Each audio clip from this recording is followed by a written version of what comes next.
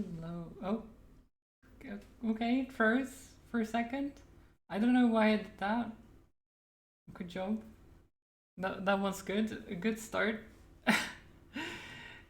Um, I don't know why OBS did that. That's weird. But fine, it's fine. It's smooth now. So hopefully it stays that way. Hi Jaeger. Congrats on being first. And thank you for the hydrate. I will do that right now. And the posture check as well. Even though I just sat down, so I don't really need to check my posture necessarily. You see vitality works here. Well, yes. You don't need to break combat. This is a different, like this vitality is a slightly different one than the one I made. It has the same features, kind of, but it works slightly differently because it's a different database. Yours is a better one? No, it misses features. It doesn't have the settings, it doesn't have certain things, but can you break it? I mean, you can try. NANI? There you go. You can try to break it. I'm fine with that. Thank you for the hydrate and posture check as well. NANI? Hello there. Hello there. See, sound alerts work perfectly fine on it. Don't actually sing me a song. What? Combat, you can't just redeem everything. You can't just redeem everything and then be like, don't do these things. Hello there. Do you want me to give you the points back?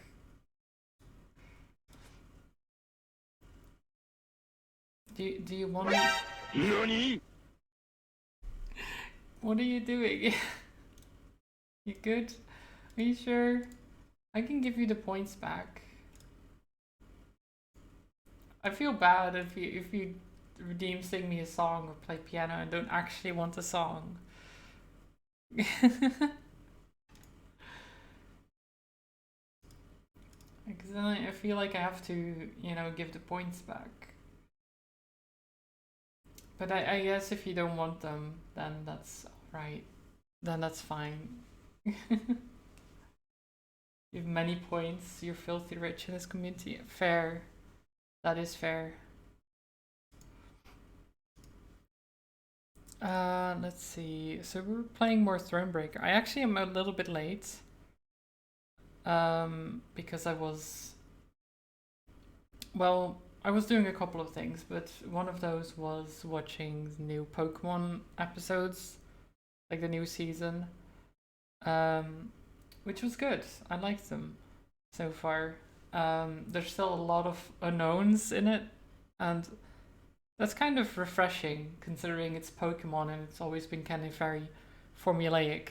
The fact that it's now like new and there's stuff going on that you're like, what is happening here? I don't know what all this is. It's actually cool. It's nice. There's a unknown is a terrible Pokemon. True.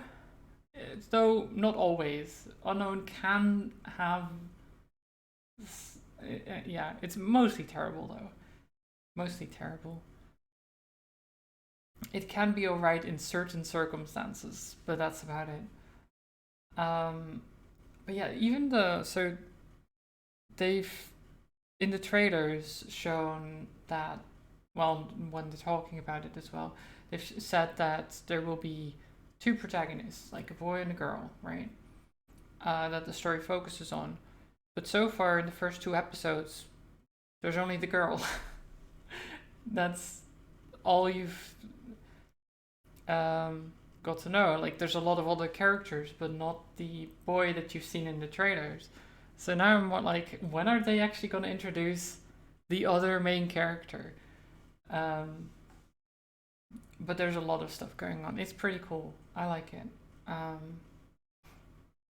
But yeah, now I have to wait for new episodes to come out, and that's always the problem. Though I'll probably just forget about it for a bit, and then like in a couple of months be like, oh, you know, I should watch more of that, and then watch a couple of it, like binge watch. I prefer doing that than to wait and then watch one episode and then wait more, watch one episode, you know. Just wait a longer period of time and then watch them all. It's also further proof that Pokemon are an invading alien species and corrupting the ruins and history of people. I don't know about corrupting. Like, sure, some of them are invading alien species, but, well, maybe most Pokemon are. But that doesn't mean that they're destroying or corrupting the history, necessarily. Maybe they're just adapting to it and living with it, you know? But yeah, enough about that. Let me actually get into the game, because we are playing more Thronebreaker. Let's see. So we're in the Dwarven lands. We've just arrived here. And we've got a long way to go. So the next main quest is over there. But this map is absolutely massive. I'm assuming that while this is where our main quest goes, that eventually we'll have to go through, well, all of this. Like all the way around here, and through here, and then eventually, finally, this, which seems to be the Dwarven capital. I think that's where we're headed. Because we want reinforcements from the dwarves. And I'm sure the dwarves will be very happy to see us and be like, oh yeah, everything for you. Mahakam, welcome to you. What an honor! Even the arbalists salute us with cocked quarrels. Oh, that, well. An ounce of prevention saves a slag heap of trouble. Yes, very welcoming. Pointing their weapons at us, you know? So welcome. Makes you feel just at home, right? Making sure you have weapon trained on you all the time. Were it not for the howling wind, I'd make a sketch. It's a nice view, it's true. Let's see. Okay, there's a bell over there, conscription post there. Actually, not that much around. I wonder if this is a shorter chapter, that there might not be that much going on. Maybe.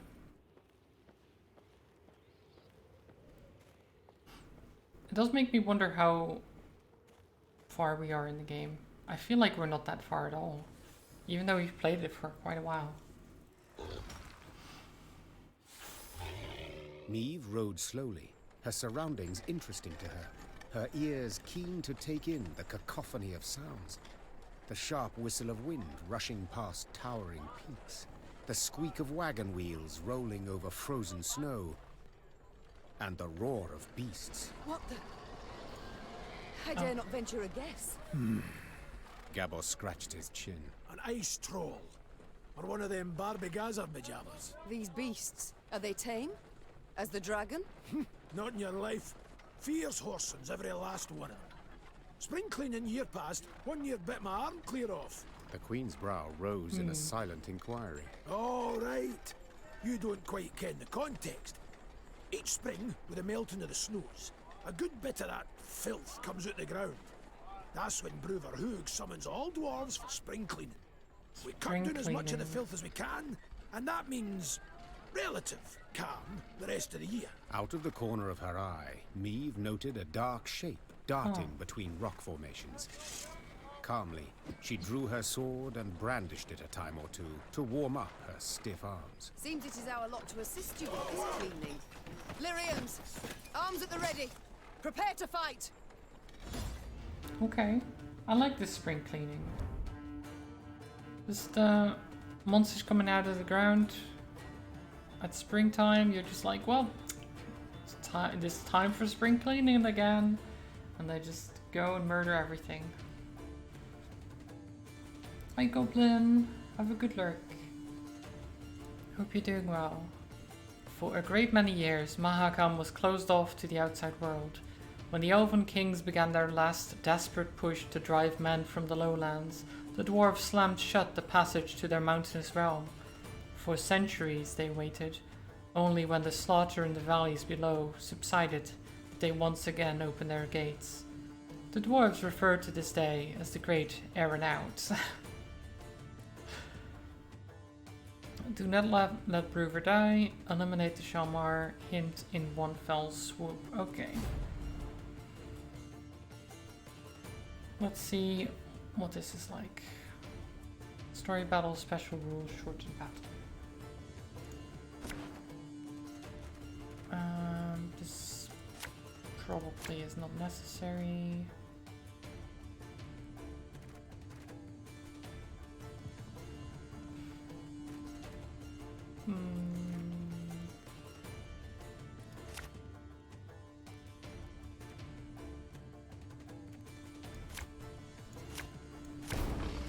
Sure. Stop standing around like corns on a toe! Get to work! Okay, so we have the Mighty Shalmar. Every 3 turns on turn start, randomly damage enemies by a portion of Shalmar's current armor, then move to the other row. If on the melee row, damage the highest enemy by this unit's current armor. If on the ranged row, damage the lowest enemy by this unit's current armor, then set armor to 8. So we have Bruver, deploy, spawn 2 Mahakam protectors, and move an enemy from the melee to the ranged row. But that's on deploy, which apparently didn't trigger. Okay, so Arbalest on round 1 start, appear on the battlefield, so these are all just around, same with Footman.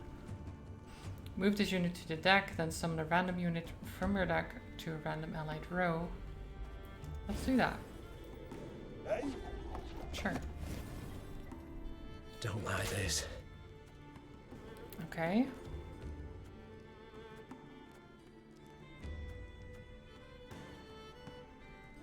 I don't even know what this does. Oh. Okay.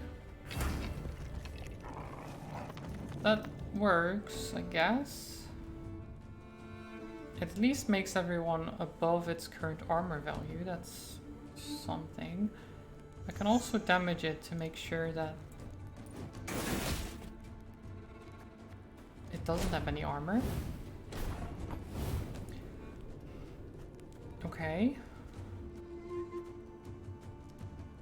And then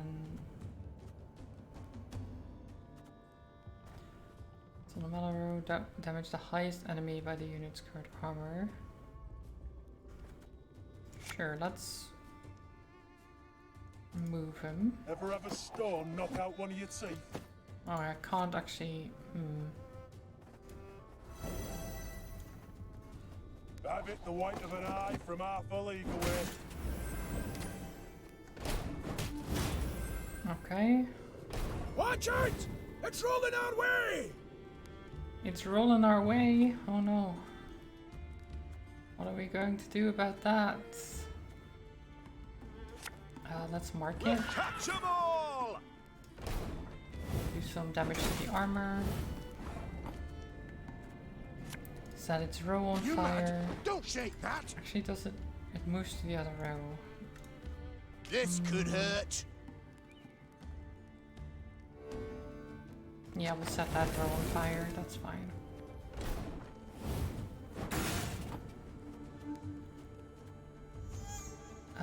Create a bronze card. Why not?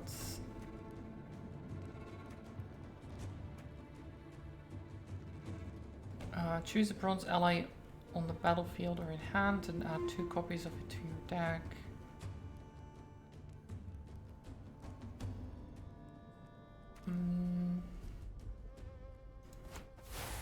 Sure.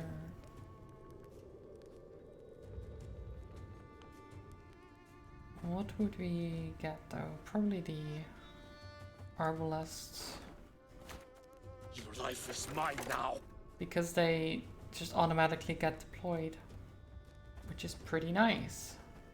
Pretty fancy. And then if we do this, we do... what? 8 damage. So put it on 8 health.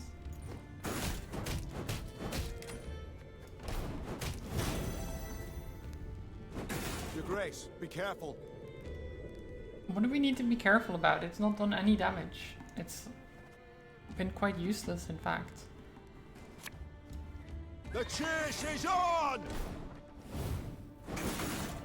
All we really have to do is zap it. And it will die.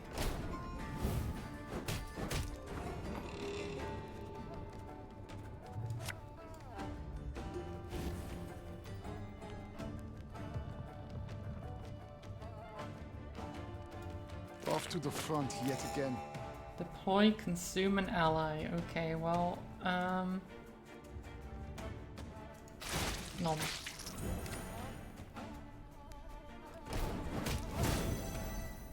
Oh, they didn't fire before it moves. Okay, fine. Can I not use the order? I guess not. Can I? Her Majesty is exceptional. Bigger they are, Sure. easier they are to target. Well, it dies either way. All right. You got some splaining to do. That was pretty simple, to be honest. As the wails of speared Shaelmars died down, the crowd of Mahakaman infantry parted. A dwarf stepped forth, grey as a snow fox, wrinkled as a prune. He walked with difficulty, supporting himself on a battle axe, its 2 heads dripping blood. This would be our elder-in-chief, Oh. Bruvor Hoog. There he is. That's the one we wanted to meet. And who might your guests be, Gabor? Meve, Queen of Lyria and Rivia, and her associates in court. My regards, Elder. I come... You come for something. Coin's my first wager. Fighting bodies my second. Well, what is it you want? I'm on in the years, aye, but I'm not gone dotty. Tja, you menfolk. You got to fall on hard times to remember us dwarves. I've come with a design in mind, I cannot deny. But hear me out and you shall see. She's armed! Gabor! Why the devil did you let her in here like that? And without a sack or her heat! She has the leaden ring, Elder. A gift from a king. From Demavend, lassie, I ken that already.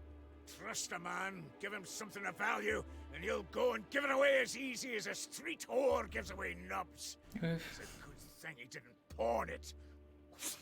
Sons of humans.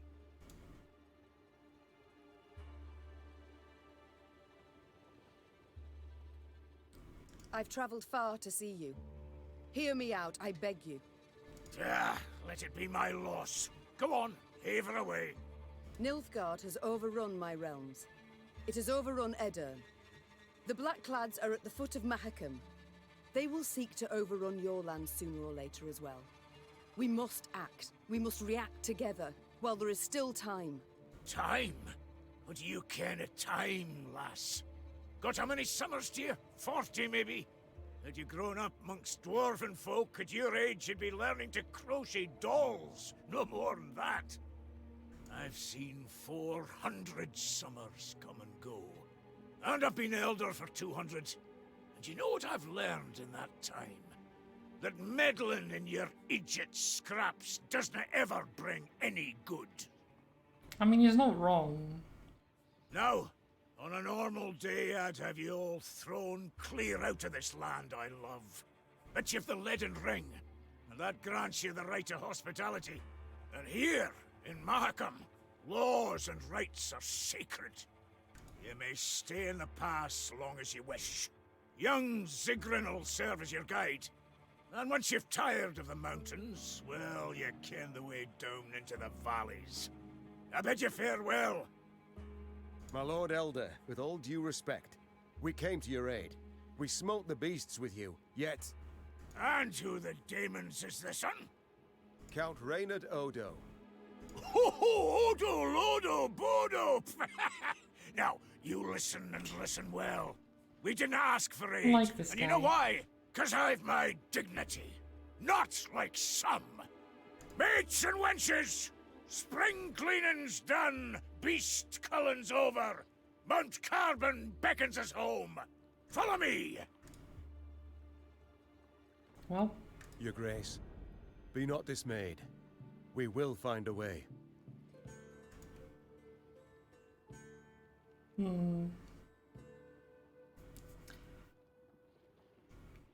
I mean,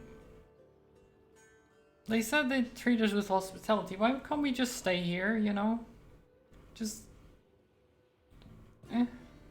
Why would we return to the country that's just been taken over by Nilfgaard, where our son sits on the throne being an idiot? Why would we go back there? They dethroned us. Why should we care, really? Should we just... we just... Oh, Vinsanti! Welcome! Welcome, everyone. Thank you so much for the raid. Hi, Woodwoods and Vinsanti Sabebe, welcome. How is everyone? Is this a coin to your Witcher? Yes, it is the Witcher. Well, not... Geralt isn't in this game, I don't... Well, maybe he is, I don't know. Maybe later on. Let me give you a shout out. Oh, you're playing Dredge, nice. How was the fishing? Did it go well? Did you find all the abominations? Oh, is there... I guess corrupted fish is like a name for it? I don't know. I've seen bits and pieces of the game. I don't really know that much about it, but... It gives me like the Cthulhu vibes. Which is not a bad thing. It seems pretty fun. I found quite a few stuff of nightmares. I can imagine. Yeah. Oh my god. You should have just a minute late. Oh, sorry, Aura. I was thinking maybe you're around and you can give a shout out, but you're just too late. I already did it. But yeah, we're playing Thronebreaker, the Witcher Gwent game, like standalone Gwent game, I guess it is. We're currently in the Dwarven lands. After Meve, her lands got overrun by Nilfgaard. Them damn black-clads, you know. She got betrayed by her son, and now we're basically just trying to figure out if the dwarves want to help us. The elder of the dwarves just told us basically to, in a kind way, to fuck off, you know.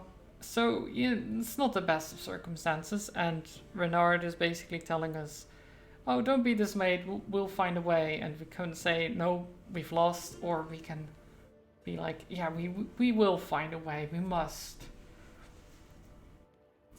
Card mechanics are more like a choose your own adventure. It's basically a story where you have some choices like this in the dialogue, but the combat is all done in Gwent. So just Gwent from The Witcher. Well, not just, it's a slightly changed version of it. Manage we shall, true. Though damned if I know how. We have I none can, other to whom we I can can turn, show a bit no other more land where we in a can bit. flee. Let us convene in council, your grace. Hi Zelda. Consider together what's to How are be you done. doing? I hope We've you're yet well. Redania, Temeria. Your Grace, might I draw you aside a wee moment for a jabber? Okay, go Reynard, on. please excuse me. Well, what is it you want? I ken the Elder-in-Chief didn't make a good first impression. And the second? Is it any better? To be quite frank, no. I'll try elsewise. You fell down the stairs. Oh Not no. all's lost, trust me. I'm Who glad was a you're stubborn okay. goat? No doubt As long as it about was just a But little a goat stumble to or be something and not persuaded. too bad. I happen to ken how.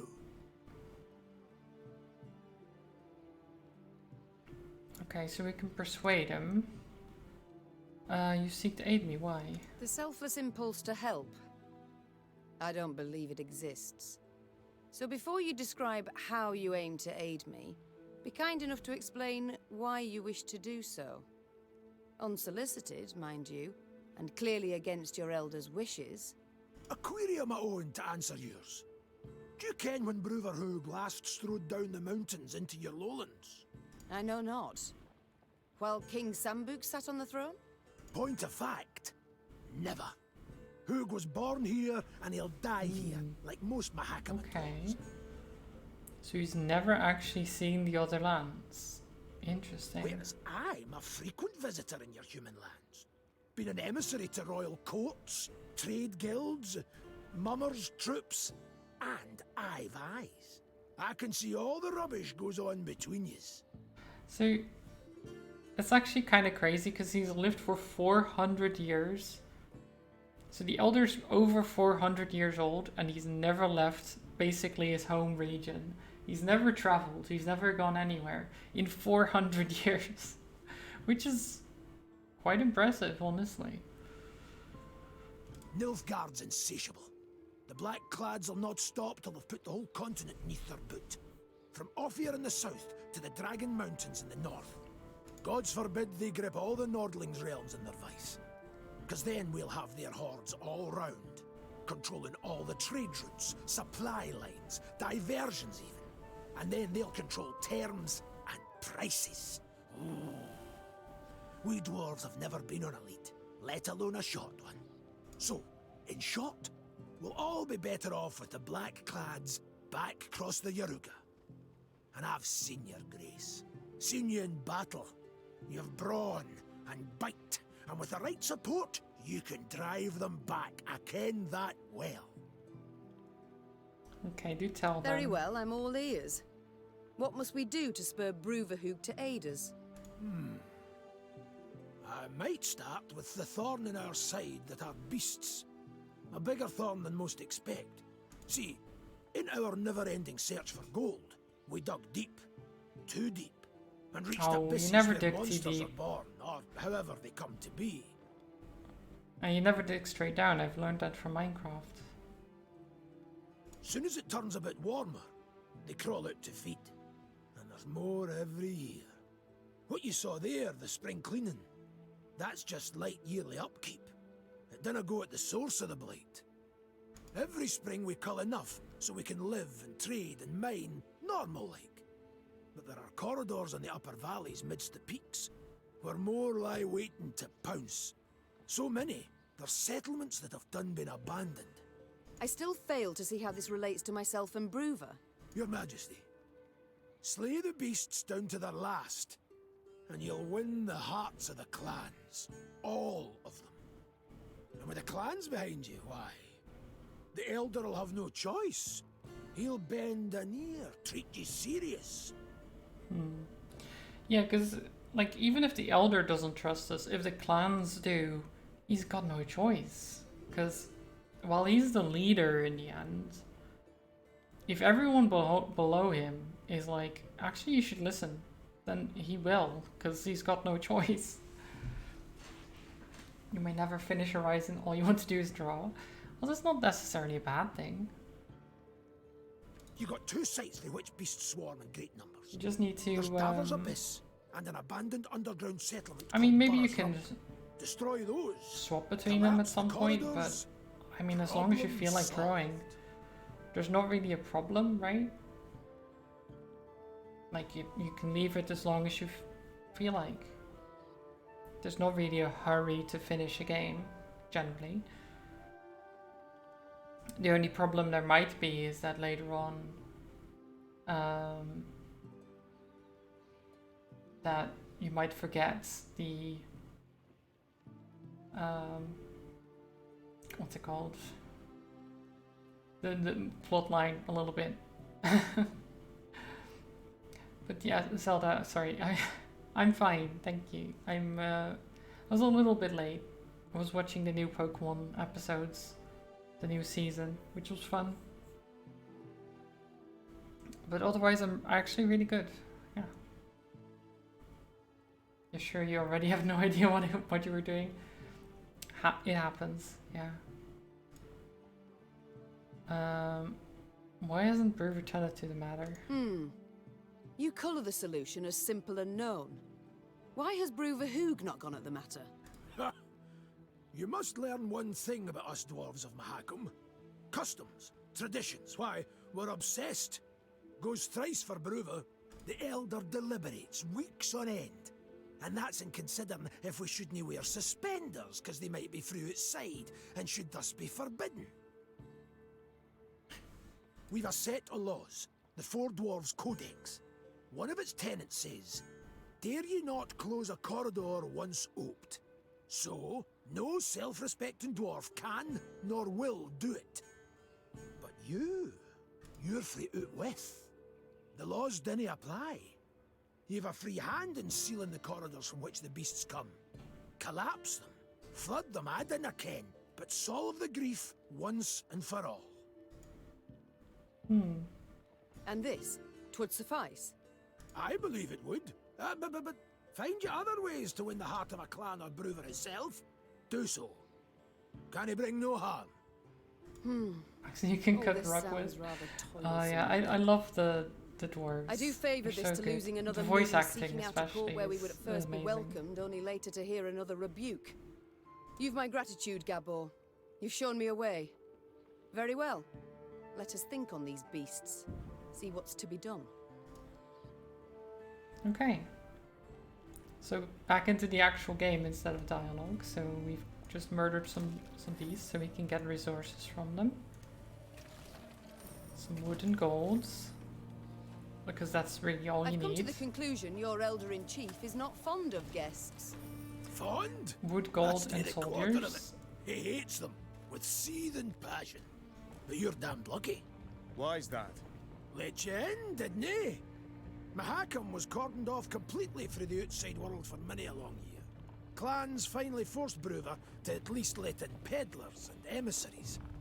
Though he dragged his feet as long as he could. Yeah, at least he let us in. So let's go to camp. And we have a guest rulebook. Dear guest, to make your stay in Mahakam a merry one that doesn't end with you rolling down a cliff in a barrel, do us all a favor and stick to these rules, written by me, Elder-in-Chief Bruver Hoog. Don't go sticking your nose in others' affairs. You fondle it, you buy it, okay. Don't question our laws. Get out as quick as you can. Don't bother me. You know, that's fair. That's completely fair. It's like, you're a guest, don't bother me. Just, okay, yeah, fair. I won't. So we've got our deck here.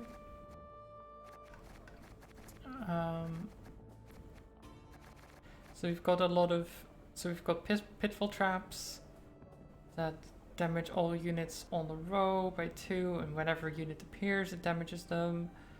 And we have these bombers that apply fire to the row, and with those two together, we tend to just set fire to everything and just kill things. That's kind of my strategy a lot of the time. I don't know if it's the best strategy, but it's a fun one.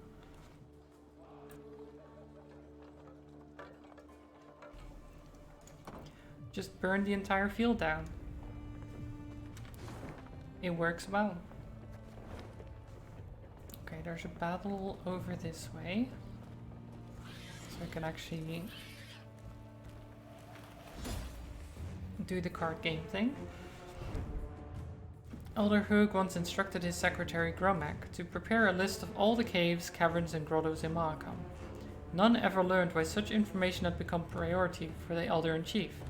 Perhaps Bruver needed the record for a highly secretive task, or perhaps he had simply fallen into a sour mood and wished to bring the secretary down with him. In any case, the census of Mahakham's underground caverns was never completed, for Gromek had disappeared without a trace. None ever discovered his true fate, yet the bones that continue to pile up and gather dust at the threshold of Mahakham's darkest caves serve well enough to spark one's imagination. Yeah, he was probably murdered somewhere. It makes sense. Monsters all around. It happens. Okay, we don't need you guys, or you for that matter.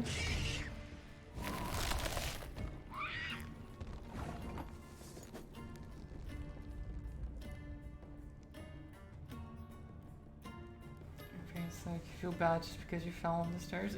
Well, it happens. It's nothing to feel bad about. Why do they put angles on stairs? How do you mean angles? I'm not sure what you mean by that.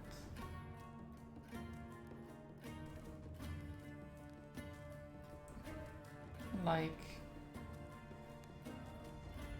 turns? Oh, right, like a turnstile. Yes, okay. I guess it's one of those curving staircases that just goes like that with. Yeah, I can see that being a problem. I mean, they do that because probably because of the way the building is structured. That's the easiest way to make the stairs up, because they didn't plan ahead, maybe, or something. Raise floors up. Yeah, exactly like that. Sometimes they have to when they raise up the floors, or there's a change to the building. It's generally old houses, yeah, because if they planned the house ahead, they would never do that. Like an older building would more likely have those things, because it wasn't planned to be that way, but it ended up that way because of remodeling, restructuring, that type of stuff. I don't think that it's generally liked, because it is dangerous, as you say, when because a lot of the time, if they put it at an angle, the edge of the stairs, like, it will go from wide to very small because of the angle, right? You can't have the same width over the entire stair because you're going at an angle. So if you step on the, if you step on the wrong side of it, on the small edge, and you don't quite get the grip, then it's very easy to fall down them. It's a dangerous thing, and I know it very well because my parents have a staircase like that as well. That goes up to the attic, technically, but it's where my room was. So I'm very familiar with going up and down those stairs because,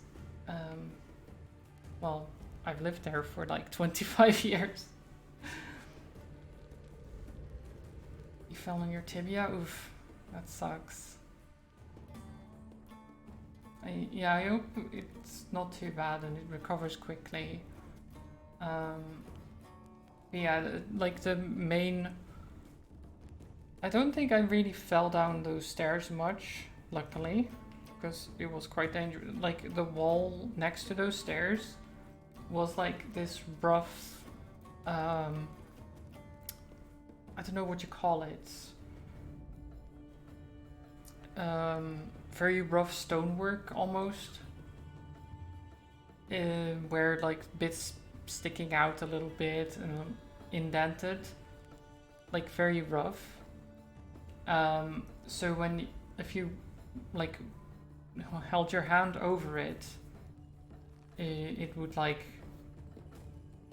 it wouldn't be too bad, but if you scraped past it, it could like tear it open, basically.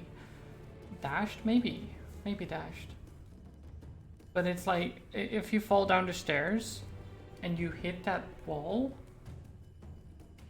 like you're that's really bad. Because like you can scrape yourself past the wall at the same time as falling down the stairs. So you both scrape yourself open and then hit the bottom of the staircase, which is not good.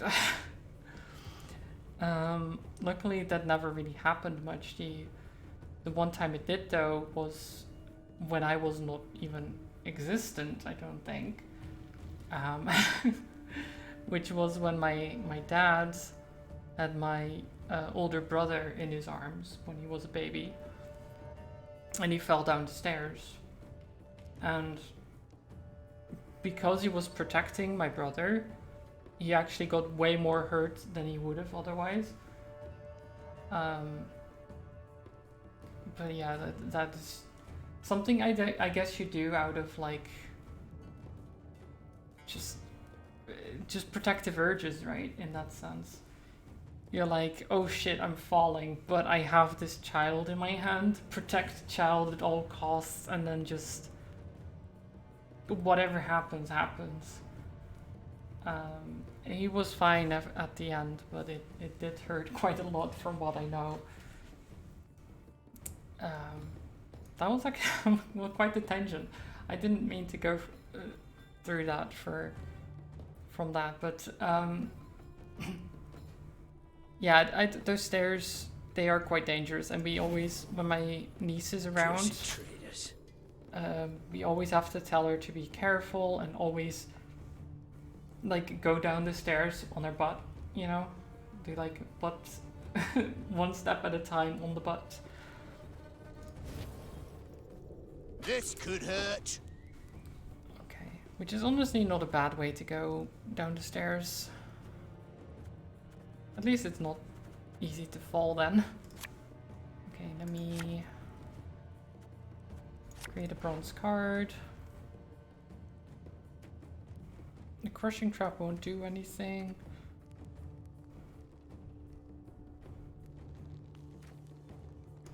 Sure. Get a bomber. We'll set everything on fire.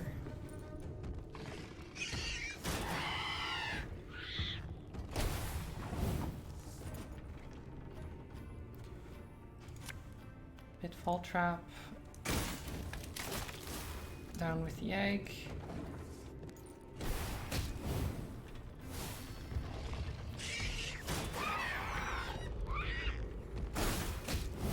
Okay, there's gonna be a lot of harpies.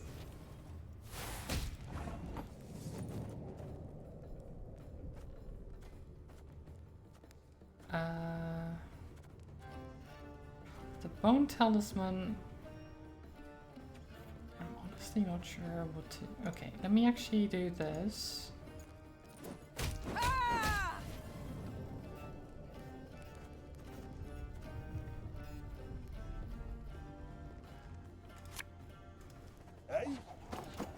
Do that.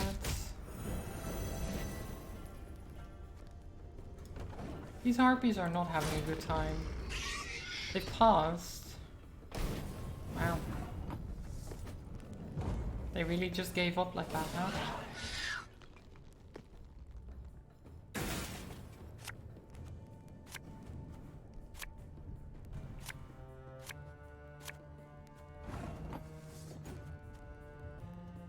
Okay, let's mark you.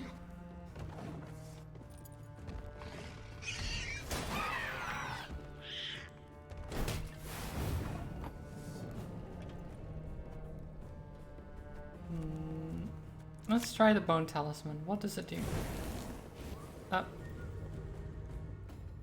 It destroyed my unit. I think the bone talisman is just a random effect. I don't know what the effects are though. I've had it buff my board. I've had it steal an enemy unit. I've had it destroy my unit. So I don't know what that's all about. We'll catch 'em all! Snow Wolf. Ooh. Damage a random enemy by 2. If it's under biting frost, damage it by 4 instead. Repeat this ability whenever a Snow Wolf ally appears. Okay. Well, I won't have any other ones, but that's not bad.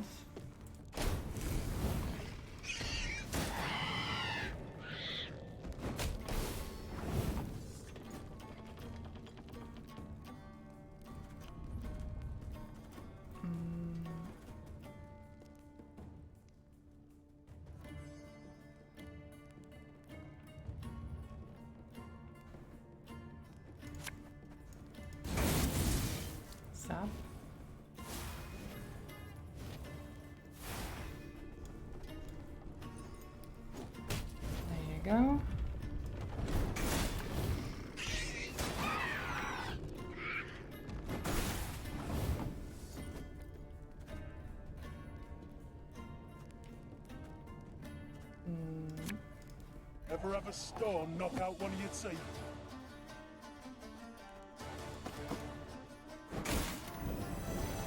Every turn on turn start, increase counter by 1, damage a random enemy by 2. Death Wish, multiply this unit's counter by 3, and damage a unit by that amount. I don't like that.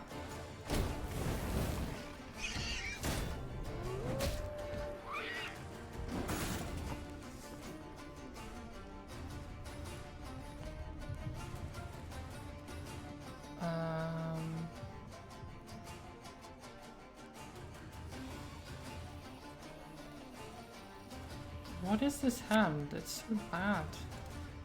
Shh, cock it.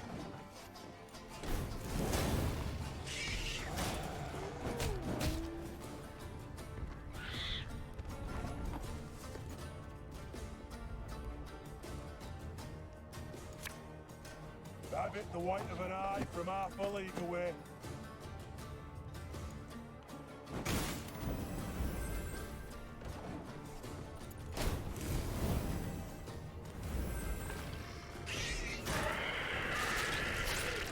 Okay.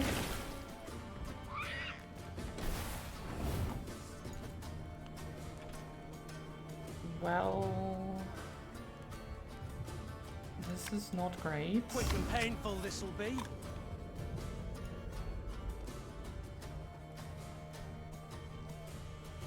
We're losing this one, I think.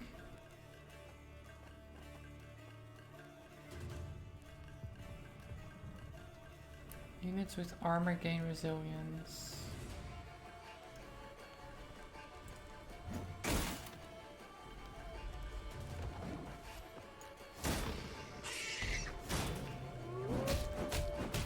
God.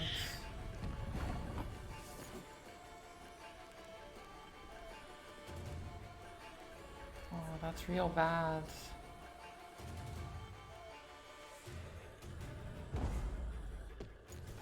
I'm gonna have to pause.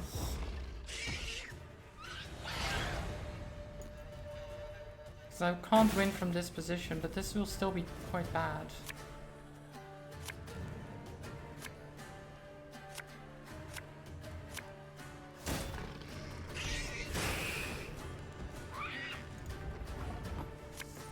You must sweat like a swine in that jacket.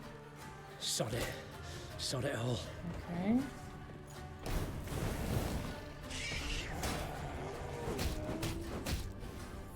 Ow.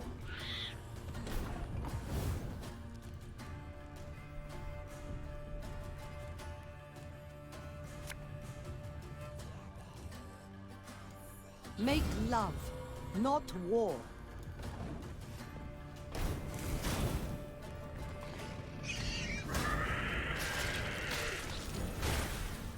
Okay. Well... Shit, we've lost. GG, I guess. Forfeit. 'Cause I might as well, there's nothing I can do about that one. The only chance I had was the... Oh no, it's nothing. No problems, Otto.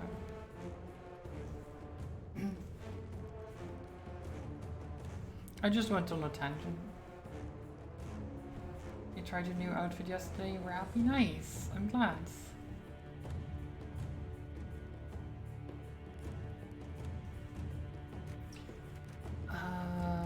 But yeah, then falling down the stairs kind of, I mean, ruins not necessarily, but it does sour it a bit, I imagine.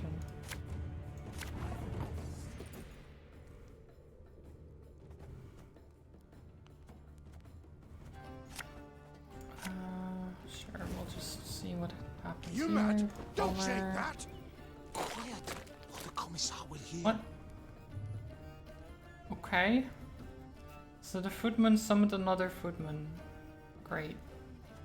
Well, that's good, I guess.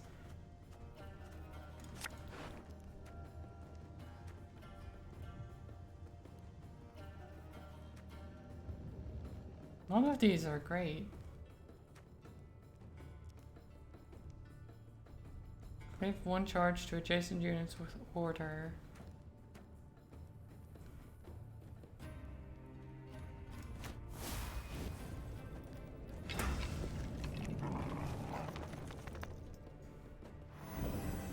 I don't know if that even works. Like, how would that... Doesn't matter. It's okay.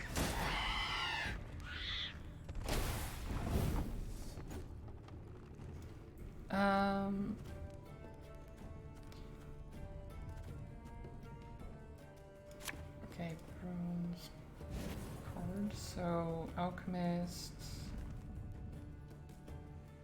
Kind of works. Greetings. What is it? Oh, and then the harpy. This one's harpy egg. Use Tell me spell, you field jest. medic. Well, great. It's actually not that useful, but sure.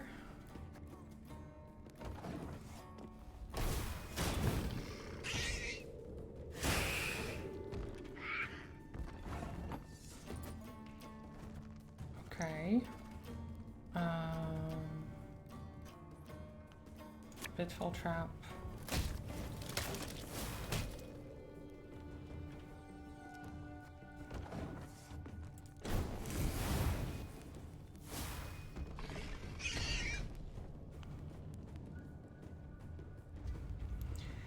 I'm basically going to have their strategy, kind of. I'm just gonna keep spawning harpy eggs as well.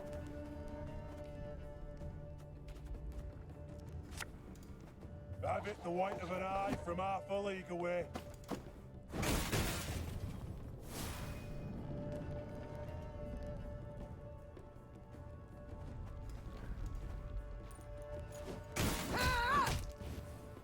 Nice. Are you gonna pass?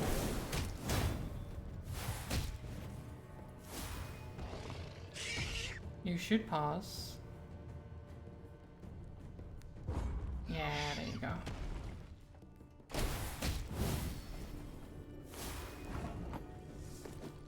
Okay, this one will stay, but that's all.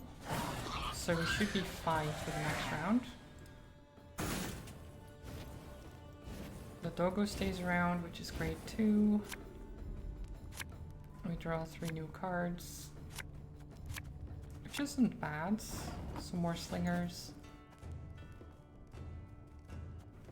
Let's start off by just setting its row on fire, because that's a great thing to do.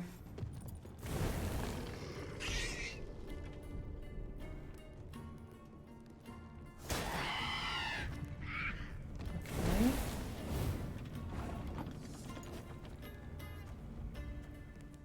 Let's try the bone talisman, why not? Oh.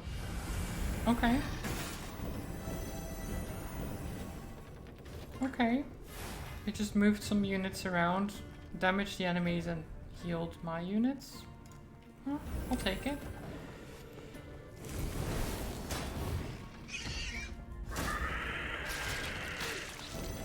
Okay.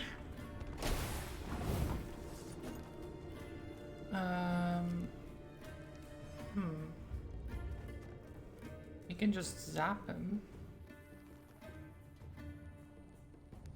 Sure. Zap. I'll do some damage. There you go.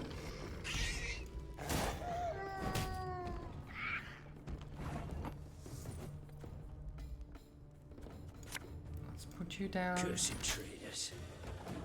'Cause I want the extra card draw if he lives.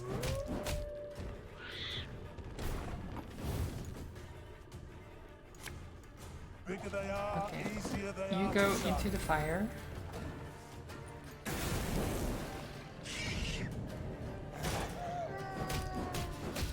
Ow.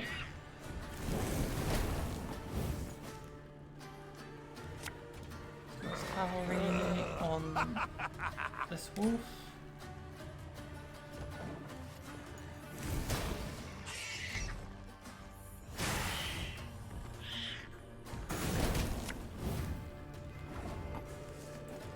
Ooh, Do we have any... No, we don't actually have any orders except for the banner, which is not that useful. Think about Let's do slings. They hide well. this.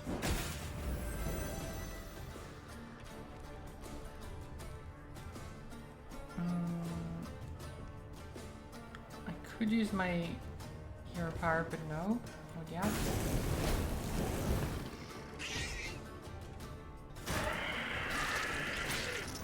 Okay, there's another forktail.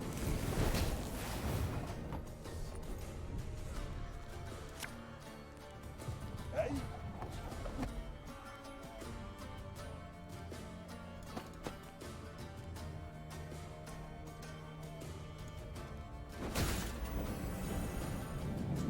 Oni boy fighting. Oni boy? Like Knickers? Or... I mean, he's on 1 health right now, which is not great. Knickers is great though. He's a good boy. He does sometimes eat cards from my hand, but that's okay. You know, he sometimes needs a snack.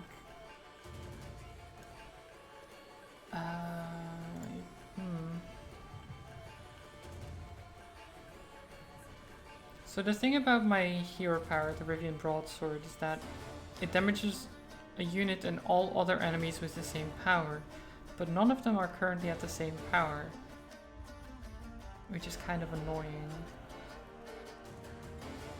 Except for the Harpy Egg and the Slyzard, I guess, which honestly probably a good idea to get rid of the Slyzard because it's gonna hurt.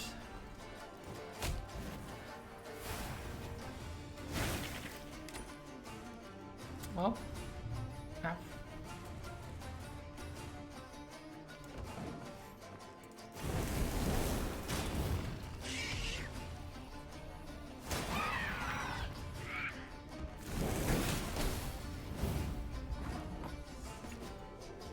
Okay, we're tied up. And Discipline shall bring us victory.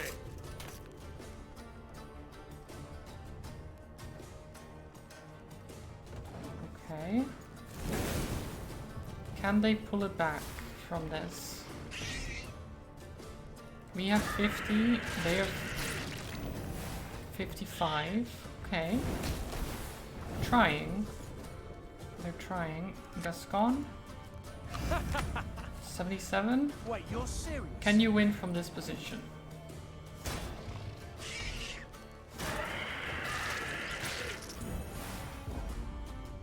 No. We win. Hooray. We did it. Okay. Got our loot. People of the hills, we hereby order 5 barrels of cured beef, 40 links of juniper sausage, 5 sides of pork, 10 dozen goose eggs, 20 sacks of rye flour. Payment issued in gold. Warning. Goods must be tightly packed so as not to attract monsters. We bear no responsibility for accidents. Elder Vavrenak of Clan Ferenc. Well, I feel like they weren't tightly packed. Perhaps. Because the monsters did get them. But that is not our problem now. We dealt with them. It happens, you know, people got murdered by the monsters. There are bodies of dwarven miners trapped beneath the ice sheet, likely swallowed by the river. It's too late for them now, but their equipment is recoverable. Though bear in mind, should any fall in, they'd freeze to death in the blink of an eye. It's a risk I'm willing to take. Well, it's a risk my men are willing to take. Right? Because we're not the one doing it. We're telling our men to do it. The monsters got them? They did, yes. You're scared of fish. Don't put quotation marks there. That makes it seem like someone else did it, like me. Which is not true. I killed the monsters. I helped, sort of. They were already dead, so not much to help, but I avenged them, I guess. Dwarves are demanding a pretty sum, but their steel's worthy of any crown. No offense meant. The Rivian blades don't hold a candle to their Mahakaman cousins. Okay, there's...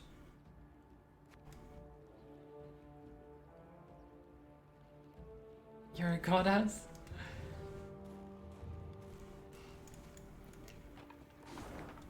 I mean, thought you were Zelda.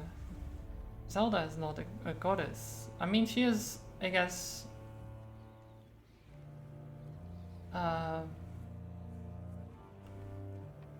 what would you call it? Like a prophet? No. I mean, blessed by the power of the gods, at least. Close enough. Reincarnation? Yeah.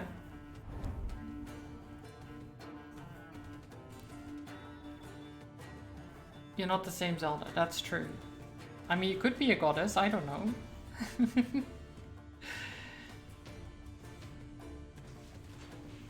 Who am I to judge? Mahakam is not unlike an iceberg. What's visible on the surface is but a tiny fraction of the whole. In order to truly grasp the enormity of the Dwarven realm, one must venture beneath the earth, traverse miles-long passages, peer into chasms that seem to stretch into eternity. Before long, foreigners can begin to lose all sense of time and space. The mine shafts appear identical, one after another, as if reflected in a mirror fashioned from mountain crystal. Use your leader's ability. Hint, look into the eye of your foe. What separates you is but only a mirror. What?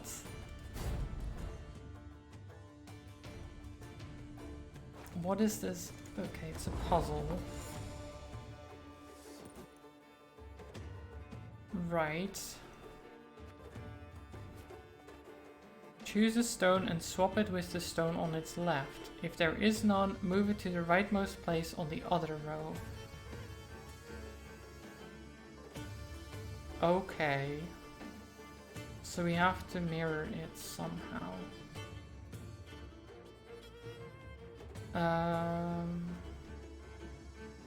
Card cannot be played. Okay, so we can use it 10 times.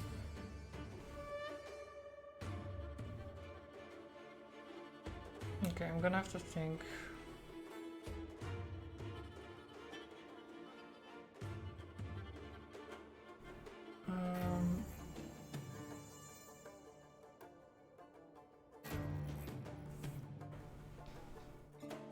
So it needs to be mirrored.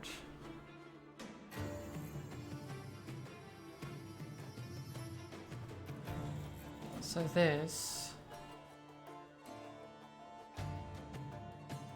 No, wait.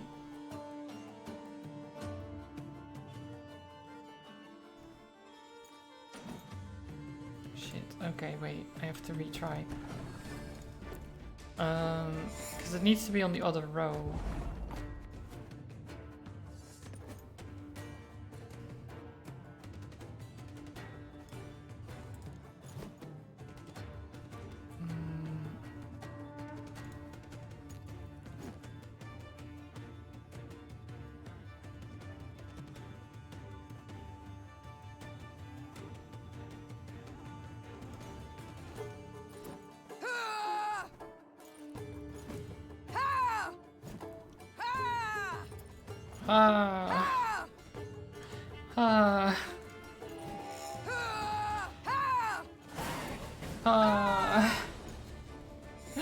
She's just shouting.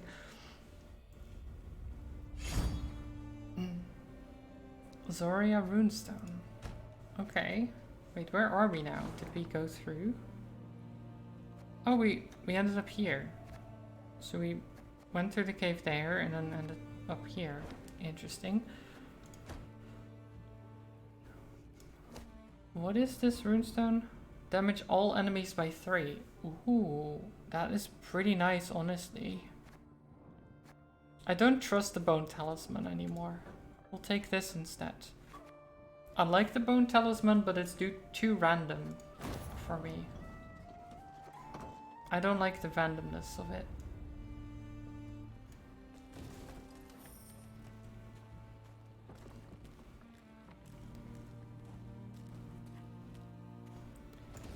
It can be a problem if it does the wrong thing at the wrong time.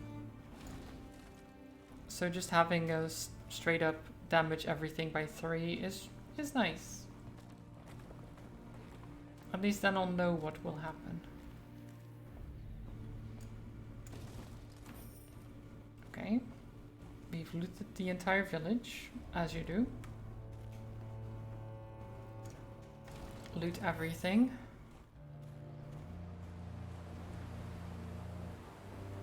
Oh, hello. Are you okay, sir? A human traveler. He's offered to sell us a treasure map. Says he sought it out once, but got caught in a blizzard. And now he fears a return to the mountains. Yet he swears by the gods, should we follow it exactly, we shall uncover untold riches.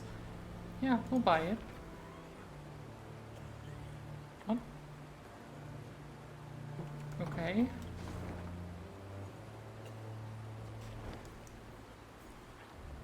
Wait, that's not where we just were, right?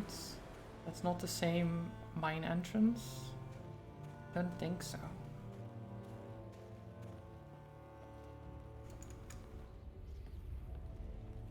I mean, there's loot here. How is this possible? Madness. Pure madness. Everywhere looks exactly the same. How am I supposed to remember? So many corridors, shafts, and chambers have to keep moving. And then what? I don't remember. Treasure? But what kind? What does it matter what kind? It's treasure. Of course you want treasure. Untold riches. Yeah. Untold riches. But they told us.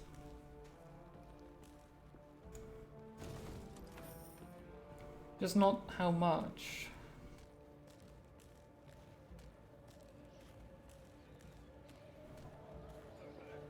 Hello? Meave noted a crowd of dwarves.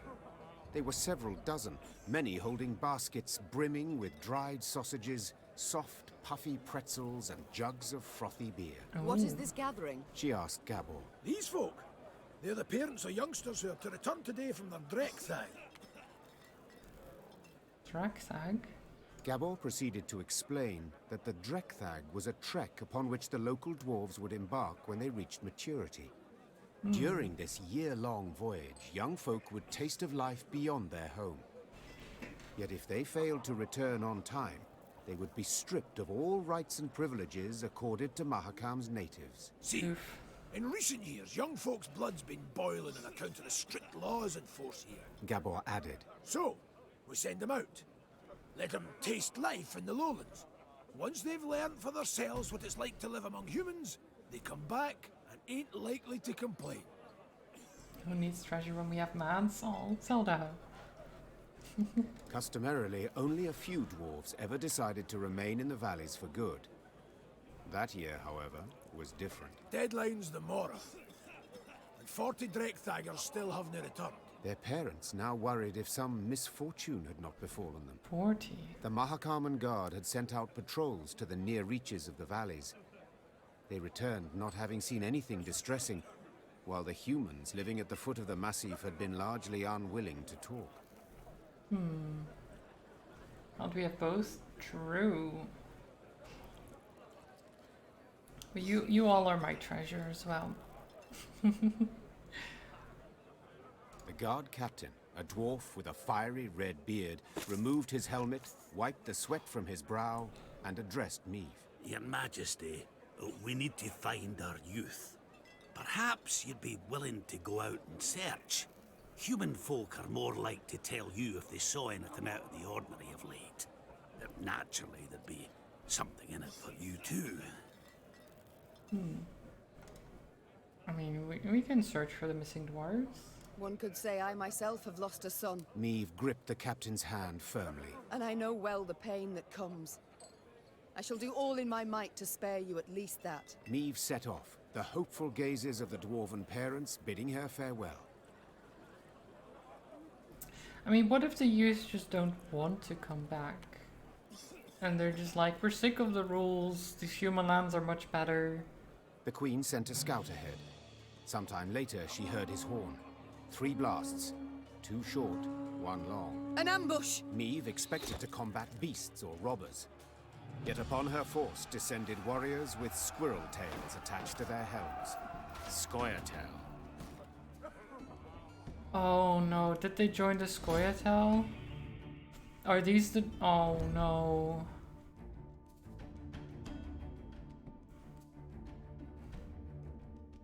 Meave was prepared for clashes with brigands, monsters, and Nilfgaardians, but Scoia'tael? In the high mountains, near the very gates of Mahakam? What did they seek? The queen did not know, yet one conclusion seemed clear. At the very least, they saw their head on a pike.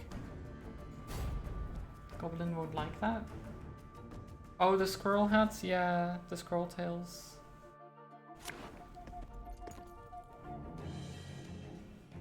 Probably not, no. Goblin is lurking, so he might already know. Scoia'tael! Don't let them escape! Okay. What do you... Ah, they used tired my tongue about that. Okay.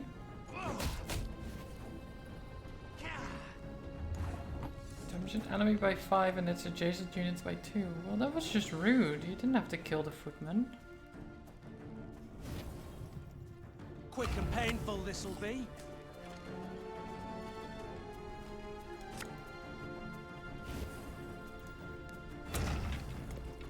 Tell me you jest. Off to the front yet again. There we go. Got some more cards. I'll just damage you for the sake of it.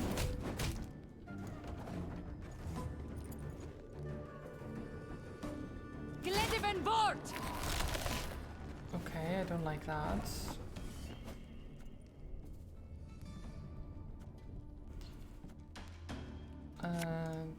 Oh, could murder a pint. Damage in the unit by 10. If it was destroyed, deal any remaining damage to another unit. Yes.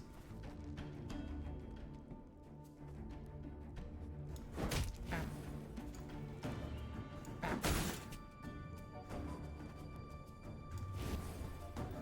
Thing about slings, they hide Okay. well.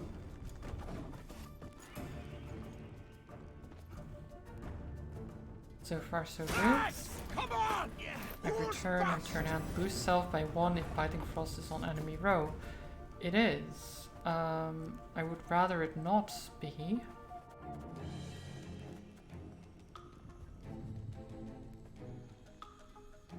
But there's not much I can do about that, is there?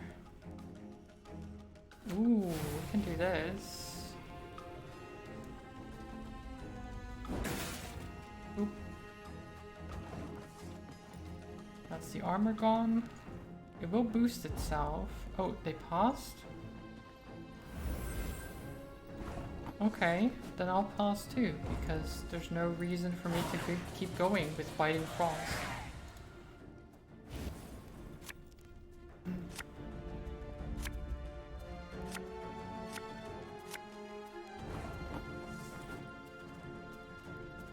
Okay, Pitfall Trap. Straight off the bat.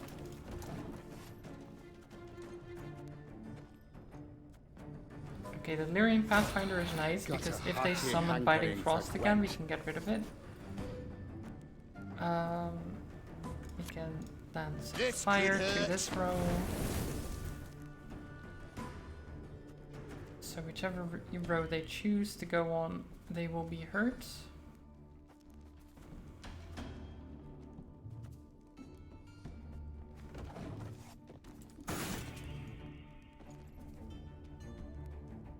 Oh, my little egg. Okay, they've got a healer.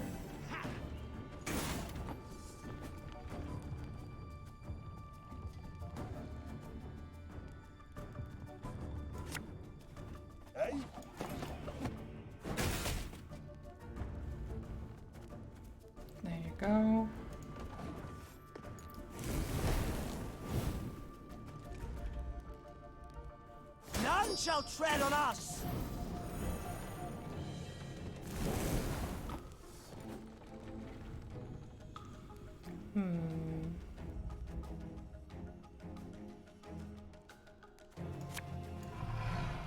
Just do some damage. When a non-elf unit is destroyed, boost this unit by 2. Oh, and we killed a dwarf. So they're happy that a dwarf dies because they're elves. They don't care about anyone, even if they're allies.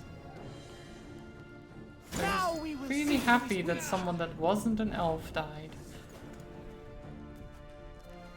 Which is quite rude, to be honest.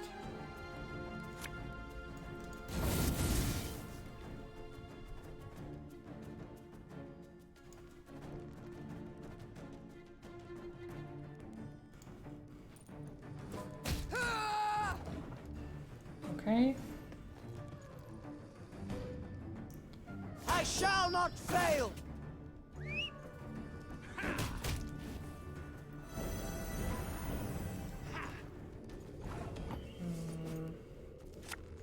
Ever have a storm knock out one of your teeth?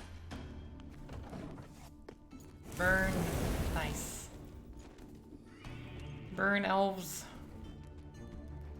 Now we must stick together. Oh. Let's get the infiltrator in there. Cock it.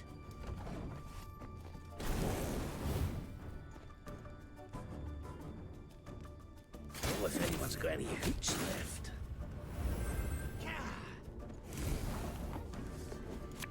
I guess we'll play the Pathfinder just for the extra card. You come over here. Never had your kneecaps broken. Okay, well, that was just rude. Oh.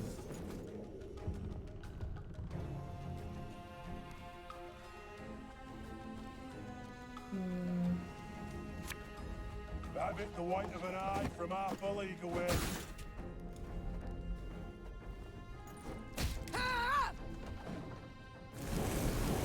Nice. I don't think they can win anymore. Have strength, my love. Oh. I mean, that won't help you, actually. My scars? No, they don't hurt. Do we have any order units? No. Oh, we have to pause, really? But we'll get a new card next turn. Oh, fine. Elven blarney. They're so young.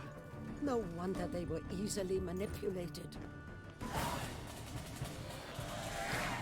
As soon as the battle had come to an end, the prisoners were brought before the Queen.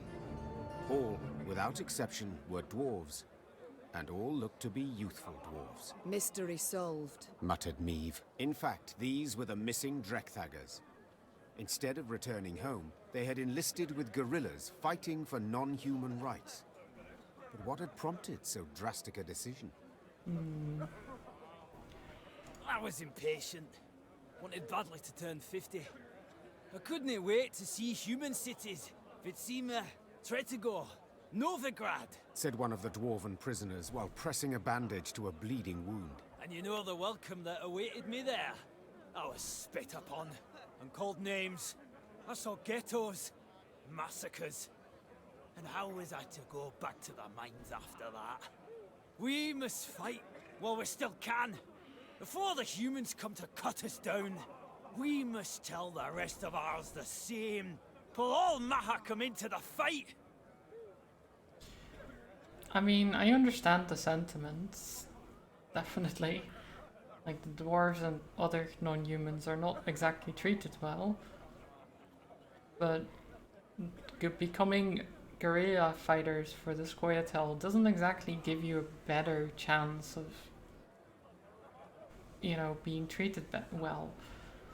Instead, people will just be like, oh my god, it's the Scoia'tael, they're murdering our people, and they're bad. See, we were right about the non-humans. This is why we hate them. That type of stuff. it's a really difficult situation that it never really feels like you have a victory and out. Gorillas? Yes. They became gorillas, Jaeger. Maeve's soldiers stood waiting for her to protest, to accuse the dwarf of lying. But the queen could not pretend she did not understand why the dwarf had taken up arms. Without entering into a discussion, she ordered the prisoners taken to be tried and judged by their kin and elders. The dwarven parents thus got their offspring returned to them, albeit wounded and in chains.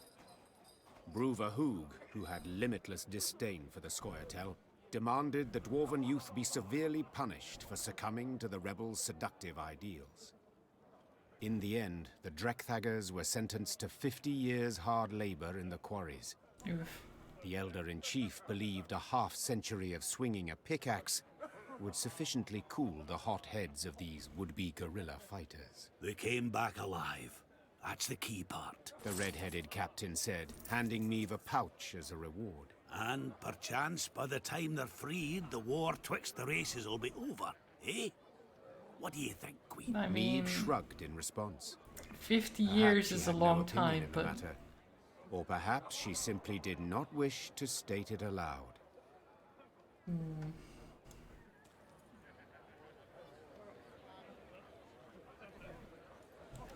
yeah, I don't know.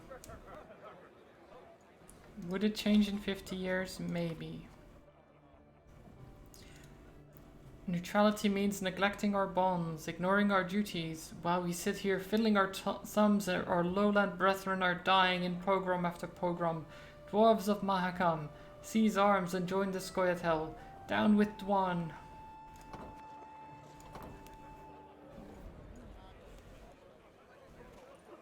Can't these people see we're all Simeon? Might be in jail. They might be in jail, but at least they're back. Yeah, that's, I guess, a good way to look at it. Okay, let's pray and give our soldiers some morale. Oh, I got the pilgrim achievement. Pray at 10 shrines. Nice.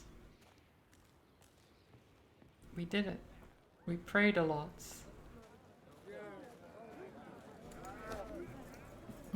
Your Grace, the owner of this trading post, a dwarf by the name of Branko Dalberg, has invited you to browse his wares.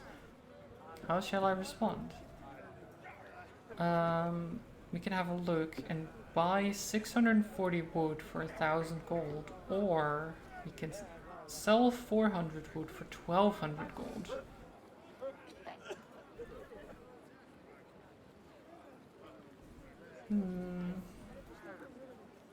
I mean, money, right? Money. Definitely money. Okay, what can we upgrade with that?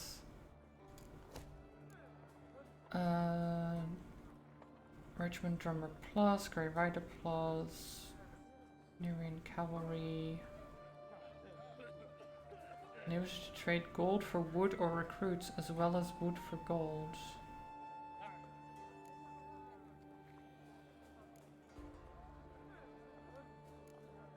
I mean, I guess we could do that. Ooh, Pitfall Trap Plus, though. Damage all units on this row by 3. Whenever a unit appears on this row, damage it by 3. Very nice. Yeah, you know what? I'm going for that. We'll get the training grounds upgrades later.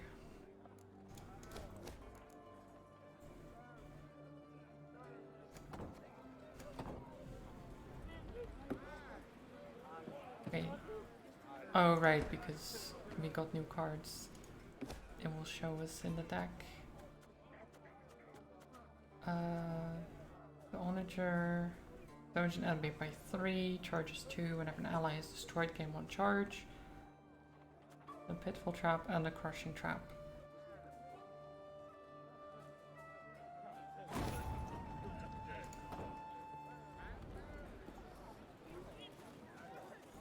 The Queen noted a building with unusually lavish ornamentation, including shining bronze roof tiles and glistening rock crystal window panes.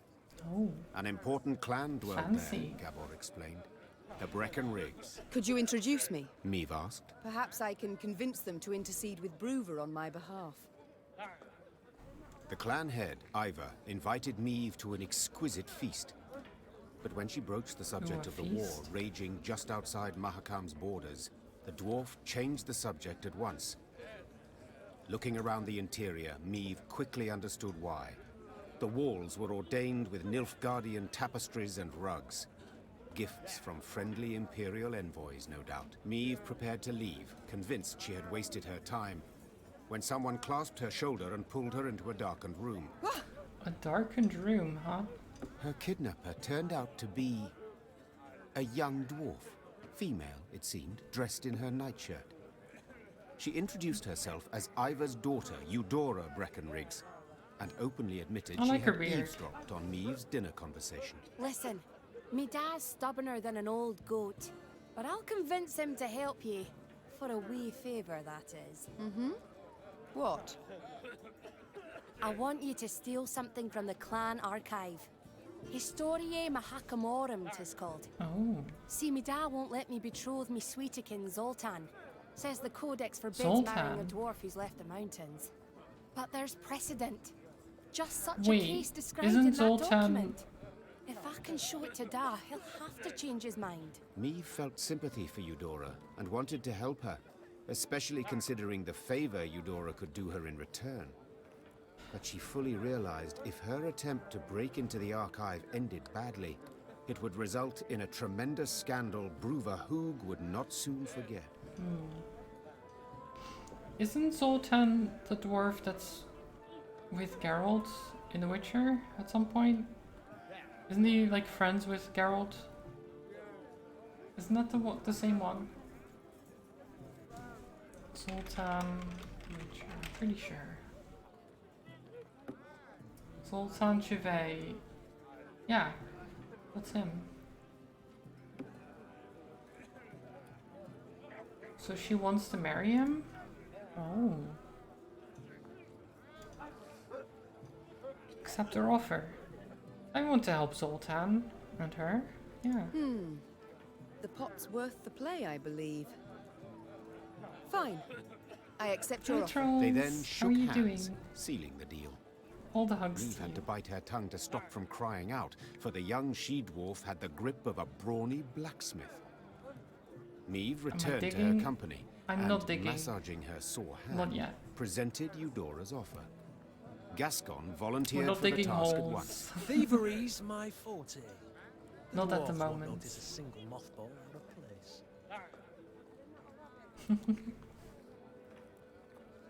Gascon snuck into the archive under the cover of darkness. Just as he was tucking Eudora's desired document into his cloak, he heard dwarven boots clanking down the stairs. Damn it! Gascon swore. I can't let them catch me. Oh. Okay. At the campfire, Gascon had proclaimed himself a true master of stealth. He claimed he could cross the Novigrad market in full light of day wearing naught but a jester cap with bells, and not a soul would notice. Well, the time had come for the Duke of Dogs to show his bark and some bite.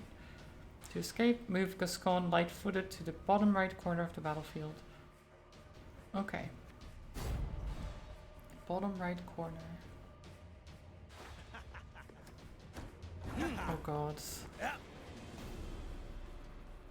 Whenever Gascon moves, move this unit one position to the left. If it reaches the edge of the battlefield, turn it around.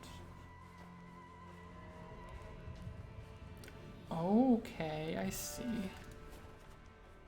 Choose my Mahakam guard and force them to turn around. This unit will be spotted if located 3 positions away from a Mahakam guard. Move selves to an adjacent vertical or horizontal position. Every turn on turn start gain 3 charges. Okay, so what if we go here? Right, and then we force this one to turn around. Who's there? What a nub. That was close.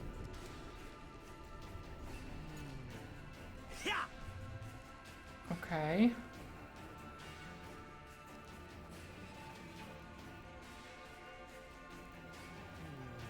Oh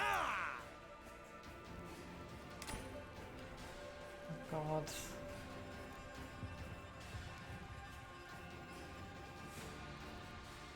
So it says if located 3 positions away, but I'm not sure how they calculate that. Like if I move here, would that count for this guy? Because technically that's 3 positions away.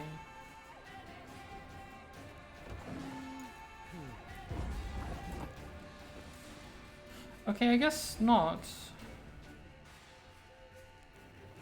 I guess that doesn't count. Maybe only in the row itself?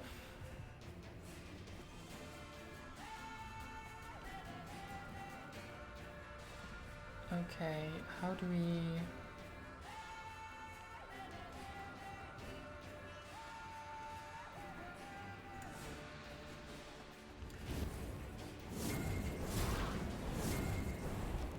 Okay. They've turned around. This is fine. Piece of cake.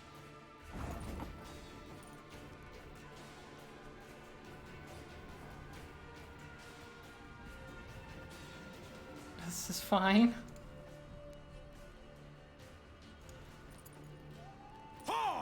Stop! Nope. Who's there?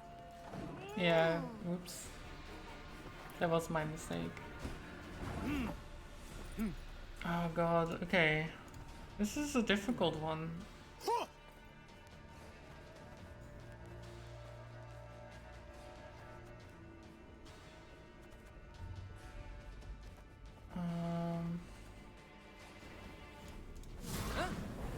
Who's there? What a nub. That was close.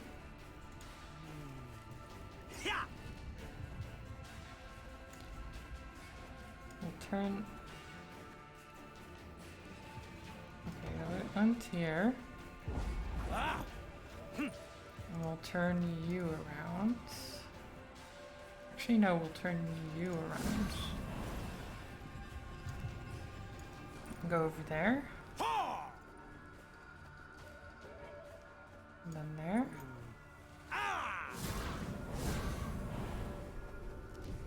So can we do this? Is this fine? Stop! Oh shit, Who's no. there? Okay. I was thinking more the one below me, but I guess I should have paid attention to that.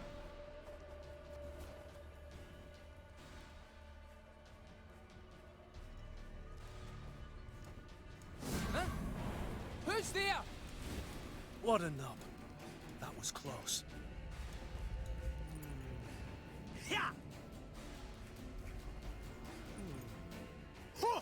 Okay.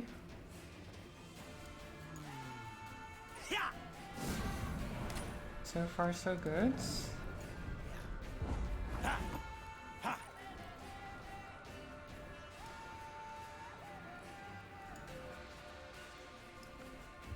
Wait.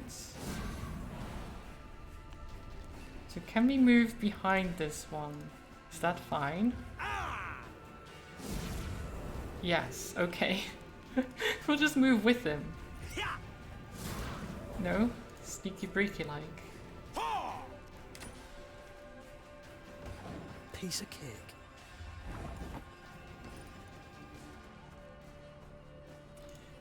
Oh god. Oh shit, he turns around there. Okay. Yeah, it makes sense. I thought he would still go one further and then turn around, but no, it makes sense that he would turn around there. I think that's good though. Overall, so that's not immediately turn him around, but do this first. Then another one. And then turn him around. Who's there? What a nub. That was close.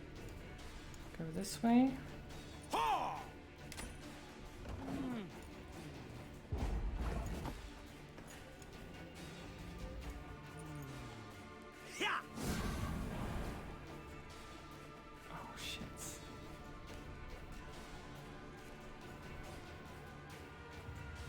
that's a bad situation, isn't it? I'll have to wait.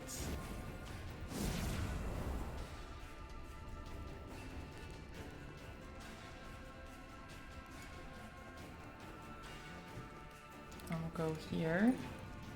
Oh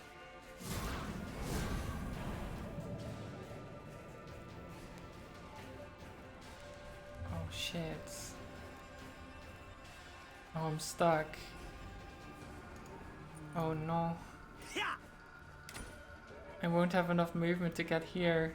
He's gonna find me again. Piece of cake. Piece of cake. That gets found. Good job, Gascon. Piece of cake. Definitely.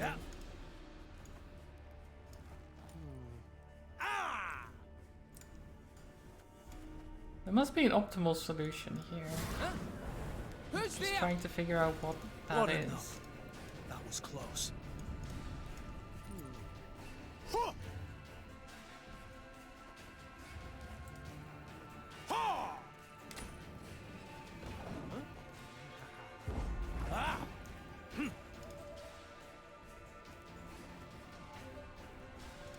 Okay, wait for them.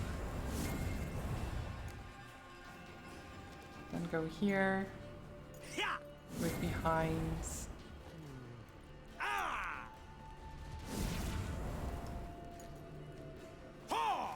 Okay. So far so good.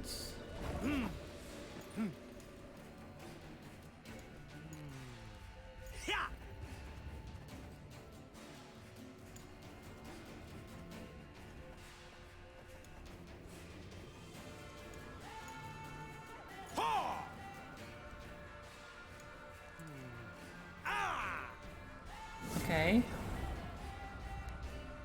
But again, we're kind of in a problematic situation here. Turn him around. Stop! Who's there? It was gonna happen anyway, so might as well do that. Okay. Maybe it's best if I stay near the edge.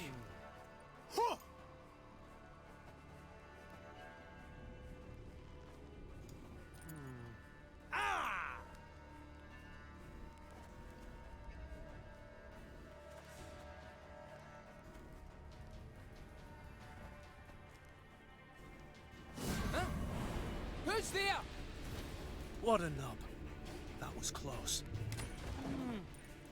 Okay. Let me go this way.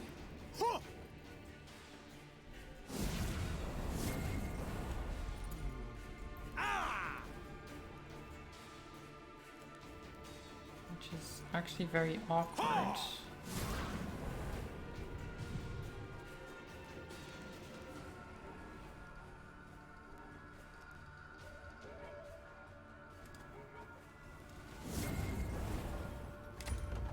Piece of cake. Not sure it's a piece of cake, Gascon. You're in a lot of trouble.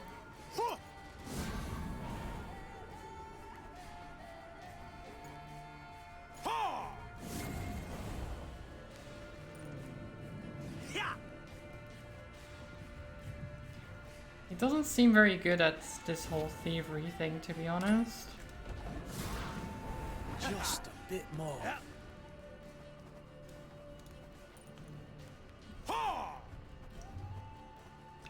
Just a bit more, yeah, no.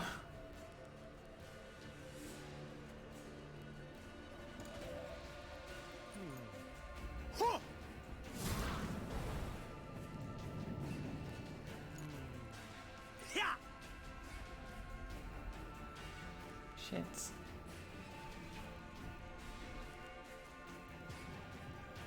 Again, we keep ending up in the same situation. This is such an annoying puzzle.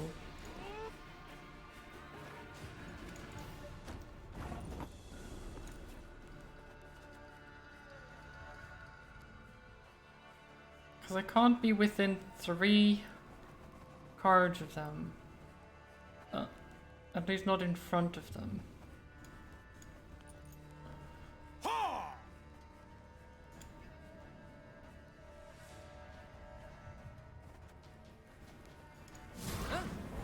that one around. What a nub. That was close.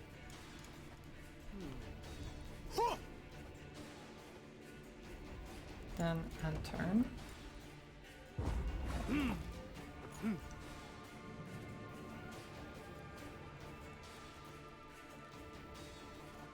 Then turn you around again. And I move behind him.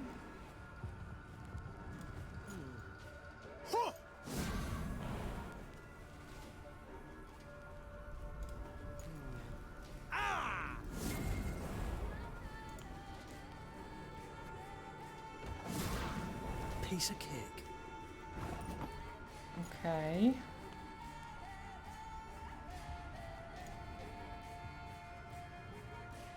Okay, this is gonna be the one that's tricky.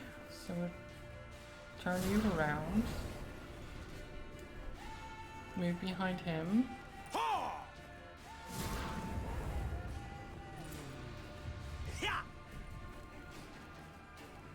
I'm not gonna have enough movement to do that.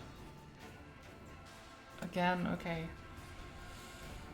Shit. Just a bit more. Just a bit more, yeah. Just a bit. But we're kind of screwed.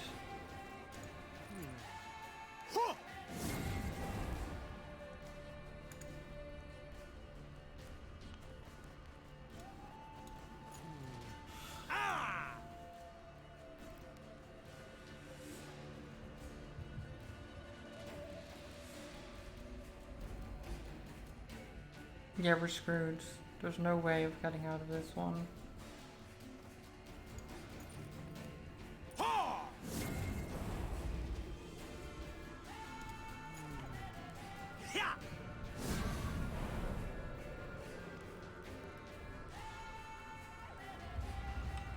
Because I can't get past to actually go to the road that I need to be on.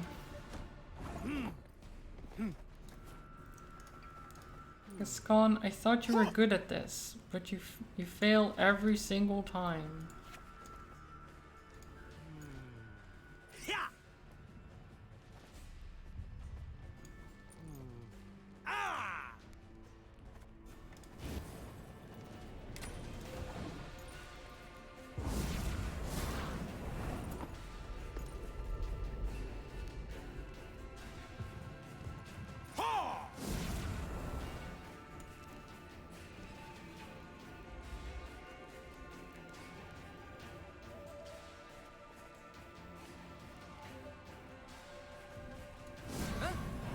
Who's there? What a nub. That was close. Okay.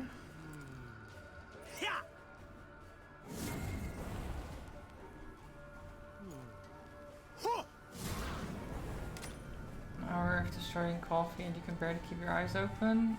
Think you might cancel your plans? Oh no, not a piece of cake. I hope you get some rest, Aura. Did you not sleep well, or is it just something else?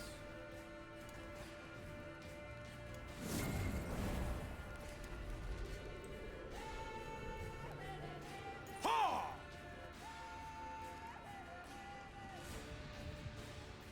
God.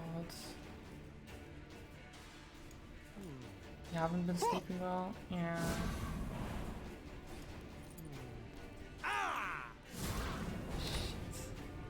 So close. And yet so far. I'm sleeping well. Oof. Strangely enough, so I went to bed at like 1:30. I've been going to bed very late. I woke up at 9:30, 10 today, and I've been actually pretty energetic and stuff. I don't know what's going on. Maybe I stole your energy, and if so, I'm sorry. Stop! Who's there?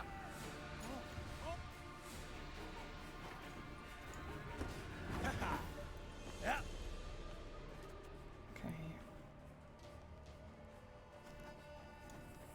Huh? Who's there? What a nub. He would have wasted it anyway. There's no such thing.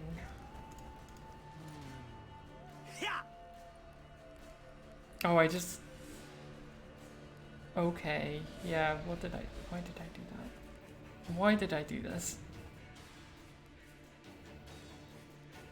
Okay. If I do this... No, that still will kill me. I've just screwed myself over immediately. Like, literally straight off the bat.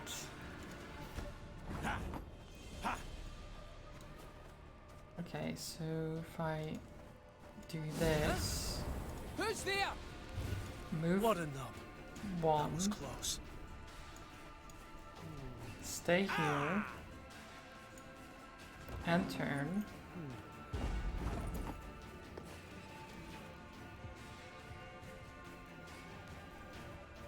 Move here.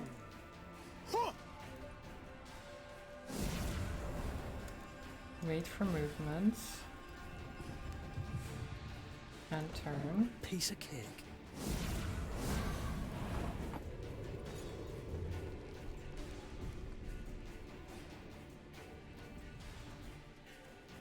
Over here. Turn you around. Move here. Is this gonna be enough?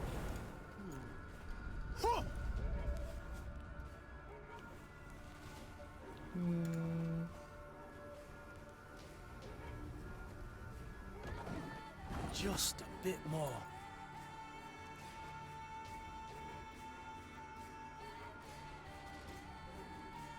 No, it's not gonna. Okay.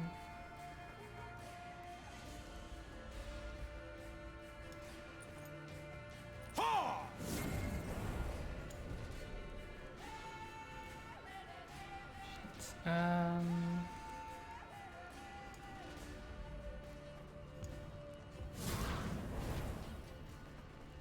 Okay.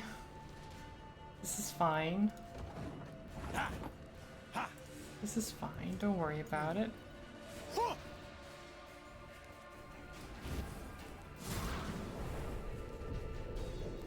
It's not fine.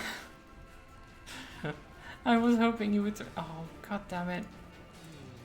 The way this works is so annoying. I keep thinking, oh, and then they'll move. No, they're just using their turn to turn around. That's it. And that actually makes things really annoying. Stupid dwarven guards. Like, what do I do? All I need to do is get across to the gate. These are going left, these are going right. I can turn them around and I can wait for them to take a step. If I get within three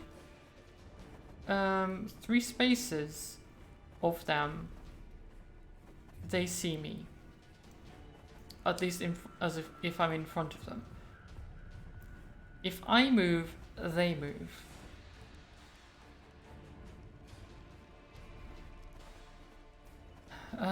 God. Move.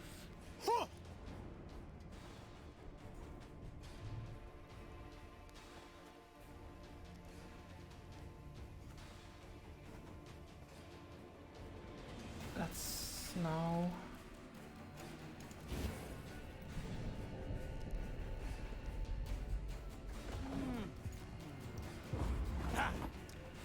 Have a good lurk, Zelda. What do I... Okay, let's turn you around. Who's there? What a nub. That was close. And then get behind him.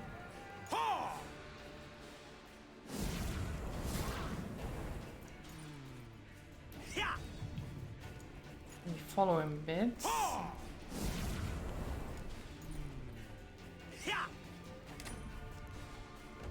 Piece of cake. God. Okay, I think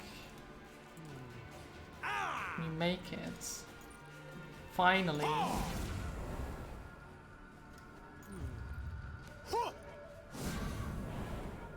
god.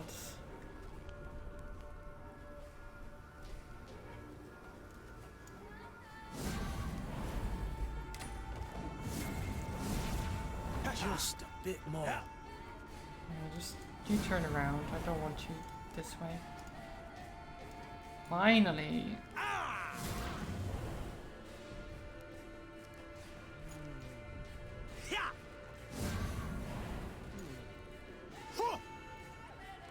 Easy as pie. Oh my god. That was such a pain. Luckily, Gascon managed to do the deed quietly, so the dwarves never found out who had broken in. As agreed, Neve handed Eudora the stolen document. Ha! The dwarf shouted, Was it raising the worth it? parchment in a triumphant gesture. Da can't do nothing to stop her making vows now. I've got to write Zoltan right quick. Thanks. Thanks a million times over. Oh, Valmir's horn. And Eudora did her What does part that do? too. Soon after, the Queen learned there'd been a gathering of the clans, and Ivor had indeed spoken on her behalf. She could only hope the elder Breckenriggs had swayed Bruver Hoog as well. Okay, nice. So we did a good thing for the dwarves, and they tried to do a good thing in return. Valmir's horn. Permanent resilience. Whenever an ally appears, strengthened by 1 and give it 1 armor.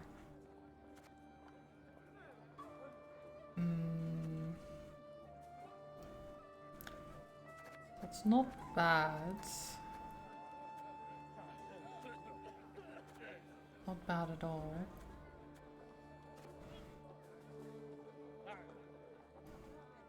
And the cooldown reduction on the banner is nice though.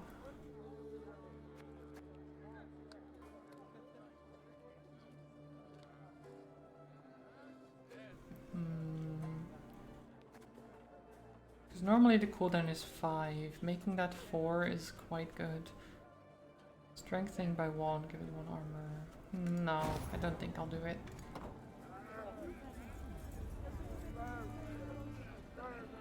Let's continue our travels. You can count on us, Queenie. Ivor'll be a wall at your back. Stout. Oh, what's going on here? Ah, you thundering dope! I told you to hold your horses or you'll shake the hitch loose. Oh, now you're a bleeding expert, are you? You overloaded the damn cart, that's why it's busted. A wagon lay strewn across the middle of the road. Behind it stood others, some loaded with gold, jewels, and other valuables, others groaning under barrels of pickled meat. Each dwarf had his own theory about how the accident had come about, and thundered it out to all and sundry, peppered with choice invectives. Did you just hear a dwarf? I mean, we're in the Dwarven lands, trolls. They're all dwarves, except for us. An odd caravan. Meave said. They don't look like merchants. Nah, they ain't. Gabor answered. Dwarves of the Ferens clan, carrying gifts for the Drake. Remember Keltilus? When he took roost here, Ferences fought him for near a century. Then the dragon got weary of fighting and they realised he weren't going nowheres, so they cut a deal. He didn't bother them. They give him what he needs. Well, well. And these offerings they send often? Every week. Excuse me, got to separate them lads, or they tear out each other's beards. Hey there! Cool your idiot heads! I mean, this is their typical Scottish accent for dwarves. Well, yeah, this is kind of what they sound like in The Witcher. This is... So, yeah. It's a very standard... Gabor managed to douse his brethren's fiery tempers, but the wagon still lay across the road, blocking all traffic. Queen, said Xavier. It is an easy repair. I have the tools, the parts. Need but your permission. Of course. Go see what can be done. Xavier did indeed make quick work of the problem. Within moments, the wagon was rolling smoothly down the road, good as new. Well, shaft me, your highness, said one of the dwarves. Your engineer's got a pate like stewed meat, but he kens his trade, that's for certain. I'll convey your words to him. Or at least part of them. Me and the yeah, lads the will be paid on our like way stewed now, meat part, first, maybe not. Take this. Bit of gold by way of thanks. Refused to accept pay. I appreciate the offer, but I cannot accept coin for helping a traveller in need. Common decency it is. Huh? In our times, decency ain't common at all, but as you wish. Trying to make a Farewell. map. The dwarf Ooh, bowed nice. in parting, shook the snow off his beard, then rejoined his caravan. Within a few moments, the wagons had disappeared around the bend. Oh, it's D&D tomorrow as well, isn't it? At least for us. You're D&D tonight, I imagine.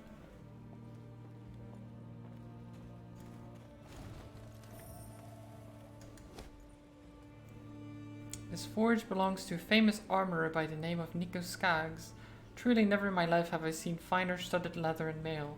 He's willing to sell, but not for coin, for he is buried up to his neck in it. Instead he asks for labor. New hands he can train to work at his forge. Yeah?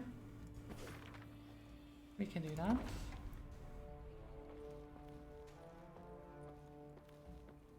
We have so many soldiers and I really don't use them to craft cards.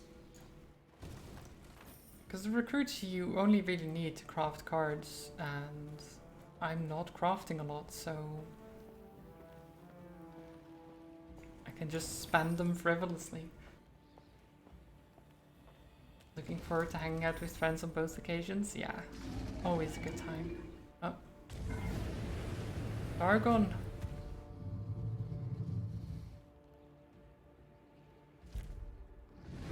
A pillar of smoke rose above the mountains, and a sooty aroma filled the air. Fire! Gabor said, then took a deep sniff. Perhaps a bolt struck some barren trees? No. Meave said curtly. I know that scent too well. All Edirn reeked of it. It's the smell of burning homes. The Lyrians quickened their gait. Soon they saw a town fully aflame, and a roaring, furious dragon above it. That's your Keltimus? Gascon asked, shielding his eyes from the sharp glare emanating from the city. You were right. Perfectly harmless. Dinna ken what's got his knickers in a bunch, The dwarf said, grabbing his axe from his belt. Queen, we got to make haste to the rescue. Oh yes, very harmless dragon this is. Help fight the dragon or continue your journey. Oh yes, let's just ignore the dragon entirely. No, we'll Raiders! fight the Meave dragon. called out. Have our men wet their cloaks for a modicum of fire protection. We move as soon as they're done. Your Grace, they are but common soldiers. To fight a dragon. I know, but we must help them, or at least try. While Reynard went to pass on the order, Meave turned to Gabor. This dragon, has it any weakness? Fear not, Said the somber dwarf. except a fondness for raw meat. Meave nodded and swallowed dryly. Despite the cold, she felt sweat pour down her scalp. Stifling her fear, Meave gave the order to attack, and her soldiers rode into the flaming city. From up close, Keltalis looked even more terrifying. Though enormous, he moved with shocking agility, like a lizard scurrying over sand. With one swing of his paw, he snapped the necks of 3 dwarves, then bisected a forge with a powerful bite. After that, he turned his attention to the Lyrians. More of you! He said, twisting his bloody maw into a horrifying smile. Good! Good. Before Meave arrived in Mahakam, she had only ever imagined dragons, fantasized about them, based on worn engravings and troubadours' tales. Now, would she not only see one in the flesh, she would attempt to slay it. The very thought paralyzed her with fear. How to wound a beast with scales harder than steel, or defend against fire fiercer than that of the hottest furnace? I mean, that is a good question. How do you fight a dragon?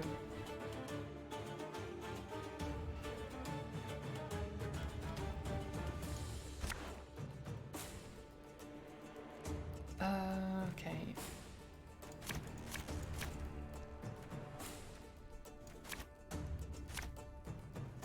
Behind me! Stay together! Every turn on turn start, spawn fire on the opponent's side. After 3 turns on turn start, move to the opponent's side and damage all units there by 1. Okay. Let's just straight up zap it.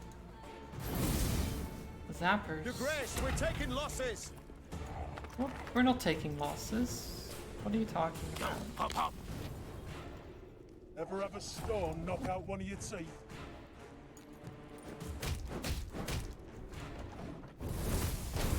You haven't killed a dragon. It has to be possible.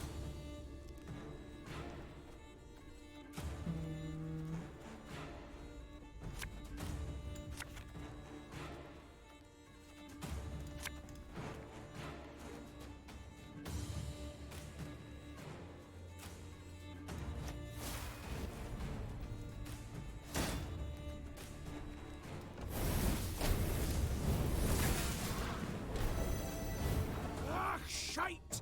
He's raging now! Watch out! Every turn on turn start, force 2 adjacent units to duel this unit. After 3 turns, move to the enemy's melee row. I like that my infiltrator is now on the opponent's side. It was like, you know what, this dragon is very powerful. I'm just gonna join the dragon. Which is fair.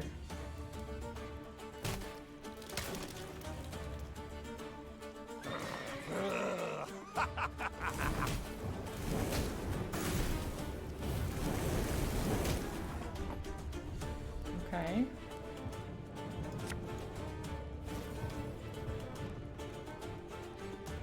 Off to the front yet again. Every turn on turn start, heal by 10. After 3 turns on turn start, move to the ranged row. Okay.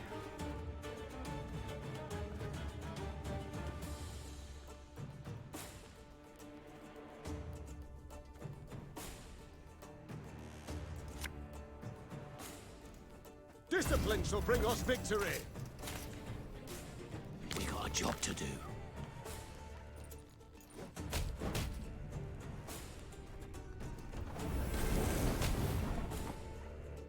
Okay.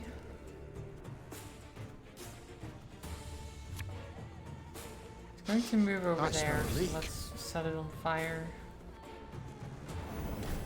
The Grace, he's vulnerable. We must strike now.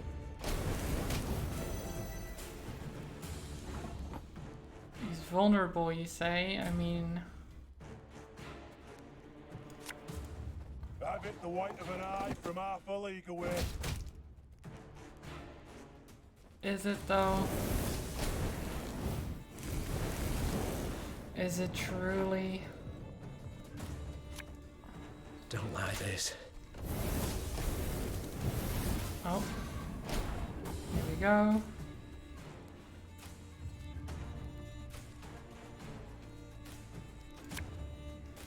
Bigger they are, easier they are to tag.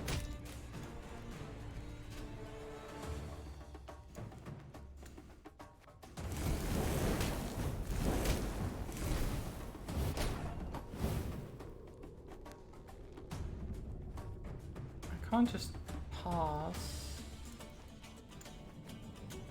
I mean, I can, which will mean we die. Okay. That didn't go as well as I would have liked.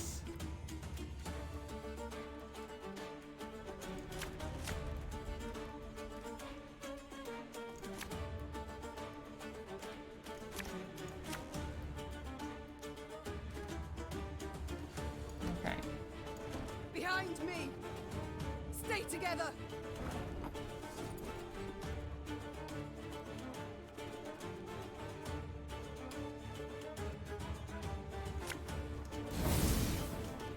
The Grace, we're taking losses.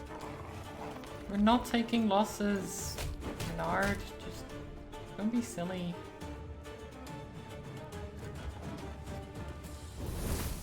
You haven't killed a dragon. It has to be possible. You must sweat like a swine in that jacket. Wait, you're serious?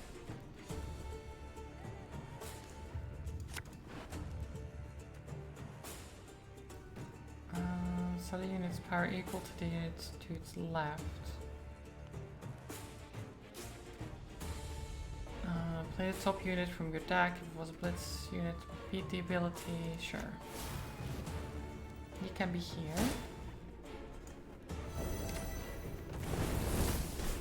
gonna move there. Ah, shite! He's raging! Robin! Watch out! Welcome. We're fighting a dragon. Hello there. My Sparky. Nani? My combat. In combat, you're already here. I feel. I'm Merlin as well. How was? Wait, Dredge? Did you? How far did you get with Dredge? Did you finish it? How was it? Finished the demo, so I had to change games. Oh, okay, I see. I thought you were playing something else. But I hope you had a good time. And welcome everyone. I hope everyone has a wonderful time here. And of course, if you're not already, follow Robin. He's lovely. Zato, where are you? I mean, you're here. Welcome. How did you get here? Robin raided? What now? I don't know. I don't know what happened. Are you?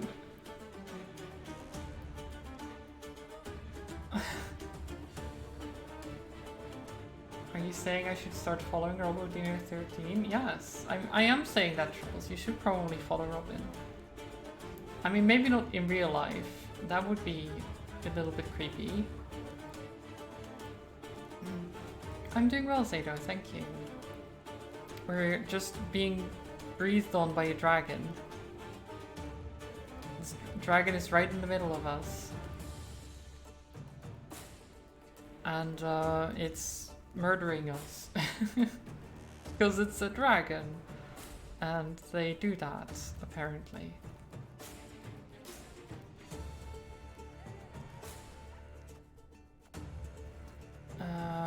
I'm trying to figure out what I want to do here. Let's try the regiment drummer. Okay, well that didn't help a lot. Ever have a storm knock out one of your teeth? We can do that. He better not kill my doggo. We have to protect the doggo.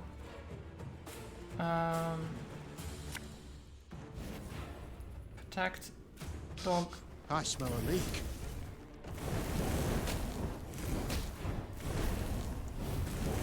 No, doggo.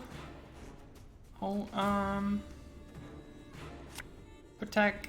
You mad? Don't shake that. It's a lot of fire. That's fine. It's fine. Don't worry about it.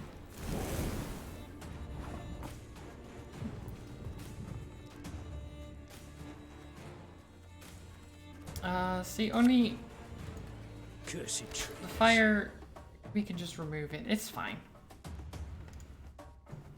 Okay, just hurt him. Then he's gonna heal. Very annoying. Use this. The chase is on! Heal again and then move. Your Grace, he's vulnerable. We must Okay. strike now.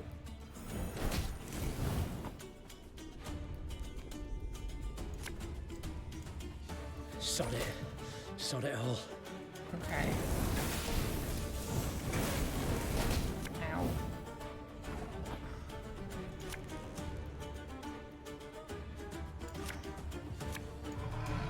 Three damage.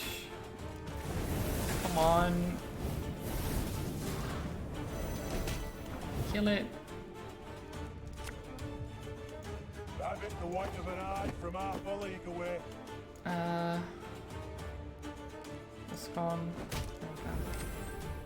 It should die from this. There you go. Oh. Victory. The That dragon day, many Lyrians is slain. perished, either to the dragon's all-consuming fire or to its flesh-rending claws. Yet their sacrifice was not in vain. Together with the dwarves, they were able to grievously wound Celtilis, forcing him to flee. The howls of the wounded monster rang throughout the valley. That's right, howl, you scurvy snake. Shouldn't he ever attacked us, eh? Damn fuel lizard. Meave, that's Vavranik, elder of the town and all the Ferences. My regards. And condolences. Eh, tain't so bad. If nae for ye, wouldn't there be a stone left unrubbled? To be honest, when I caught wind some human queen come to Mahakam looking for aid, I said a crocus would sprout twixt my cheeks afore I'd vote aye on that. Gonna be a fear to look in my breeches after, but changed my mind. After what I saw today, what ye did for us, you've the support and undying gratitude of all Ferences. Thank you. Nice. Faced with a Nilfgaardian peril, that means a great deal. Forgive me for interrupting this tear-tugging scene of interracial reconciliation, but I can't hold back no longer. Vavrenek, double shice. What happened? Why'd Keltless attack? I ken as much as ye, meaning squat diddly. Just flew up, started spewing flames, half the tune lit up in a flash. Sheepshank. 300 years I've been a good neighbour. What's done's done. Gotta think about the future. I mean, there must have been something that triggered the dragon to attack, right? If he's not attacked them in 300 years, like, something must have changed. Meaning, we haven't much time. He heals like an alchemist's pup. And the nearest guards are miles away. He'll be up flying again before they get here.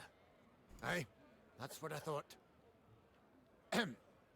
Perhaps, your grace, you'd, What? Jest you must. I ken you're tired through the fight, dinna want to risk casualties, etc. But remember, the beast sleeping on a bed of gold and rubies. All belonging by right to Bruther, of course.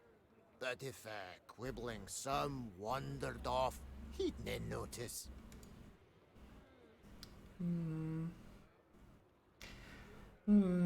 Does the promise of gold and rubies change whether or not we slay the dragon? You know, we could slay the dragon from the good of our hearts, right? Otherwise it might attack the dwarves again. I admit that does alter my calculations.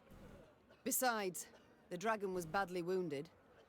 I do have a heart, yes, Blood combat. poured out of him like a I leaky do, bladder. I promise. Just needs a coup de grace. Fine. I'll do the deed. Ken did see the light. Oi, Vavrenek, Vavrenek. This lady's gonna make your rump a regular crocus garden. Aye, Queen's doing us a great service. One that'll profit us both. So, where is Keltulus's lair? Not through here. It's a vast cavern. Ye canna miss it. Meve bid farewell to Vavrenek and set out on her way. Did her way lead to the dragon's lair, you ask? Shh. Let's not spoil the surprise. What? Why would you say that? She just said she was going to the dragon's lair. Why would you say this? Like... What?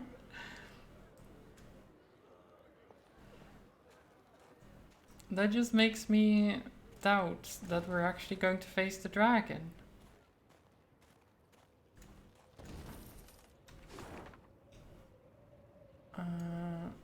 It's north. There's a point of interest there, so I guess that is the place. I like the art style. It is very nice, yeah. Ah, that stings. The writing is quite good as well. Just overall, I'm really enjoying this game. Okay, we can pray at the shrine, get our morale up. So is this the cave? Keltulis' lair was indeed impossible to miss, as would stand to reason, for any space capable of containing a dragon must be enormous. The lair's maw, a black triangle cut out of a vast plain of snow, loomed from afar. Confirming the dragon's presence was the powerful odor emanating from it, one of sulfur and blood. Well then, Gascon said, ready to become a legendary dragon slayer? Yeah, why not? My father oft said, never should you count pelts till the hunt is through. Meve said, dismounting her horse. It's all the more true when you hunt dragons. He's wounded, yes, but one puff of flame and we shall be not legends but corpses. Leave all thoughts of foolhardy bravery behind. The Lyrians crept across the dragon's threshold. They walked single file, shields raised, watched by bats hanging from the ceiling. Keltalis lay curled up on a bed of diamonds and gold coins turned red from his blood. Seeing how he strained merely to lift his massive head, Meve knew the dragon no longer posed any threat. Come to finish what your poison began? Poison? The monster croaked hoarsely. Fine. Do it then. Keltalis turned over, exposing his vulnerable underbelly, and waited calmly for the fatal blow. Poison? Talk. Yeah, I want to know about this poison. Because we didn't poison him. Wait. Meve said, dropping her sword. What poison?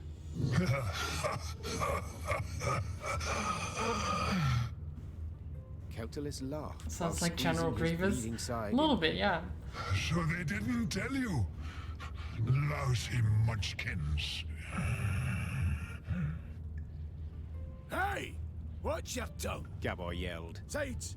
I didn't ken anything about it. Keltalis looked the Lyrians over mistrustfully with his snake-like eyes, then began to tell his tale. The caravan Meve had met on the road was different to the others. This time, Keltalis's meat had been pickled in a special brine, one spiked with poison. As the dragon lay curled up in pain, Ferenc dwarves entered his lair and smashed his head. So if I understand correctly... Meve interrupted. You're female? Correct. Same as you. Okay. As if on command, all Lyrian eyes turned to Gabor. Don't you look at me! We didn't peek under his, its tail. If I may, Reynard interjected. These revelations about Keltalis's sex are undeniably fascinating. But I'm more curious why the Ferences stooped to such a dishonorable deed. Yeah, like destroying the eggs is kind of They rude. were afraid the dragon would soon demand more tribute to feed its young. So they decided to strike preemptively. I mean, yeah, that is fair. But, I mean, it's fair. That is a good reason, but it's still evil. Like, destroying its eggs just because you don't want to feed them. Instead of talking to it and being like, eggs, is there gonna be, you know, are you gonna need more tribute, or are we good? To the Ferences' misfortune, they delivered 2 smaller doses of poison. Infuriated at the sight of the broken eggs, the dragon gathered its strength and flew to the nearest town. Yeah, so it's kind of what I assumed, that something had happened. Like, you don't break 300 years of peace for nothing. To decide how this story would end. The dragon had killed dozens, perhaps even hundreds, but had been provoked first by the dwarves' heartless cruelty. Did it thus deserve death or mercy?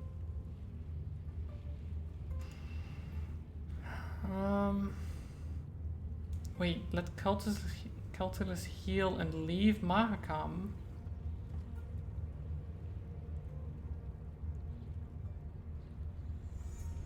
Wait, we just leave?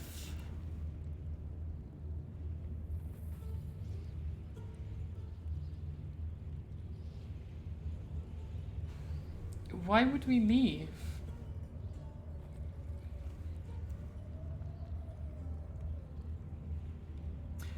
Oh, maybe let the dragon leave. Yeah, okay, I was like...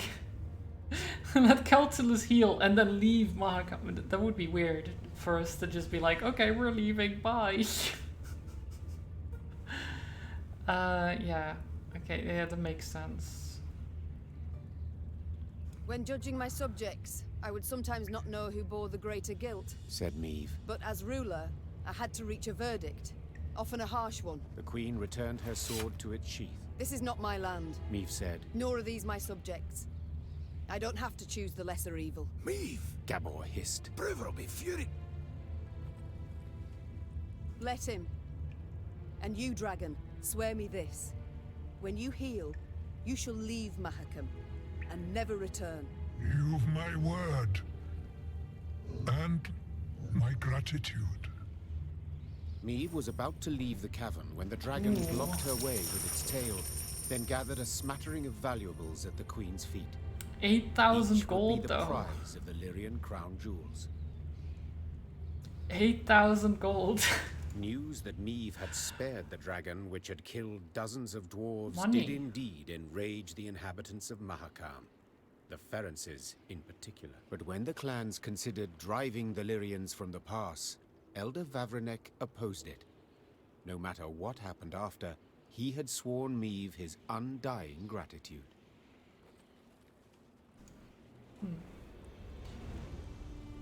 Never kill dragons, they're nearly extinct. Exactly, and especially when the dragon wasn't the one who started it in the first place. Like, if they have 300 years of peace and they decide to break it by poisoning the dragon and then destroying its eggs, I'm sorry, but that's not the dragon's fault.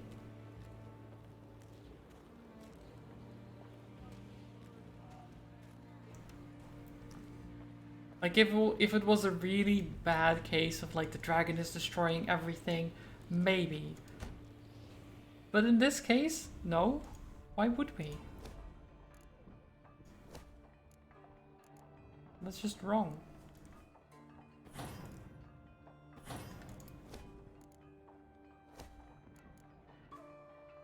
And that's so many things we can do with this gold. Look at that. Beautiful. And all we need to do is let a dragon live. Actually, I think if we killed the dragon, we probably would have gotten about the same. But hi, Mohans. I don't know if I said hi to you. I hope you're well.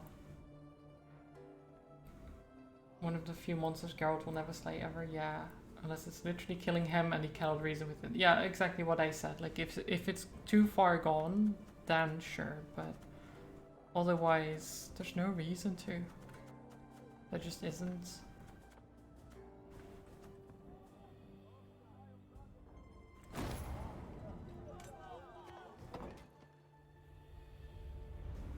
You just joined after meetings? Nice. I hope it went well. Or as well as it can.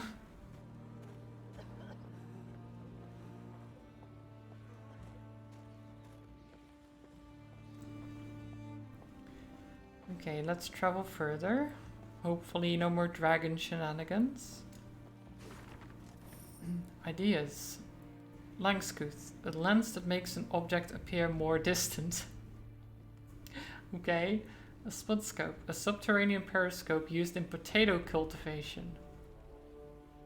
Right. Double gaff, a two-sided fork. But why? Hipponix solia, snowshoes for horses, can also be used as rackets. Cluck cluck, cluck clucks. Booties for chickens, oh my god. Lumiam, a lamp derived from fluorescent tubers. Chickens with booties, I would... That would be so great. They probably wouldn't like it, to be fair. It would be very strange. But it would be funny. Drunken Bluff. I mean, we're in Dwarven lands, of course they're drunk. Squinted, the better to see the scene.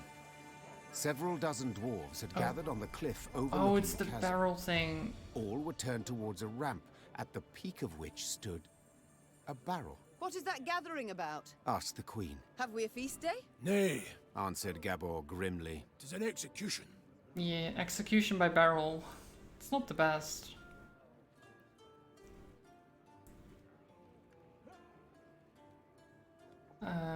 If you had killed the dragons, the dwarves would have probably seized all the gold and not given you a reward. They did promise that if we did it, they would give us a small sum. I don't know if it would have been more or less than the dragon actually gave us when we freed it, but they did promise us at least some gold. Probably less, yeah. A hairy head peeked out of the barrel. The long, pointy nose and ears left no doubt that it belonged to a gnome. A gnome? The first Meve had ever seen in her life. Help! Save me! The gnome yelled. They aim to kill me! Cast me in the chasm! Shut your maw! Barked the why? dwarf standing next to him. Why are then they shoved executing the a gnome inside gnome? the barrel and covered it with a lid. Your crimes! The sheer weight of it, hey! No lighter punishment is fitting. The other gathered dwarves nodded What did he approvingly. do? Two gripped the barrel, lay it on its side, then lifted it to cast in the chasm, paying the thumping from inside it no heed. Intervene. I don't want the gnome to die. I want to know what he did. Meve leapt from her horse and, ignoring Gabor's objections, scrambled up the ramp. Oi! You're not allowed! Hey, damn it! What do you think you're doing? I think it's obvious. Preventing the execution. Thanks Barnabas. to the gods! Whoa, wench! You've no such right. Judgment's been handed down. Sentencing's done. Yes, and a cruel sentence it is. One that prompts me to wonder what the accused did to deserve it. Better to ask what he didn't do, the varmint. Arrived here with his peddler's wagon full of tricks and gadgets. Went from house to house, praised his rubbish to the high heavens, and what's it he sold us? Bombs that go off in your hand. Beer growth formula that makes your hair catch fire. Music boxes for the kiddies. Once cranked, they never plough in stop. You needed but to loosen the screw in the back and... Shut your maw, ye roaster. Doesn't it matter all that? 'Cause So we'd he's have just a forgiven terrible him if he inventor hadn't broken that's our trying to sacred sell rules his and hallowed stuff. customs. Which ones, if you don't mind me asking? Enter the smithy, cap on his head, held nails between his teeth, and poured fruit syrup in his beer. Raspberry. Blech. Oh, that last one, yeah. I mean, you can't have fruit syrup in your beer. That's just blasphemy to the dwarves. Just the once, and but a few drops. You got nothing to explain your villainy, scoundrel. Not a thing. And that's not even the worst. Saved his highest crime for the end. He was in a mine. And he whistled. Oh my god. You can't just whistle in a mine. Oh, aye, that's bad. Shouldn't have done that.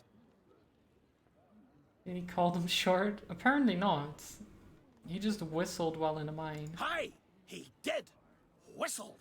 Through his teeth. And hummed in harmony, a long warble.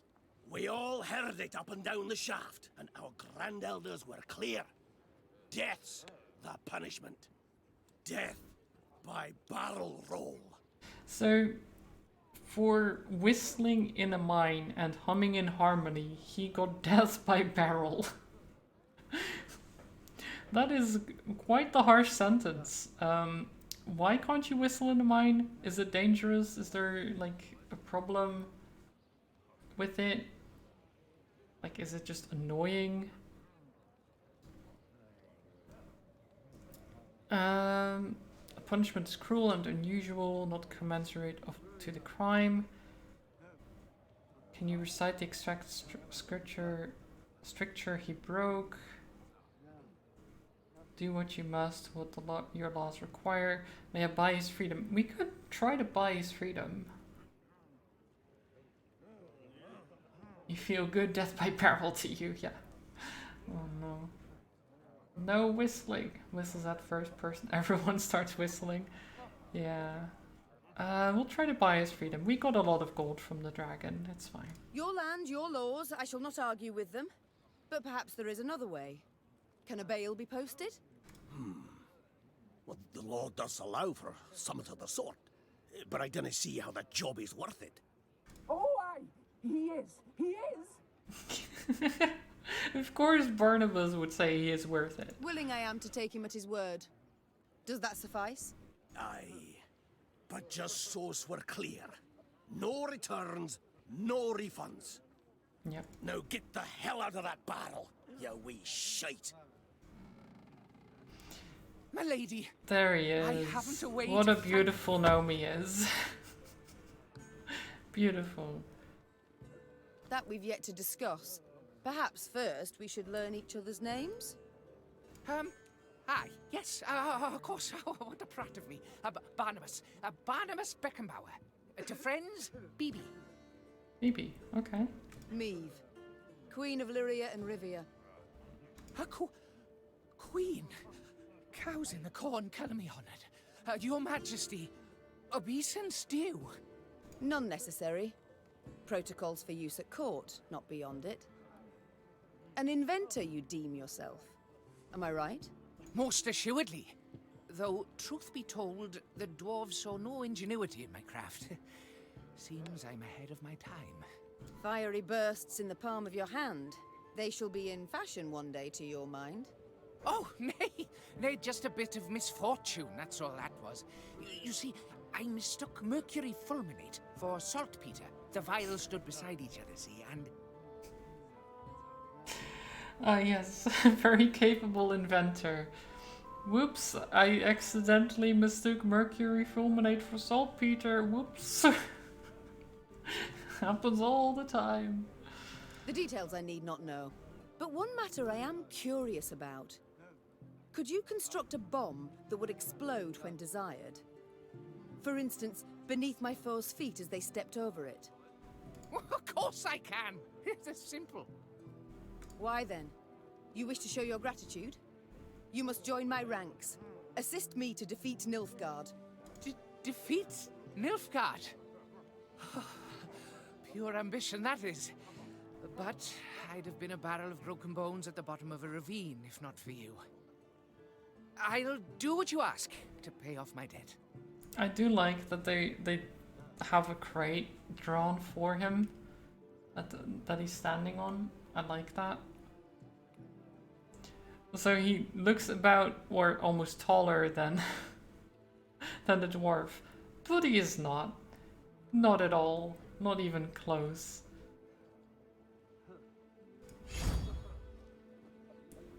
Oh my god. Barnabas Beckenbauer. I think this was worth it, right? Look at him. That's a beautiful card. And thus, for the first time in Lyrian annals, a gnome enlisted with the army. And though Barnabas Beckenbauer was diminutive of body, this new recruit would prove his worth on more than one occasion. Yeah. Okay, let's see. What does the card do? Because that's kind of important. What does he do? There he is. Create a trinket. Ooh. That's fancy. That is.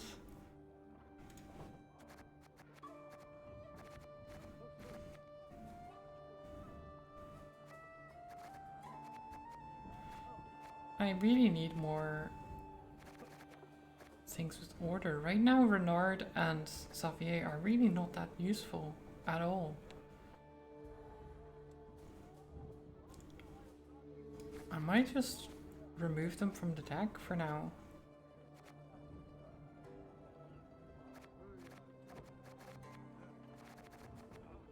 Yeah.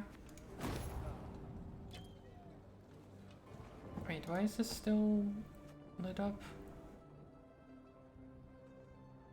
Is there a card I haven't looked at? Yeah. Okay. That was the Great Rider. There he is. Barnabas. Your Majesty, allow me once again to express my undying gratitude. You're most welcome, Barnabas, but please, we haven't need for any formalities when speaking alone. Well, of course. How might I help you then? Tell me about yourself. I like to know. No, I must know who I travel with. Please do tell me about yourself. You hope his inventions don't backfire? I'm sure it's fine, Mahans. About me? I've most civil relations with dwarves, as you saw. But is there anything in particular you'd like to know? Why not start at the beginning? Tell me where you hail from, perhaps. Oh, right. I was born in the distant south, in Tir Tokhair. My mother was a washerwife, my father, an armourer. Okay. Soon as I'd passed 40 winters and could strike out on my own, I left the family, my native parts. So I've been on the road now about, 20-odd years. Okay, so he's like 60. But that's not too old for a gnome. Indeed. A rather long while. Did the south simply not suit you?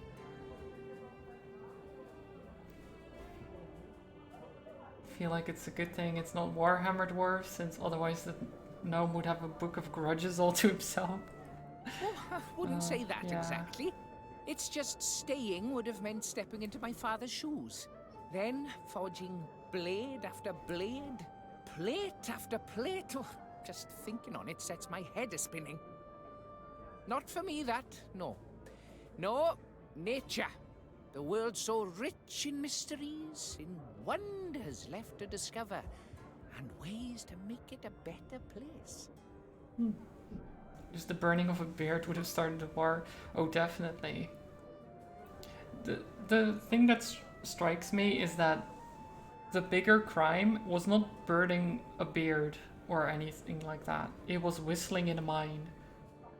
Like, I would have got it if, like, the biggest crime of what he did was burning someone's beard for some reason. Like, that would make sense to me.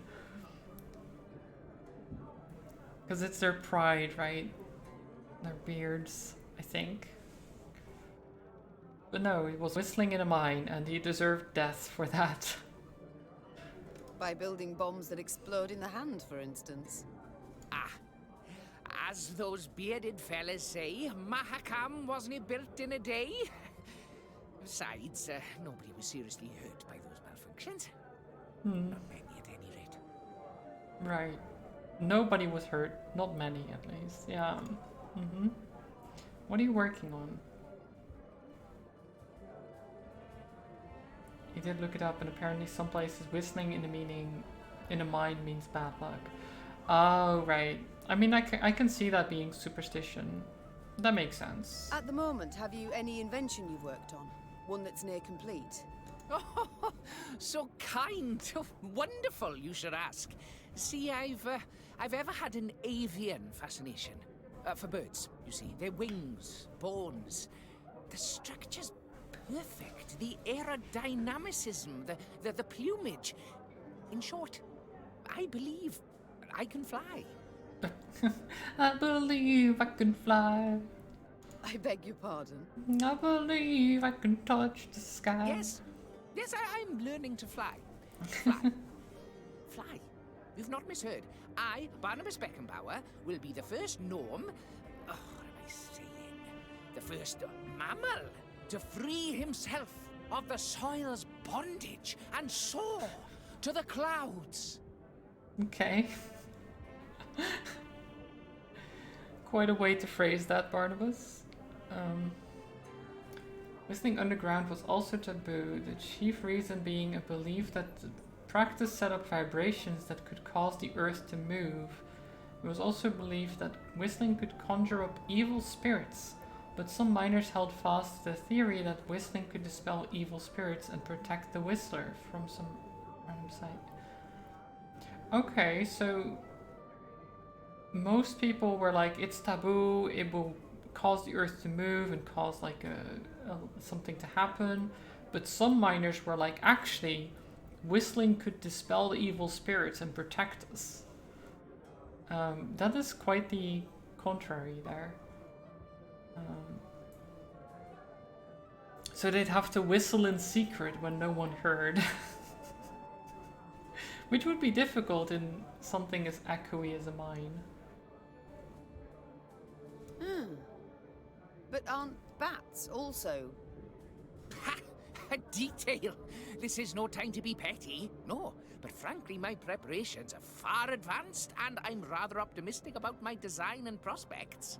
I've calculated every trajectory, every force, it all works out. Just need to do a few more field tests. Okay. We'll see a gnome fly, maybe. It's easy to be contradictory when your facts are all made up. That is that is very true, Aura. It's very true. I do like to wonder that there is a fringe dwarf village where they always whistling mines to protect themselves. Maybe. Maybe even sometimes breaking into song. Yeah, like hi ho, off to work we go. Right? Those are some far off cousins somewhere. Like these Mahakan dwarves, they hate those Snow White dwarves with a passion. Those are not welcome in Mahakam. Not at all.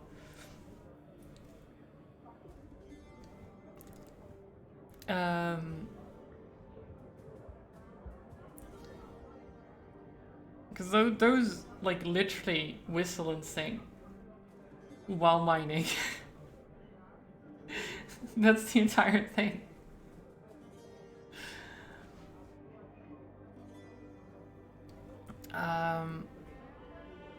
You've actually put this to the test. Tried it yourself. Did you have volunteers try it, or did you test the design yourself? Naturally, I must stay on the ground, who take all the measurements elsewise. Luckily, there's no lack of thrill seekers in Mahakam. Most eager to etch themselves into the annals. Right. My first prototype, the Sky Licker, I dubbed it. Oh, your majesty, if you'd only seen the beauty. The Flew Sky over Licker. 120 Ls. How many? How much is an L? Truly. Colour me impressed indeed. Must have made quite the name for himself, your brave volunteer. I'm certain he's caught the eye of every she-dwarf in Mahakam since. L measurements. An L is a unit of length equivalent to 2 feet or 24 inches. Okay. And so 120. So 240 feet.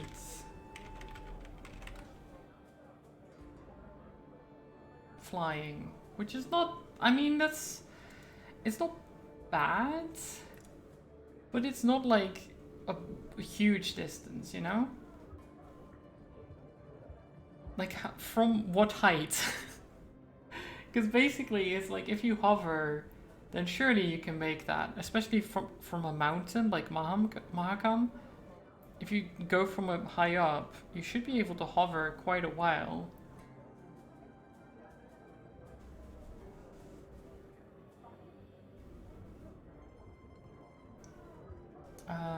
The English unit of length L is usually 45 inches. That means 1,143 meters for the international inch. Well, but that's the thing. Because if I go to the Witcher one, because it's specifically from the Witcher, right? The Witcher unit is 2 feet.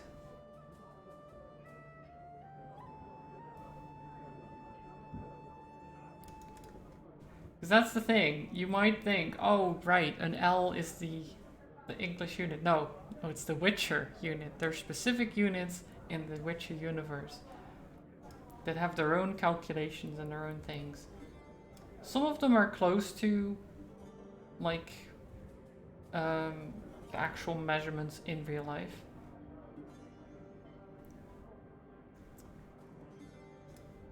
But this one is not. Probably old Polish units. It might be, yeah. It might be. But either way, like 240 feet flying from high up is actually not that much at all. Oh no, he's dead. The landing, it was rough. And then a bear sauntered by, didn't help any. Anyhow, as he died, the dwarf swore he regretted nothing. Brave lad. Right. Bit daft though. Okay. Okay, so that was the first attempt. What about the second? I see. But the next time you request I try one of your inventions, I'd ask you to remind me of this touching tale. Okay, Time I we don't attended even to know all that. about the other times. Ah, yes, you're still here. Off you go then. Right. So I'm still not sure if I trust his inventions, but I'm sure it will be fine. We'll get to see them in person soon. Is this a side path? It is. Okay, so we go here, then go here, and then go further on. Okay.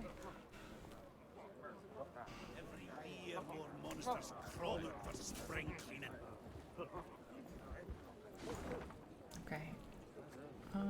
Puzzle. Point of interest battle. Right.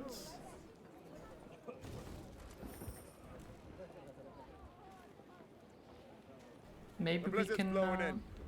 Your Oh. Grace, perhaps we'd best pitch camp and wait for clear weather. Blizzard. Ain't a bad idea. Said we might be waiting a week. Then we march on. We've no time to waste. While we ride to and fro begging aid, Nilfgaard grows in power. We must obtain reinforcements as quickly as possible and liberate our home. I like that they keep on talking, even though there's, you know, a wyvern right there. Forktail. The dwarves of Markham often keep their eyes trained skyward for two reasons. First, to watch for avalanches. Second, to ensure no hungry forktails or slyzards are swooping down for a quick bite. Nom nom. Okay, let's see if we can get the gnome. No. No.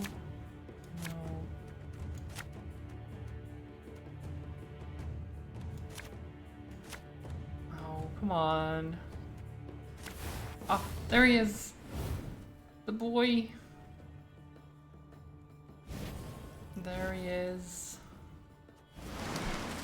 Oh, biting frost, that's not great.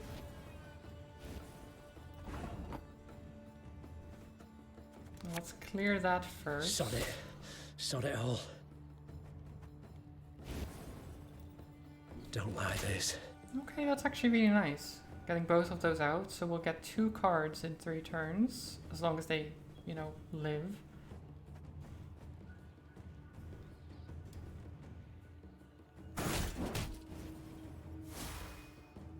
Okay.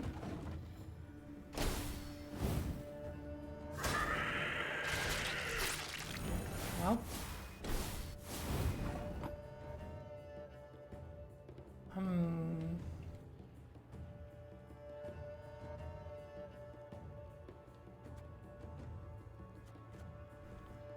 Yeah, okay, let's see. Not supposed to be any smoke.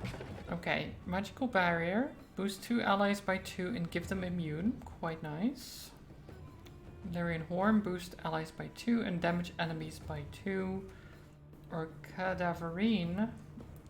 Restraint deploy. Damage 3 units by 3. If already damaged, destroy them instead. Not bad.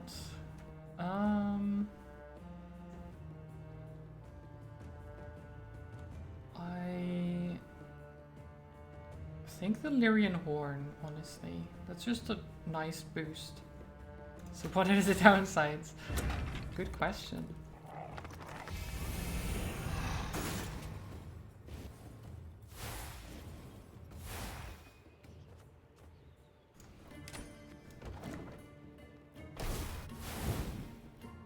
Okay.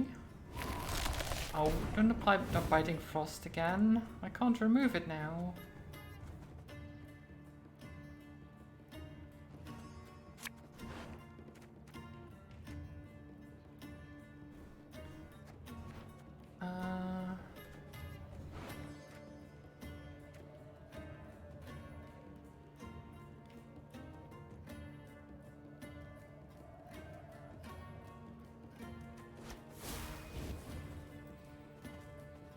Boop. Okay. So we basically just averaged out this row. So the forktail lost a lot and the rest gained a little bit. But what that means is that we can actually just zap them. And then they'll all be low.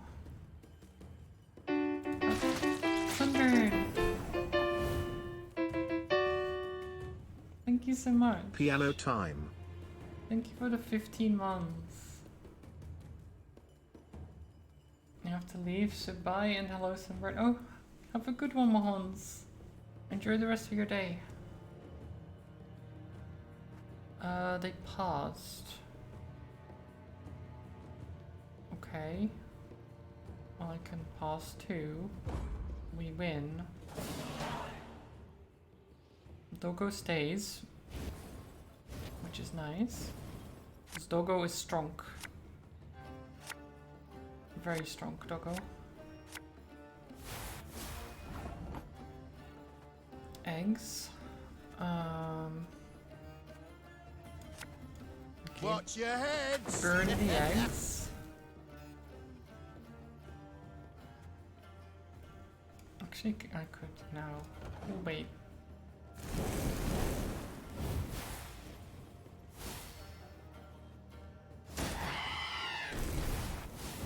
Okay, there's more eggs. Oh god. Slinger. Bigger they are, Into the easier fire. they are to target.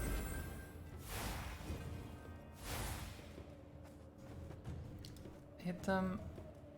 Boom. Easy.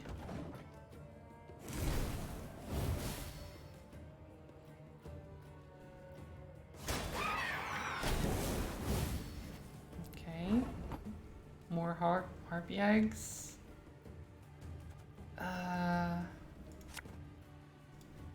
Thing about slings, they hide well. You just go there.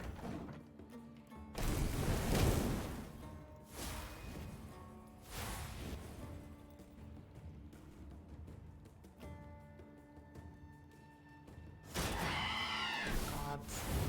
There's so many harpies. Can you just not?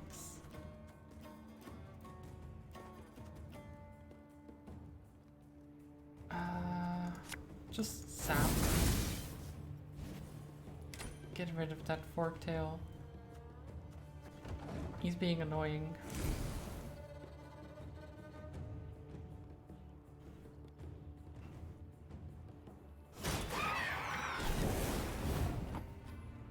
Okay. Infiltrator. Shh! Cock it.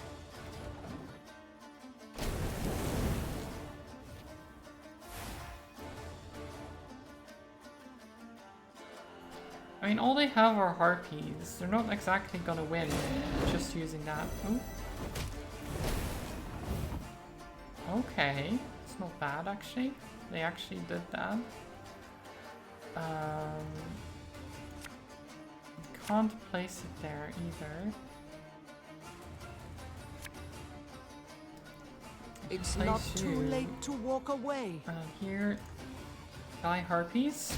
Boom.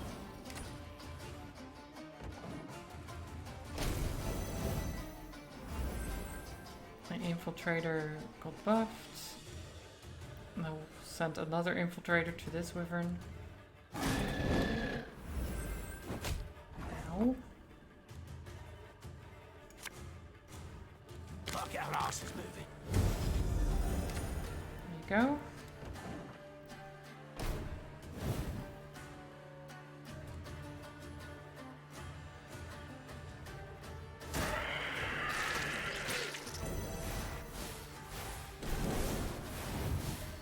God, all the eggs. So many eggs.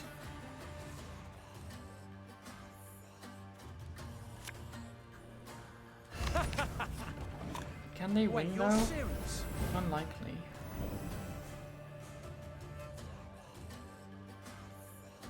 I need to gain a lot to turn it around.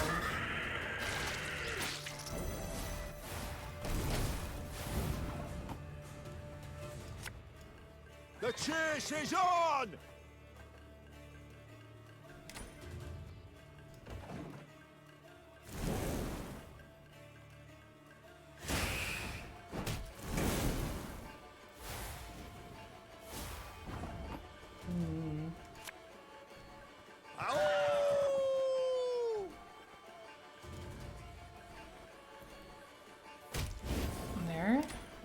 pass. Can they do anything? We'll find out. Pass. Nope. Nope, they can't. Easy. Easy victory. We got loot. I mean, we did slay a dragon. Well, we didn't kill it. We fought a dragon. And won. Your Majesty, a she-dwarf hides in this mine. According to Gabor, her name is Stanka Moran, a renegade and thief sought by every clan. We could dispatch a few guards, but if we let her go, she's promised to show us where to find buried treasure of extraordinary value. What shall we do? I mean, treasure. Oh god. Oh, I want... Where is that treasure?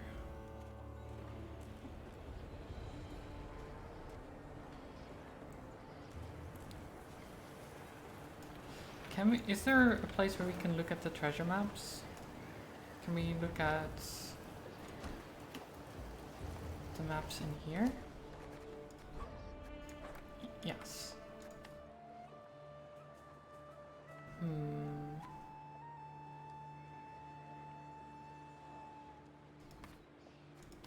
I haven't seen either of these.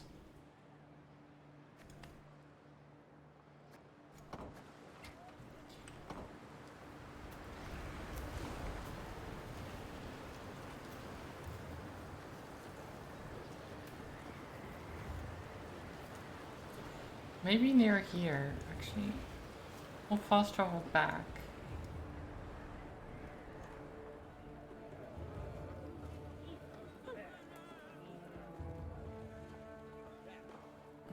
No, it's not here. What about here, though? Have we been there?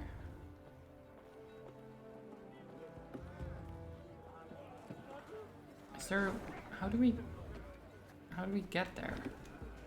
Oh, we can cross the bridge. I see. We can go around. We haven't been this way.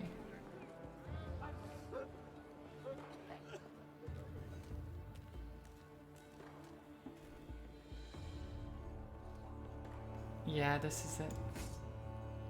Treasure. It's only for multiplayer stuff, so it's not that great, but Gabor Zigrin, nice. For multiplayer. Even though I'm never gonna use that card. It's still nice to have it, you know? Okay. Then we go back here. So that's one of the maps. And the other one... I'm not sure.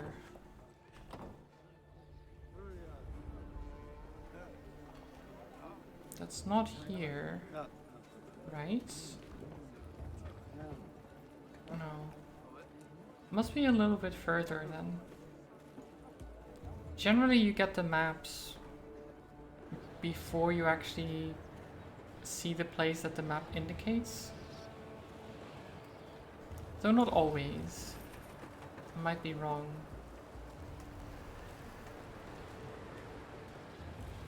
I think the map's fine for now. It's not like they will get to the boss on this section anyway. You never know. A scout's call tore her from her reverie. Your Grace, you must see this. With a grave mien, the soldier indicated a track in the snow.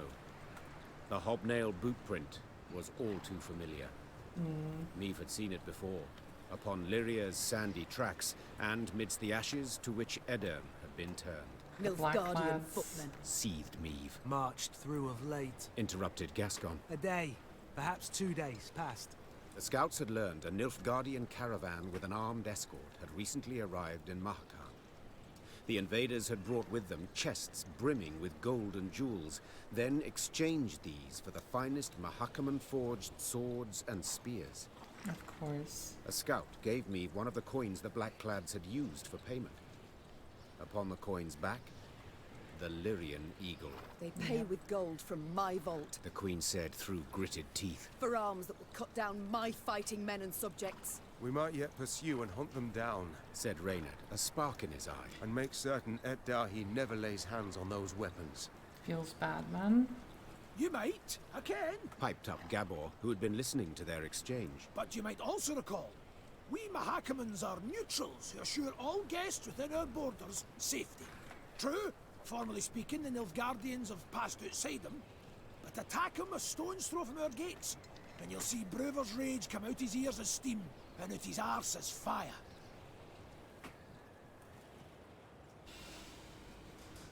Oh god, so...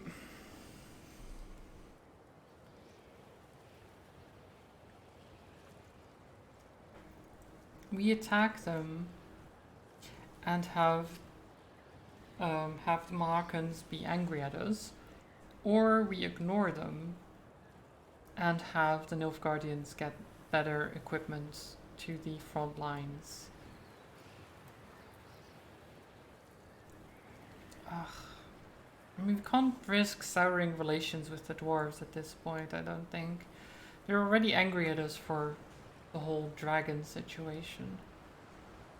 I'm just gonna ignore them. No war's outcome has been swayed by a few wagons of arms, no matter their quality, said the Queen, vaulting into her saddle. Yet if we turn Bruver against us, I dare say we shall never wrest our land from black-clad hands. The Queen's men regretted her reluctance to attack, but none tried to dissuade her. They knew her too well. Okay. It's fine.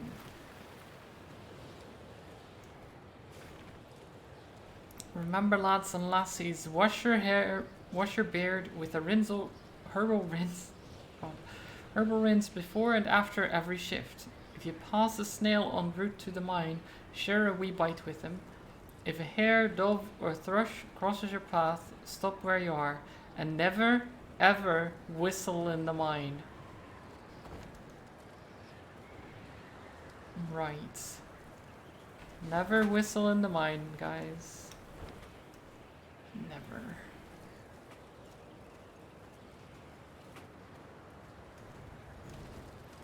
People in the army must know never to whistle in the mine. But the dwarves will be very angry.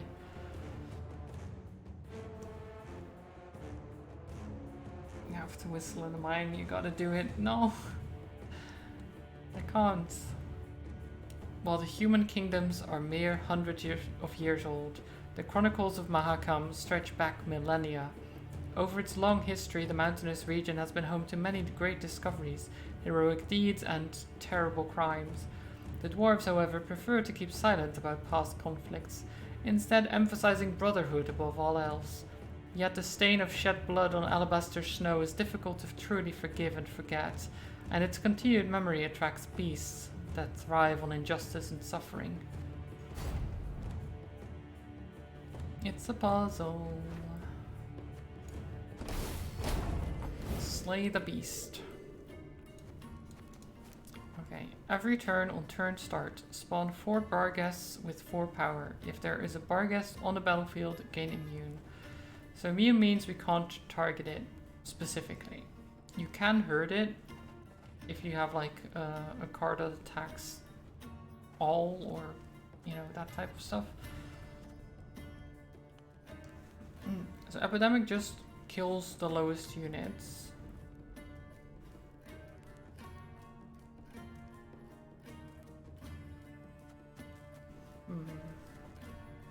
Barghests have no ability. Damage a unit by 4. If it was destroyed, repeat this ability. Damage an enemy by 3. Charges 2. Whenever an ally is destroyed, gain 1 charge. Okay, so we'll do this. We'll put the onager there. And hi again, Zelda. Welcome back. And then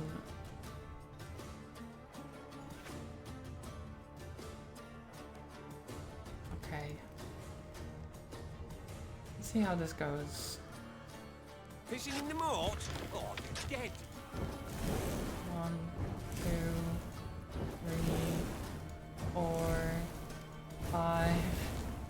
6, 7, 8. Oh, and I can't then. Oh. Oh. So it doesn't. Oh, shit. Okay. So we can't do that. Hmm.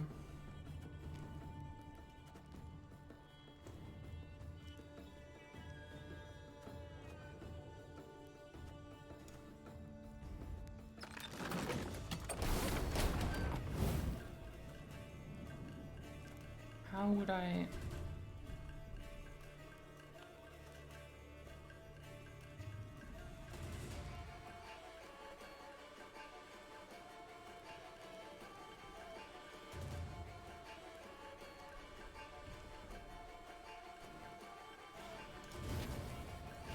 Oh,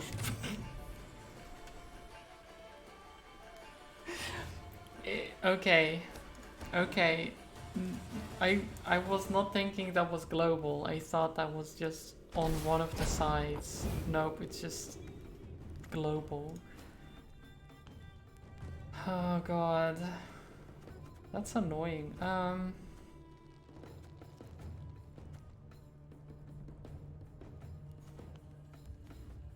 There's been a mistake.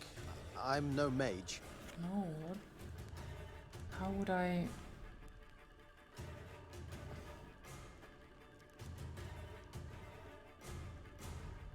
How would I do this?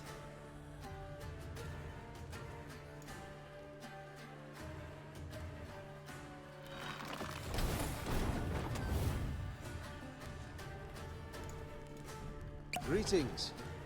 What is it? Okay.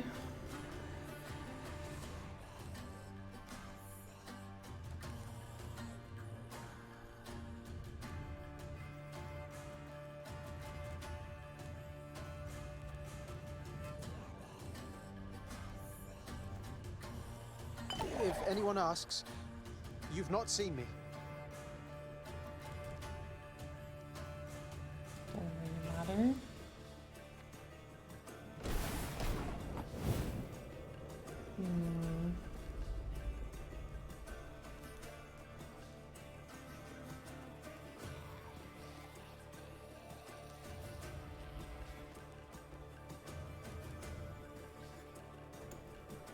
How would I can't... this sucks. I don't know how to deal damage to it. I can... Like, what if I just epidemic his first turn? Just destroy his stupid Barghasts. What then? Okay, that doesn't matter.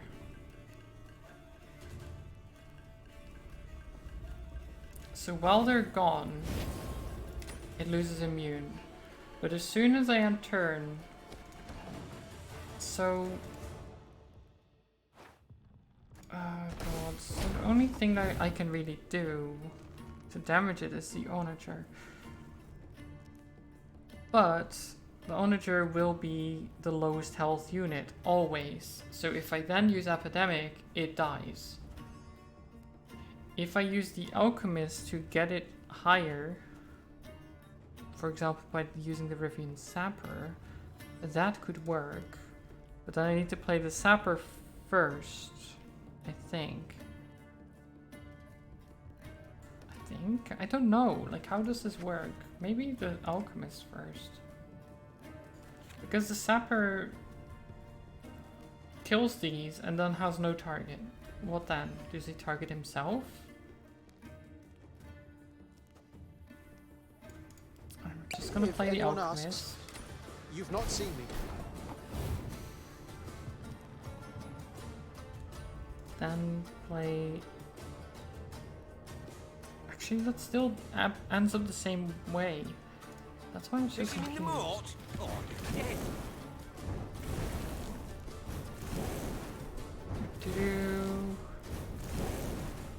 Destroy.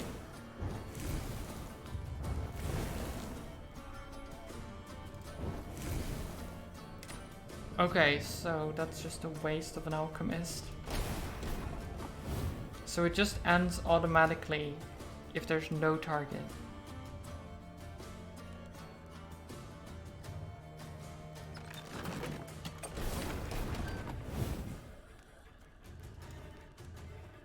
There's been a mistake.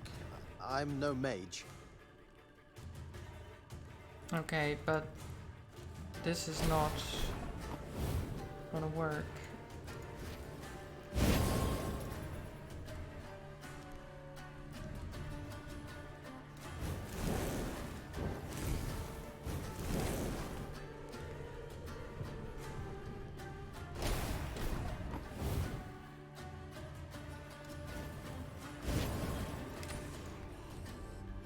Because we need more charges. How do I do that? Like, even if I have the other alchemist, that wouldn't work.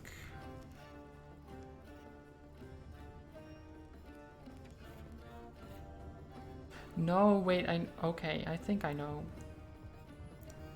I think I know. It's gonna be a right good levy, big and beautiful.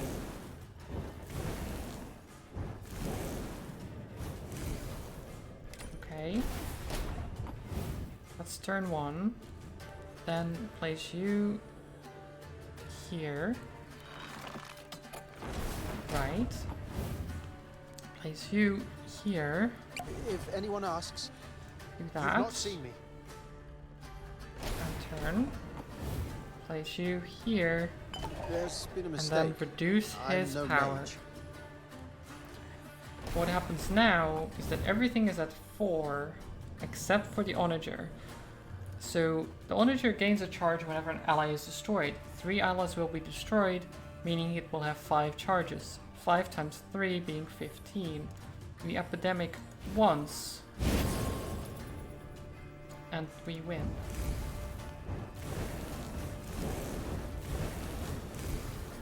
There you go.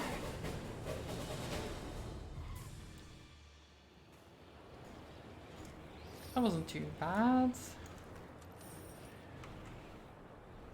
Complete 20 puzzles. Ooh, got some achievements.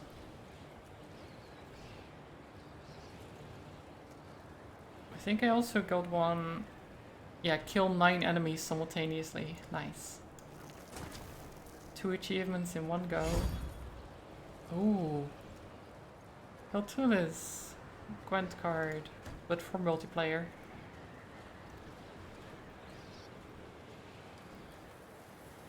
That seems like a strong card for multiplayer though.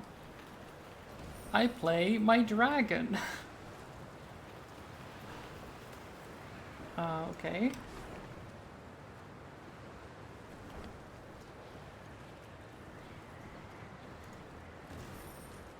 I play my blue eyes white dragon in attack mode.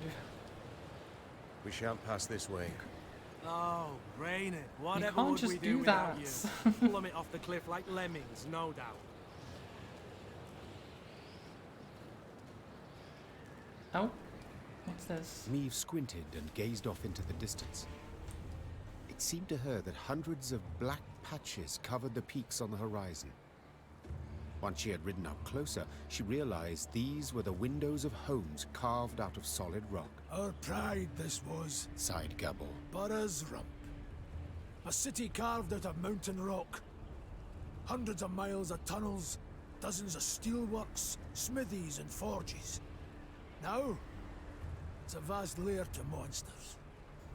They ooze from underground, weave their nests, hatch their young, and when hunger hits them in the gut, they prowl down into the pass. Neve stood at the entrance to the underground city. The monumental gate, cast in bronze, lay on the ground, folded multiple times as a scroll of paper. Out of blackened windows oozed a stench of rotting meat and mold. The queen bent an ear to hear water dripping, and, in the distance, a metallic scraping. A sound akin to chitinous scales rubbing against rock. The soldiers await your order, your grace, said Reynard quietly.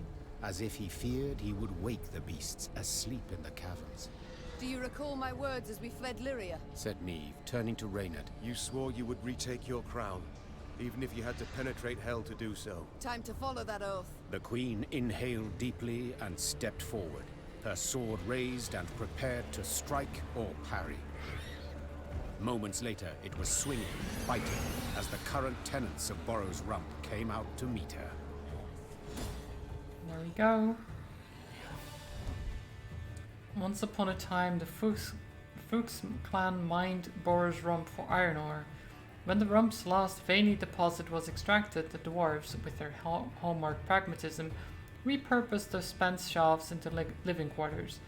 Little did they know that their innovative housing project would soon shelter an unanticipated class of tenants. Those silly monsters. They don't even pay rent.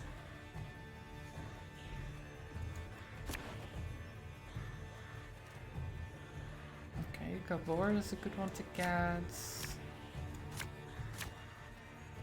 Pitfall Trap is nice. That's not bad. That's a pretty good hand. I'll take that. This stench is foul. I'd like to make it known that us gnomes don't run so fast. You know, in case you were planning to skip out on the quick. Okay, every turn on turn start, destroy the lowest ally and boost a random ally by its power. Wait. What if the lowest ally is the nest? If everything else is gone, what then? Is that a good question? Because I'd like to find out. Ah, damn it! They're hatching! Place is about to swarm with creepers!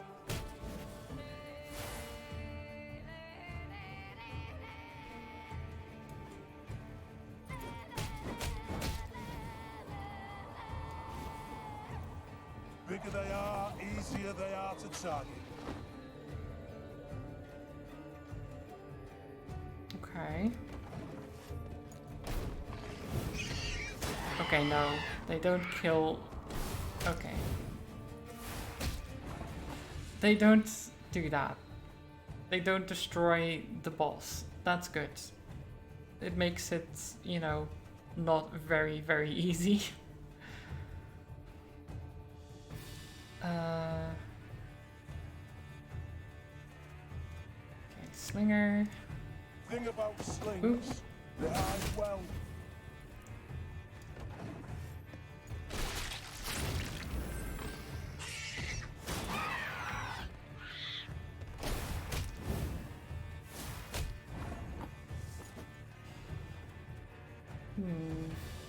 Oh, thank you for the hydrate, Jaeger.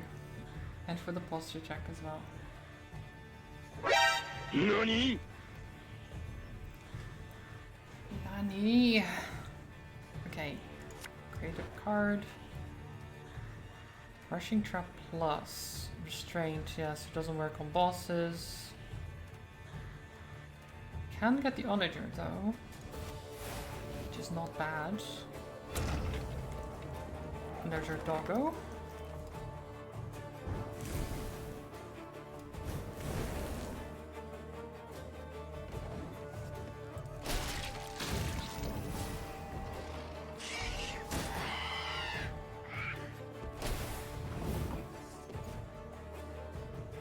Okay.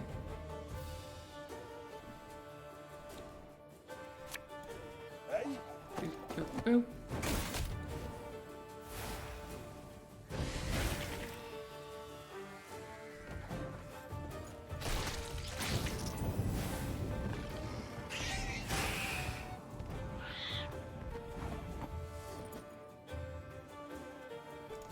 Zappers.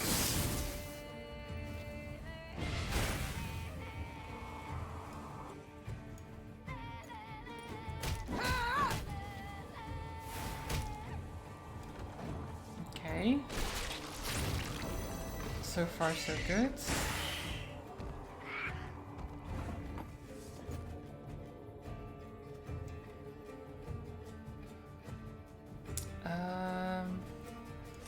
Let's play just random cards set Watch there. your heads! Throw on fire. Can we get a slice art?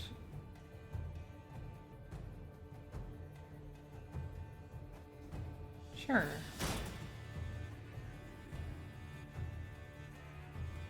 So this says damage self by 10 whenever a slice art is destroyed. I imagine that's the case even though this one is on mine. Like, I guess, maybe?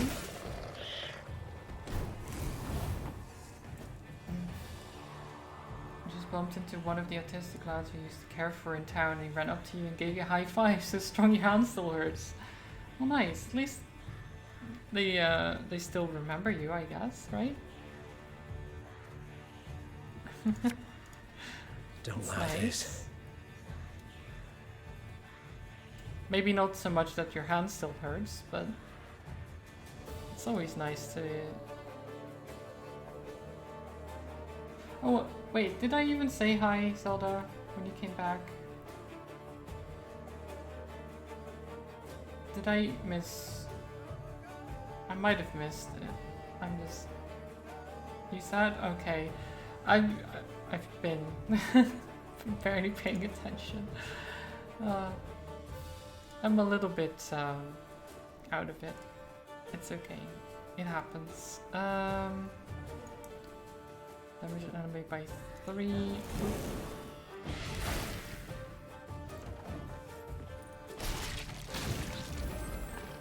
Okay. Wait, is our goal optional destroy the monstrous? I'm trying. Definitely trying. It's difficult though. Okay, can we break a board? Damage a unit by 10. If it was destroyed, deal only remaining damage to another unit. Yes. Boop. Boop. We're definitely winning, but I don't know if I can destroy it. Ooh, the rot fiends though.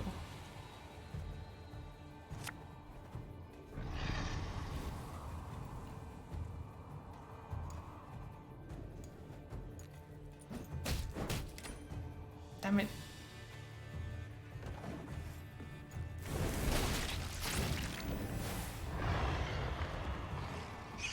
Okay, that works. That works.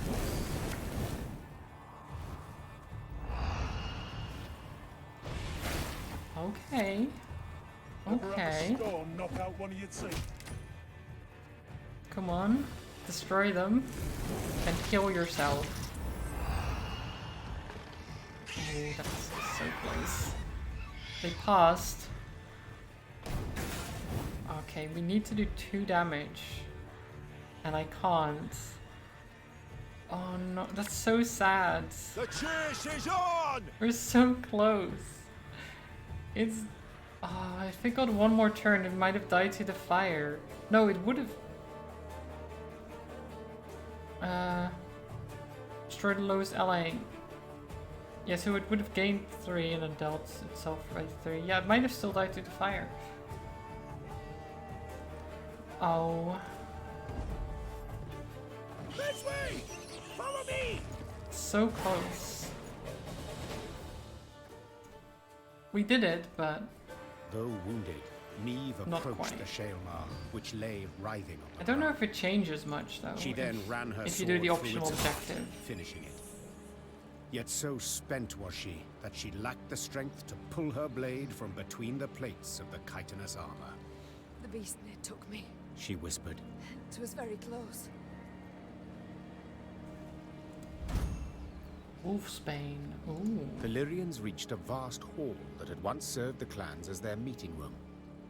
The stone benches were covered in sticky slime and insectoid eggs, while bats of varying size hung from the crystal chandeliers. Gascon rummaged through old, weathered bones, surely hoping to find something of value.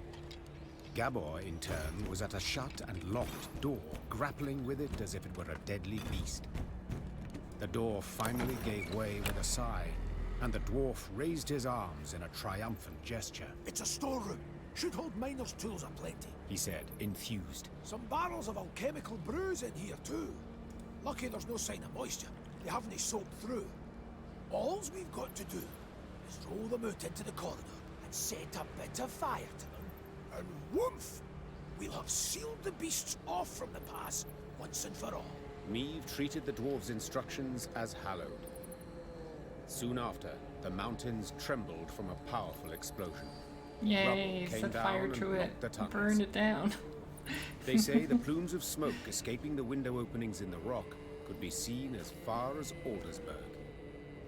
Aldersburg? Wow. That's pretty far. That's pretty far. Explosions.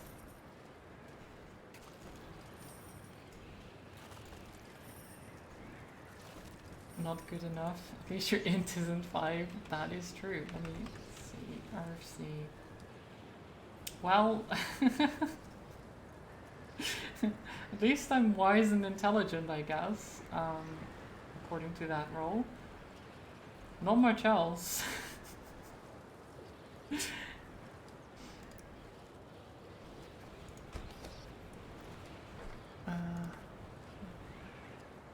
Document found at Boar's Rump.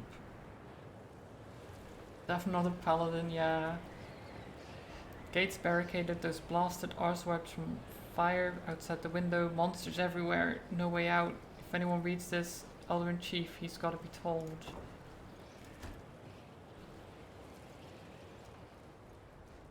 The best of magic casters. Ah yes, the weakest. Weak in melee. Draw 2 units and set their power to the 1. Interesting. Interesting. That is... Huh. Do I want that? Your robot has been shipped? Ooh, nice aura.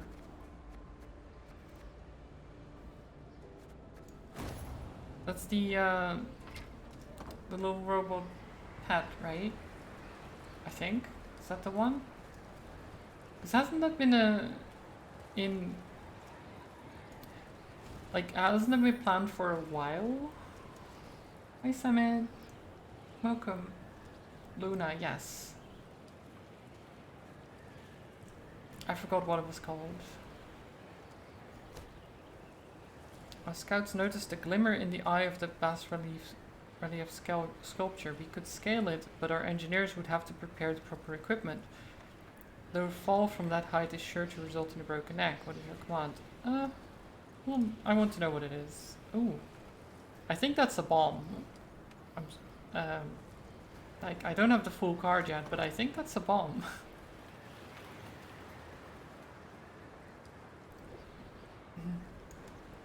There were issues with the early release, so they delayed yours. Oh, right.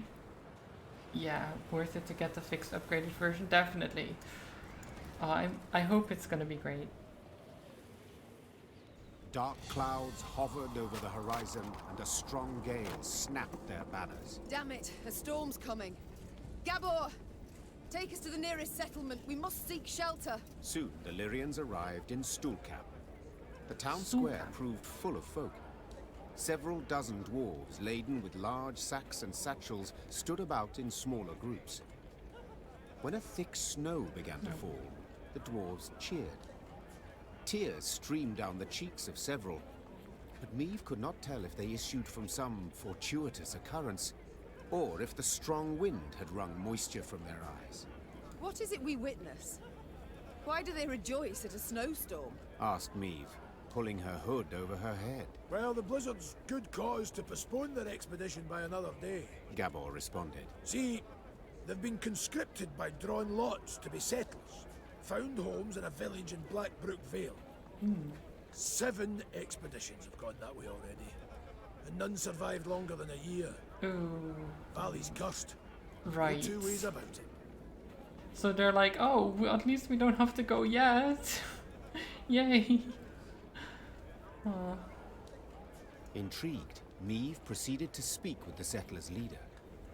He confirmed Gabor's claim. He had buried many a previous colonist. All had been abnormally thin, pale, prematurely greyed, as if some wraith had drawn the lifeblood out of them. Once the dwarf had finished his tale, he gripped the Queen's hand firmly, and promising a generous reward, begged that she and her Lyrians accompany the expedition to Blackbrook Valley. Tain't far. Mere few leagues north along the main road. Will make the march much easier to ken with the whole army, in case of any danger. I mean, I guess. I know not how useful our swords can be against curses and spectres, said Meve. But leave you bereft and in need I will not. We shall march with you into Blackbrook Vale and see to it that you are safely arrived. Then we will march on. The dwarf sped off to announce the good tidings to his settler brethren. By the time the blizzard had abated, they were ready to march. Hope you were having a good day so far. Let's see. Okay, quite a few things to do there. We're getting there. We're getting through. This is the next main quest stop, and then we have to go all the way here. We're getting through this.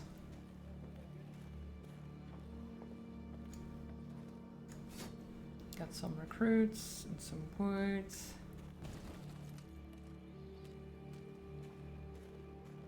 Anything else?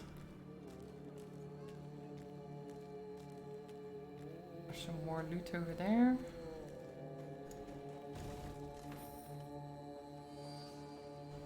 I can go.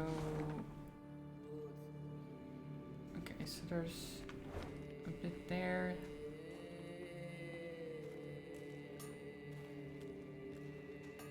Let's grab this loot first and then talk to this dwarf. The local blacksmith, Thronebreaker Cranmer, is peddling a fragment of a magical runestone of something sort or other. Should you collect all the remaining pieces, you'll be able to create a powerful artifact. Yeah, that's... Oh, Northern Wind. It's a bomb, I think. What does it do? Where is it? There. Damage all damaged enemies by 4, then damage all enemies by 2. You know what? I prefer that over Zoria Runestone. Let's do this.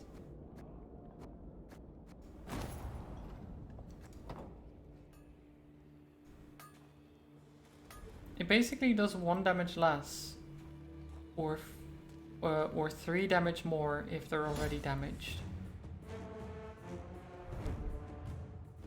While passing a nearby cave, Meve's attention turned to the icicles hanging from the cavern's mouth. They seemed to pulsate eerily with the soft light. The queen told herself it was a mere reflection of the sun's rays, yet, had she a witch's expertise at her disposal, she would know that ice can be enchanted with stolen dreams, and such circumstances could mean but one thing. A Celano harpy nest must be close by. Those harpies. Bit of a heavy day. Oh, intent to chill now with ice cream next to a cozy stream of wholesome game. Yes. I mean, I don't know if it's wholesome game necessarily, because there is a lot of death and destruction going on. But I'll try to make it a cozy stream. That's always my intention. So I hope you get some chill time. The Witcher world, very wholesome, yes, 100%. Oh, you can't just eat my arbalest straight off the bat. That's rude. I can't believe they did that. Shaking my head. Have a pitfall trap.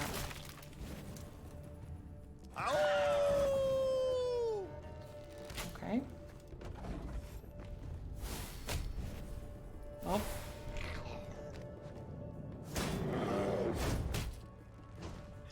Bear. Interesting.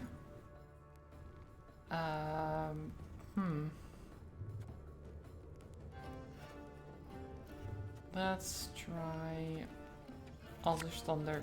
Bam.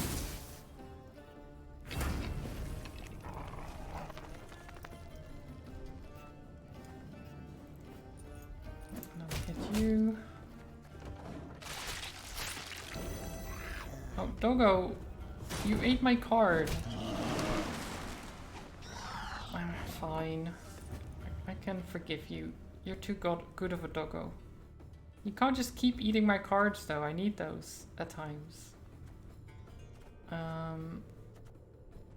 least they ate the worst card, technically. Like worst. The one I wasn't really planning on playing anyway. At least not until later. Okay, we can do a slinger. Never have a stone knock out one of your teeth. There you go. They paused. Okay. Well, then I pause too, because you lose. Does mean my pitfall trap goes away, but that's fine by me. We still have our doggo. That's the most important part. You must sweat like a swine in that jacket. There you go. Egg. Okay.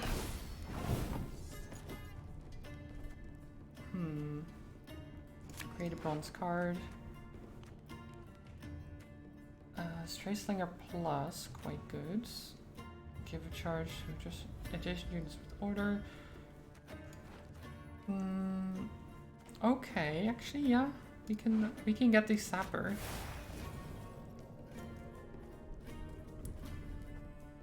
Boop, boop.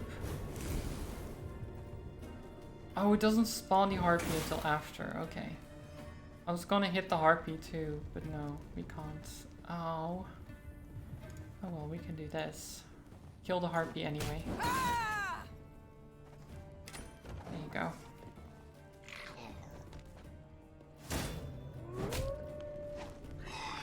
Go.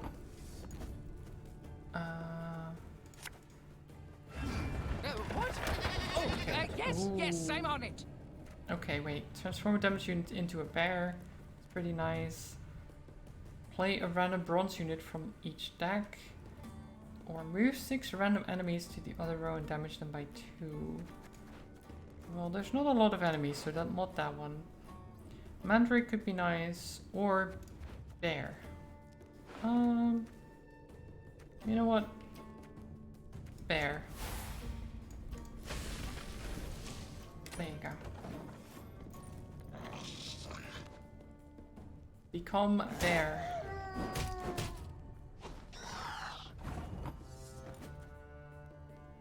Okay, you.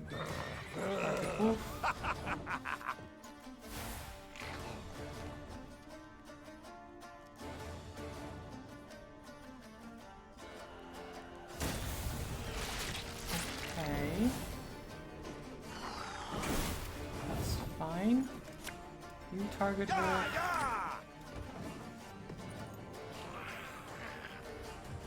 I really hope the dog isn't gonna eat my Northern Wind. Because I need that. Also, it probably shouldn't eat explosives. I'm hoping it doesn't eat explosives. Have them done in a jiffy. Okay. Damage unit by 10. Okay, let's do that. So you 4 and then 6 to this bear.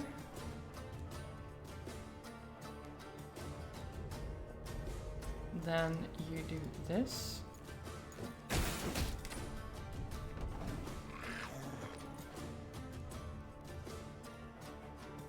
You like how there can be many viable playstyles with the same set of cards? Yeah. It's quite good.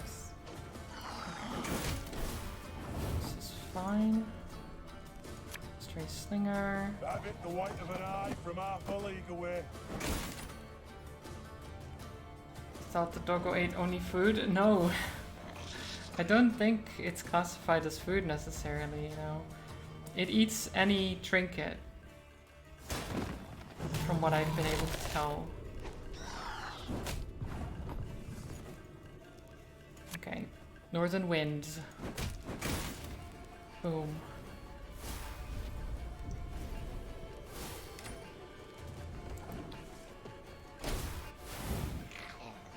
Okay.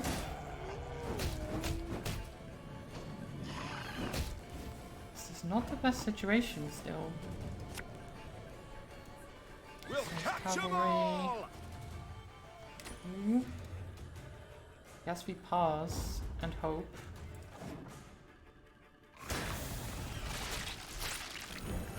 Yikes. Well, we lost the round.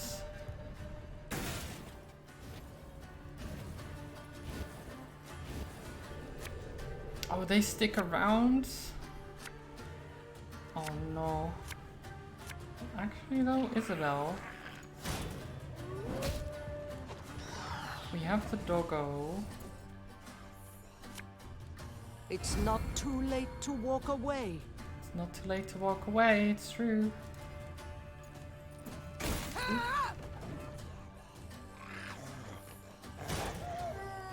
No, ooh, okay, I don't want to hit. Isabel, don't die, okay? Don't die. Don't die. If anyone Become asks, powerful. There you go. you've not seen me.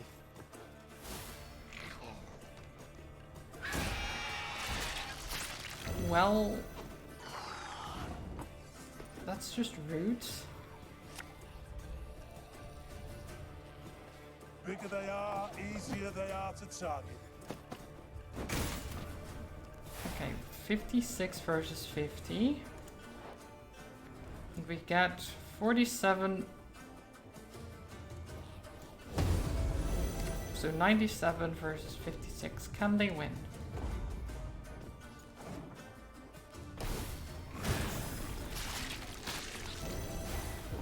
Nope. GG. Easy. I mean, I say easy. It was actually quite on the edge there, but it's fine. Stoyan, son of Arben. Rumor has it those plowing Barbagazi have come down from the mountains again. Take a few lads and get rid of those scabby hairballs for good.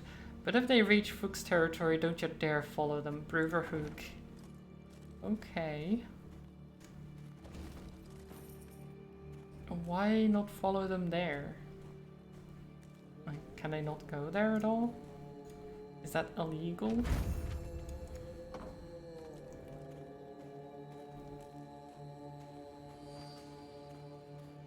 Do.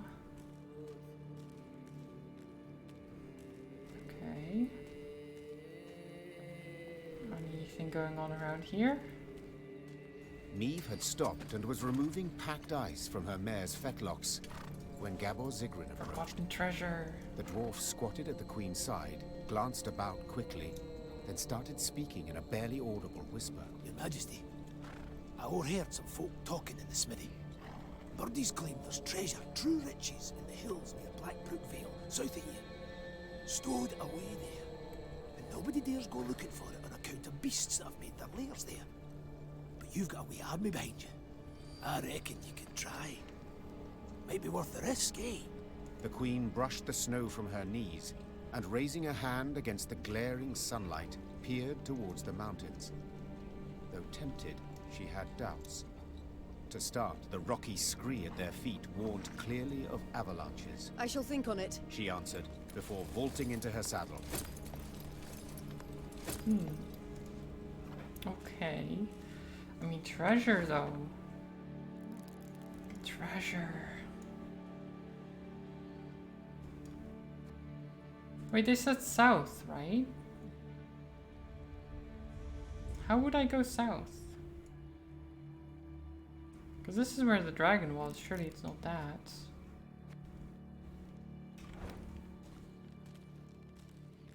Or is the map not north? Is up?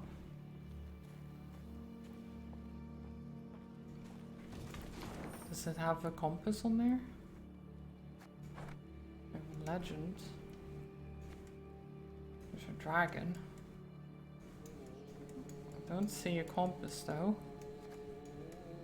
Nowhere that it says northeast. You would think that the map would have something like that, right? Seems pretty standard to have. Just the cardinal directions marked.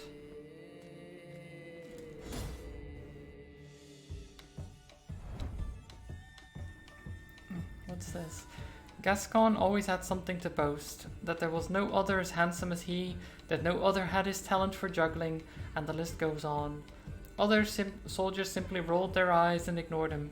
However, once during a stop at a brewery, Gascon proclaimed he could hold his ale better than any dwarf. Oh, that's not something you want to say here.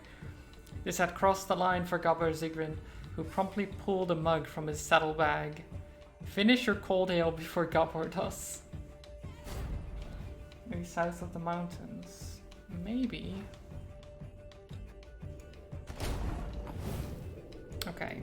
How do we do this? Use 1 charge to take 1 swig of cold ale. If you took more swigs than you have gawkers during the round, gain 1 gawker.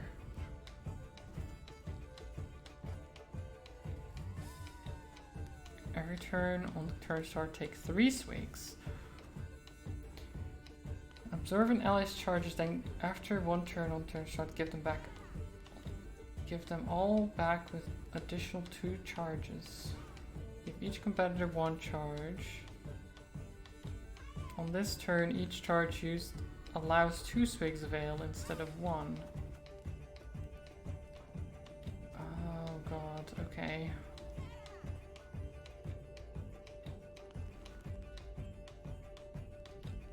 Okay, what if I... this, right?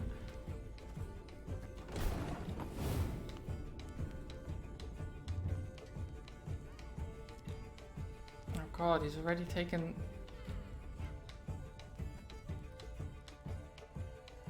He's already at 18 left. Oh jeez. Wait, why did mine reset? What happened?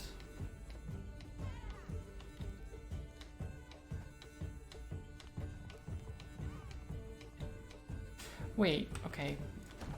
Wait, I think I don't quite understand how this works. Because I thought I could, like, give an additional charge and the next turn absorb the charges, gain more charges, that type of stuff.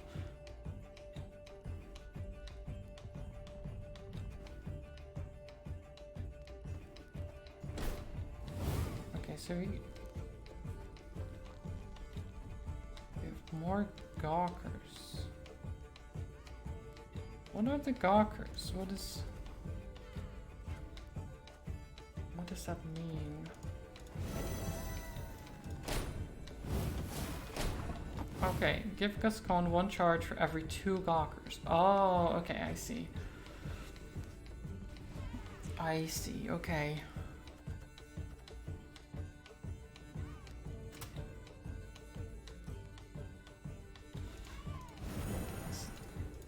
What is this? Okay. So he's on 14. So we now have an additional charge.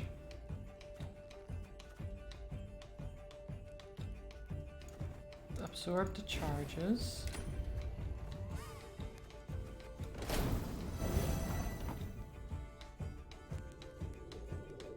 Each charge used allows 2 swigs of ale instead of 1. Drink it all.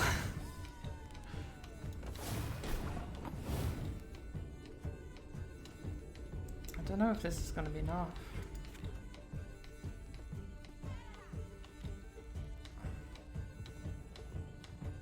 Yeah, no. I think we needed more. Okay. I think I'm getting what I need to do now.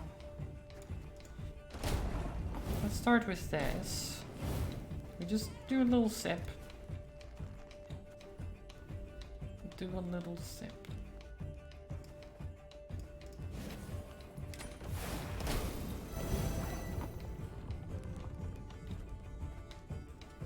Then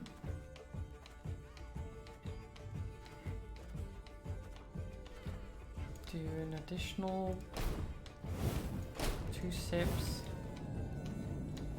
This. 5.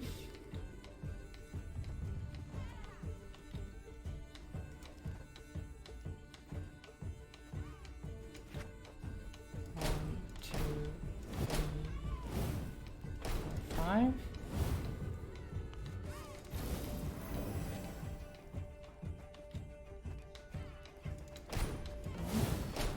Okay.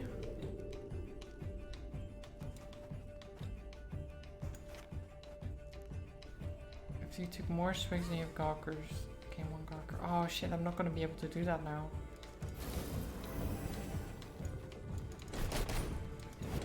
Yeah, I think I messed up. Okay.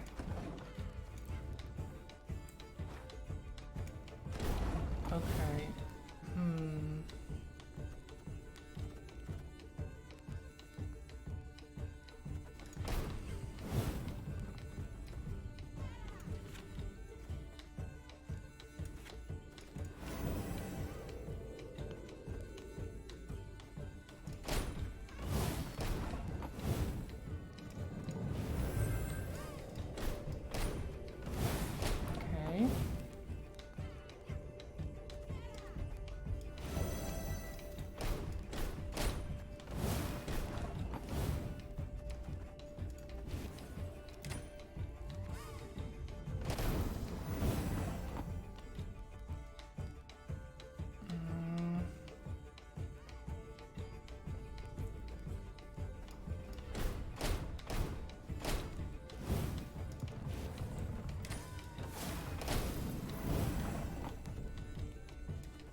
Bottom. Yeah. Drink that ale. Drink it all. Nice. Impossible. I can't believe it. Gascon, he drank a dwarf under the table. I've said it before, I think, dear Reynard. You simply underestimate him. I mean, drinking a dwarf under the table is no mean feat. Every turn on turn end, boost a random ally on each row by 2. Pretty fancy, I like that. Welcome back, Mahons. You know what? I think I'm gonna get rid of the mandrake and get the ale.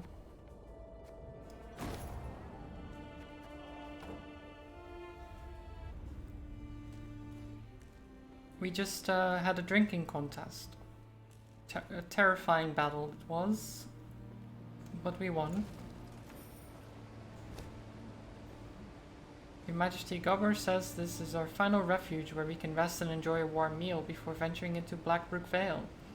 The soldiers are spent from climbing and needed to sit a spell. If your grace could find some extra coin to provide for our stay, yeah, have some food and drink. By formal decree of the Elder. From here on in, you're on your own, wench. Wow, that's just rude. I'm a queen, I'll have you know. You can't just call me a wench.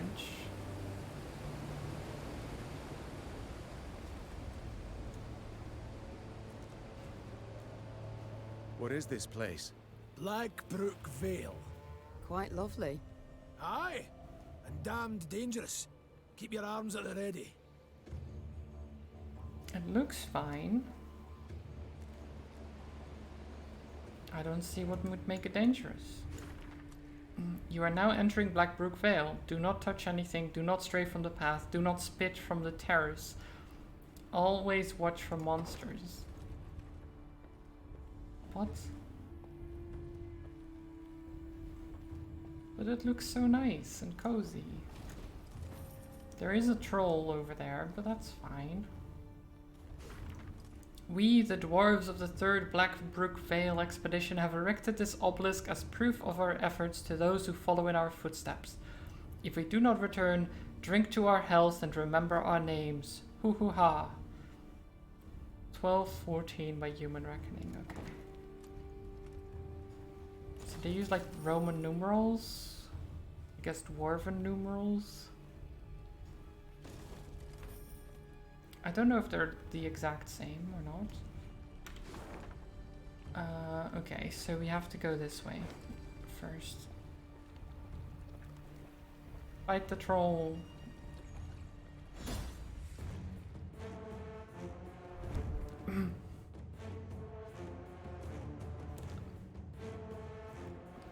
Mahakam engineers were puzzled why the mighty frost bridge had fallen to ruin. Perhaps an ice flow was to blame? Or a stiff frigid gale from Mount Carbon? An earthquake perhaps? No, these were not the cause. The true culprit stood 10 foot tall with thick skin and an exceptionally hostile temperament. Move all units except the bridge troll to the other side of the battlefield. Do not let any unit die. Okay, great. Easy enough, right? Don't let anyone die.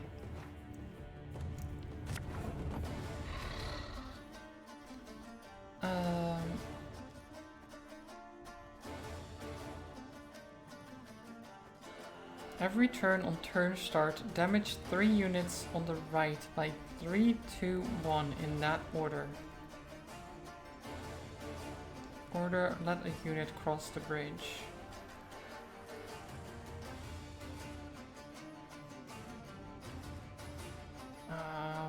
Move the other row? Why would I do that?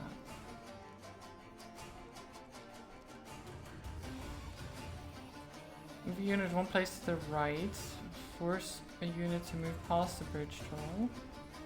Okay. Okay, well, so what if I move you? And you can... So...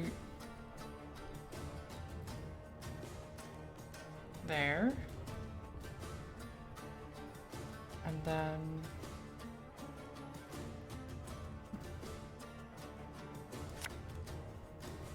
You can go to... I don't know. I don't know what I'm doing, honestly.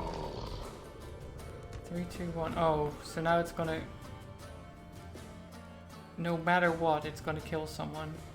So we've lost. Okay. How does that...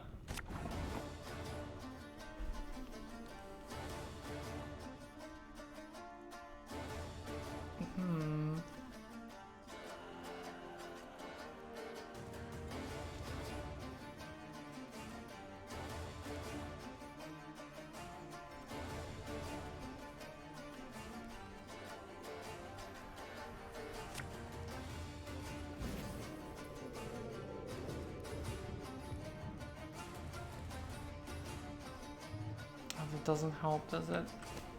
Not like that. Okay. What am I doing? So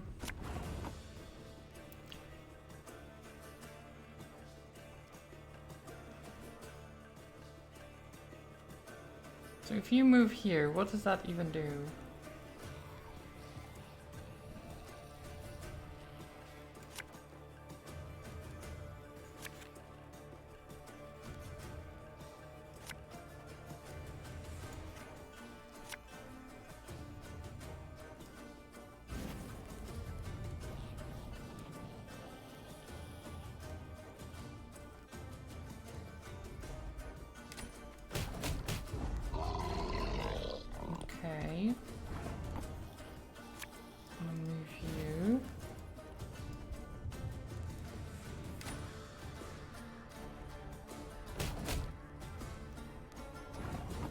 Okay.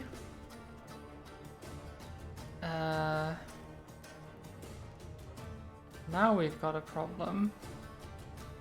Actually, do we? What happens?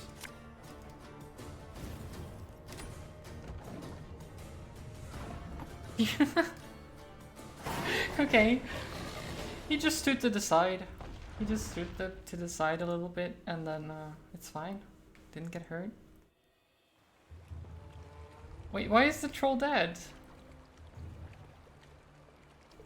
Maybe it's just sleeping. Like, we didn't kill him. We just moved past. Right? At least I think. Your mind blow his brain to bits? Oh no. Dwarven bodies littered the cave, dozens with no visible wounds. Seems they sought shelter. They carried their belongings with them. Items that may be of use to us. Mind you, of the 3 scouts sent, only 1 has returned. We know not what killed the others. They simply collapsed as if paralyzed. 20 units. I mean, we're gonna search the cave. It's 2,000 gold and 640 wood and a relic thing. It's worth it. It's only 20 people. That's fine. Oh. Looks like some kind of brew.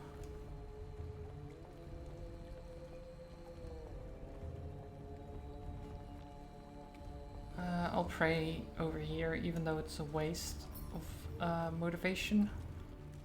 Since they're already hyped up. They're very motivated right now. Can you upgrade the camp to get more troops in gold post-battle? The gold one is already fully upgraded. That's this one. Gain between 75 and 150 gold for every battle won. I get 1 recruit after every battle won.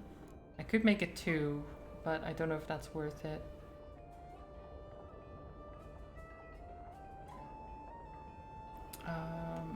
I want this.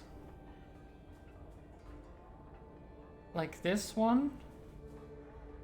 Considering it upgrades it upgrades the Stray's cavalry, which I use, and the slingers, which I use.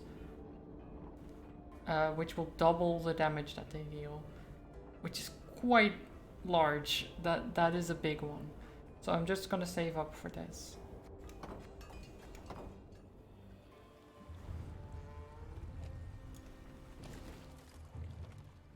Oh, another monument. Lads and lassies, if you're reading this, it means the next group of settlers have arrived. May you have more luck than we, the 5th expedition. 40 dwarves strong just a month past, but we're now only 3. Oberyn, Prodan, and Sava. Plough and Mystery what killed the rest. Found them one morning in their beds, just dead, stiff as boards. Expect soon we'll share the same fate. I can just feel it in my bones. Anyhow, we tucked away what's left of our valuables in the grotto east of here. No longer any use to us, but mayhap it's just what you're looking for. Maybe. Oh, there's a banshee. There's some other stuff over there. Hello. Dusted with snow, an abandoned cart stood in the middle of the road, 2 feet protruding from the back. What had happened here? A murder? An ambush? Meave didn't have to wait long to learn the truth, for in a moment she heard a damning howl behind her. Those damn banshees.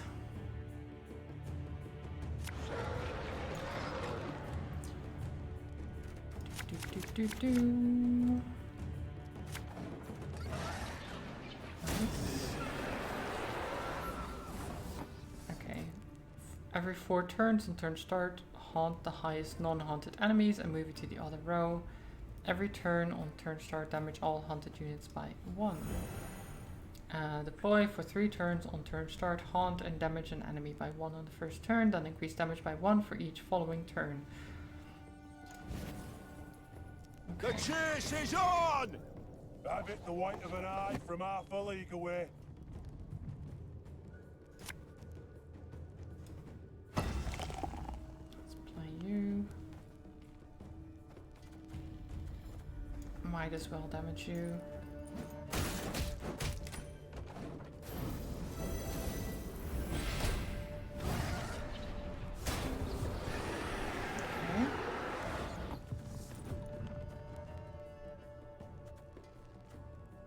Bronze card. Order. Destroy 2 cards to the right. If they were units, boost self by the combined power. If either was an artifact, boost self by current power instead.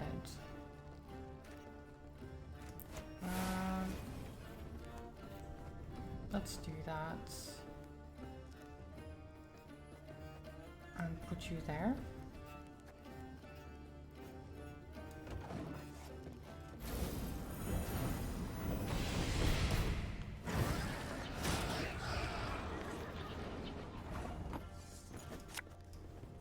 Fire. I smell a leak.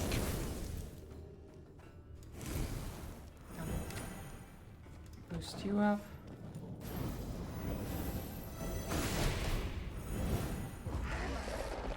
Paused. Okay. That's fine by me.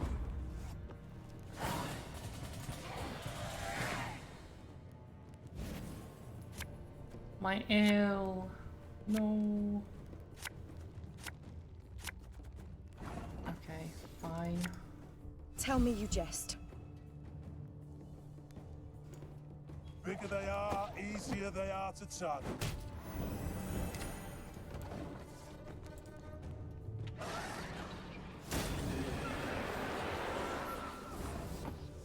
Okay. Go, hop, hop. Get you over there.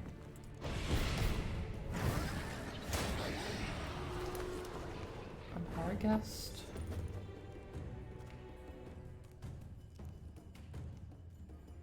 Knickers.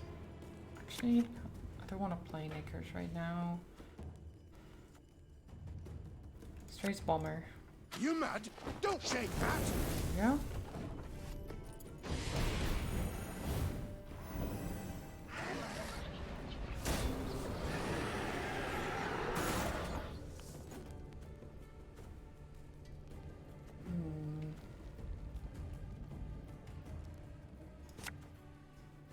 Thing about slings, you. they hide well.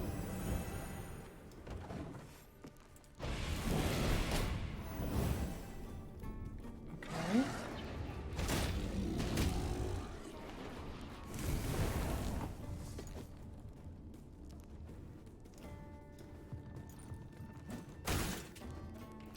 Boom.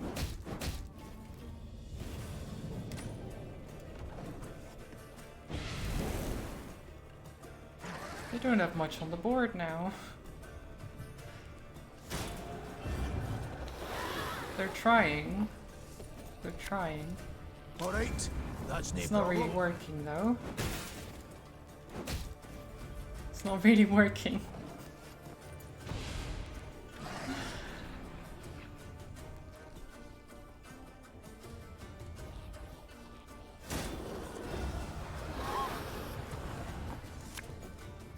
Quick and painful this'll be.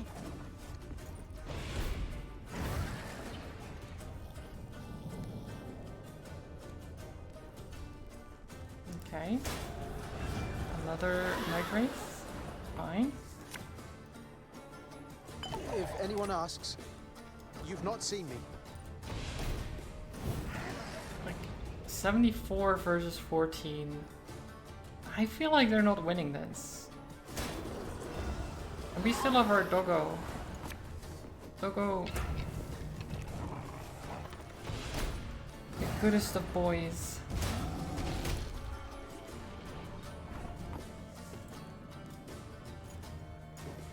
And then Zappers.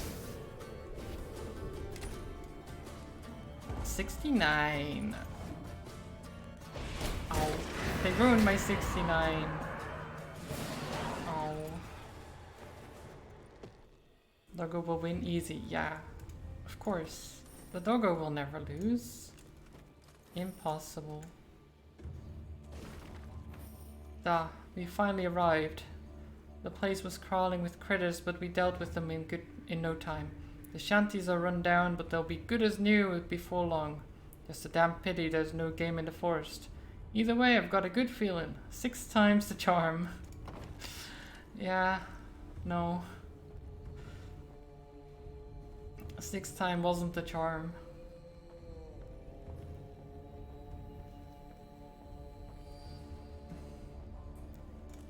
They've tried many times, in fact. So wait, we escorted them. This is where they needed to be, no? Ah. The cemetery is the final resting place for the Dwarven settlers from all 7 expeditions. Yeah, 7. So not 6, 7. And the 7th was also, you know,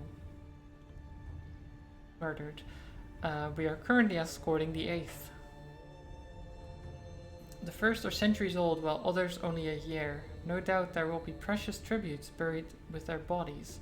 We could order our soldiers to recover them, but I warn you, milady, that they won't like this one bit. Now, the dwarves can have their eternal rest. We're not gonna grave rob from dwarves. That's just rude. Blackbrook Vale. The name itself embodied infamy.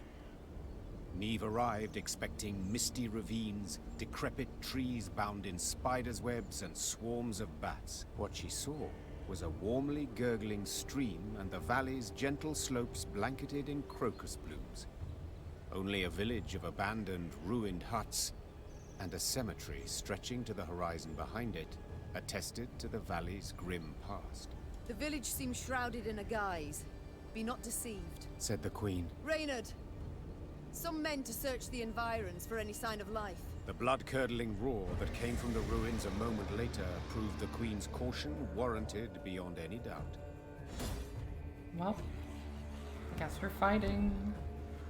If not for the aid of the Lyrian army, the Dwarven settlers would have likely have soon perished, shredded by wretched beasts hidden among the ruins. With the help of Meve and her men, they stood a chance of surviving, however small. The infamous Blackbrook Vale did indeed seem to be cursed. Hint, hauntings are more common than you think. Well, thanks, game. That's a very nice hint there.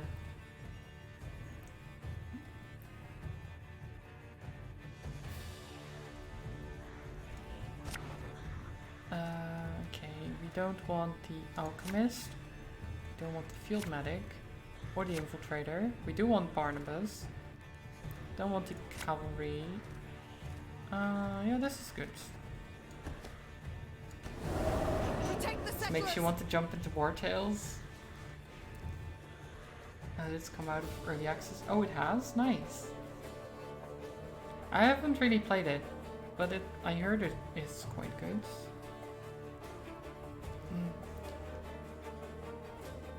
Whenever Meve plays a card with even power, boosts a random ally by 3. If odd, damage a random enemy by 2.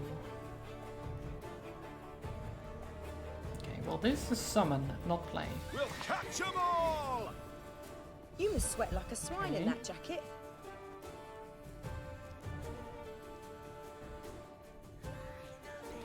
Wait, how does it work if I play the ale? It has no power.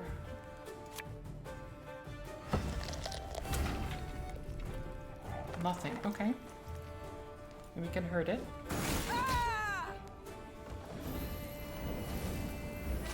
Holly was playing it during early access. Oh, right, yeah, that's the key. Right. Now I know which one that is.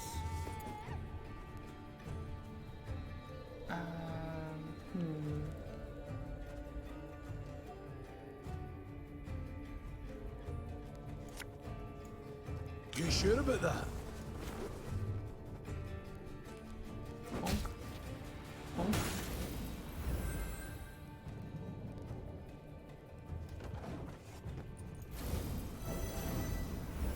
Yeah, quite a lot since she's played it.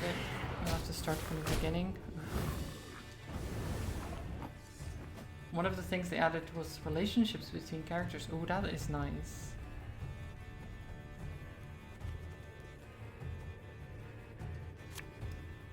Sod it. Sod it all. They can now even love or hate each other. Oh, just like real life. Isn't that nice? They can all hate each other equally.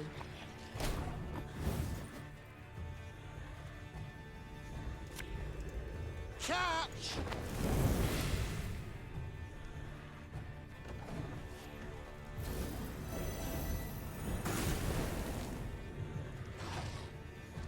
Okay.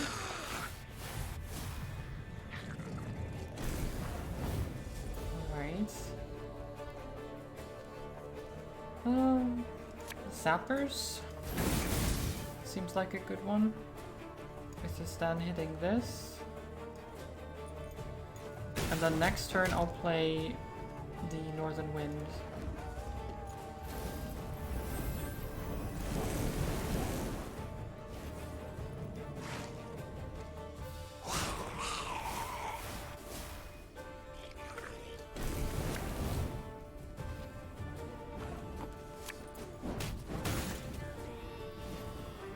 There you go. Northern Wind is so good.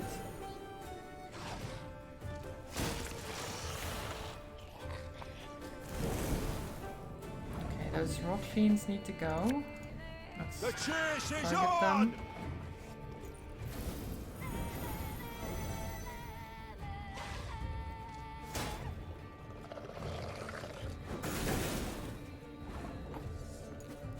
Okay, and then Thing about slings, they hide well.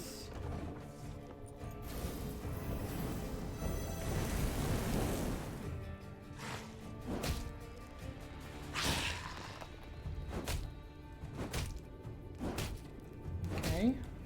Ow, ow, ow, ow. Damn ghoul. Being very rude. Hey?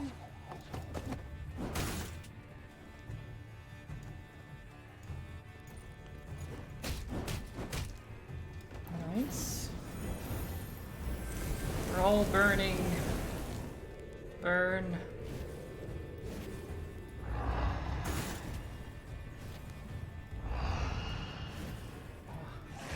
So much damage. They don't stand a chance. Okay, Barnabas, finish them off. Sorry, turnips back for an encore. Let's see. Damage 3 units by 3 if already damaged, destroy them. That would work for 2 of them, not for the last.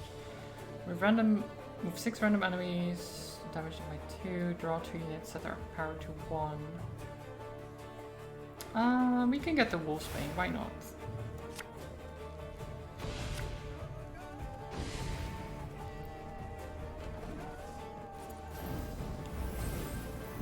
Just let it last even longer. Oh, 15, oh jeez. Oh, here it goes. Oh. Oh. He's going for it. Oh. Almost. Yeah. Okay. They've passed, so we can win. We can just win.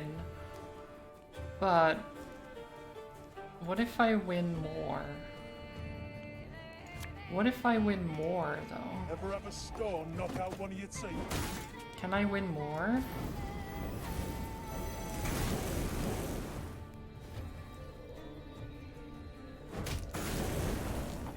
Why would I not win more? Actually, no, that would be... No, okay, fine. We'll leave it there. Likely the last, that one. Should be safe now.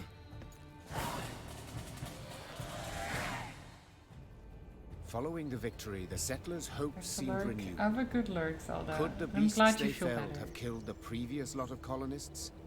Have Perhaps a good rest the of the curse day. that had And long try not to hung fall over down the Blackrock stairs again. Vale was at last broken. We thank you, Your Majesty. The settlers' leader said, slipping the satchel from his shoulder. You've granted Those us damn new stairs. hope and a new home.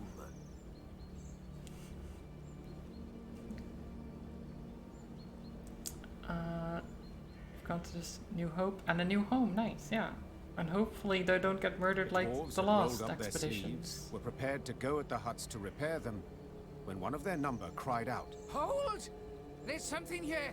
Something reeky. A voice most familiar, thought Neve. Yes, for it belonged to Barnabas, the rescued Barnabas. inventor. The gnome had elbowed his way to the fore, stood on his toes, extended his nose, and inhaled through it like a pointing hound seeking out wildlife. Huh?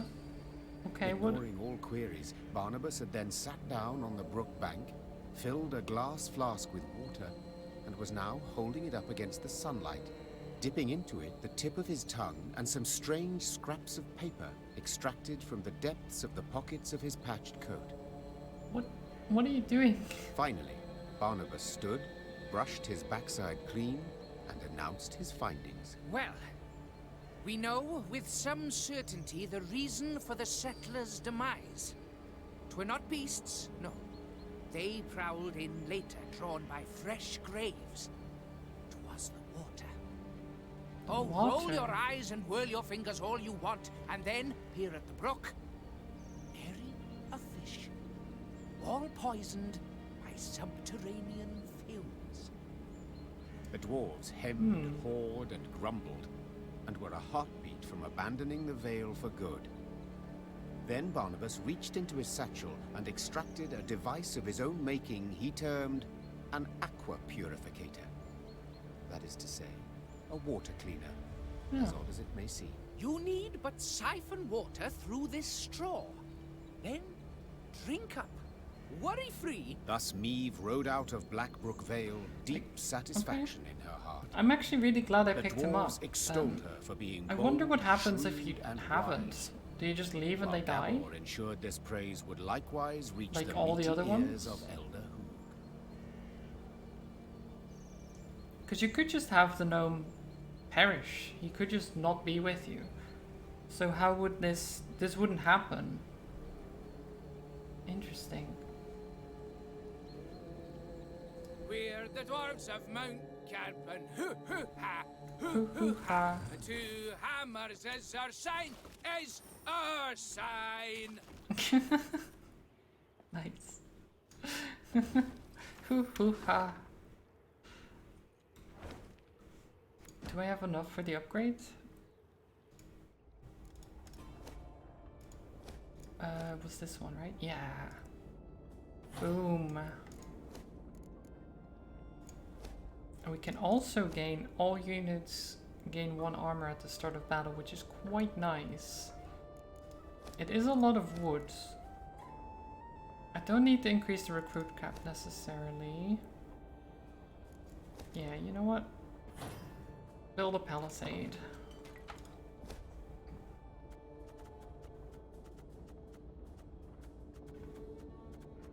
Nice. Okay, we're upgraded and ready to set out once more. We're getting close to the Dwarven capital, I think. Maybe. Why is this empty? Not even loot for me to grab. I can't believe it. The rumors Gabor had overheard were true. Scouts returned with news of a cavern at whose mouth lay rotted logs, an indication that something of great weight may have been rolled inside. Chests full of gold, for instance. Then again, paw tracks clearly showed some beasts had made the cave their home. Right. Decision time. Enter or scramble back down, said Gascon, rubbing his hands together for warmth. Please hurry. This frost is downright biting. Enter. I mean, it's treasure. I can't just leave it. Foolish we'd be to descend empty-handed. Fall in behind me! The Queen took the fore, sword in one hand, torch in the other. The flickering flame's glow illuminated the cave's interior, casting long shadows. Meve was certain some horror would leap at her at any moment. And she was not at all wrong. What leaps at us, though? What else might these forgotten, inaccessible caverns hold? A magical rune-imbued weapon forged centuries past? Sapphires, rubies, and topaz, carved and polished by long-dead dwarven jewelers? Perhaps immeasurable mountains of gold? To find out, the Lyrians had only to slay the monsters that dwelled there in depths. Eliminate the crazed Shelmar.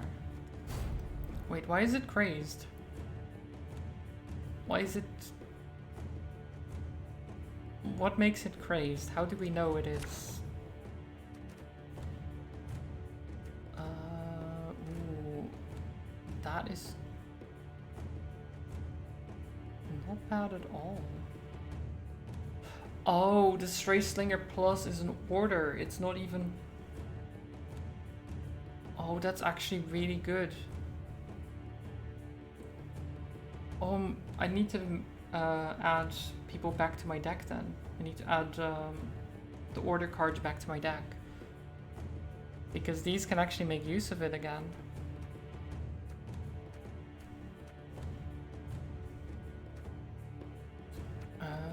Yeah, I think this is good.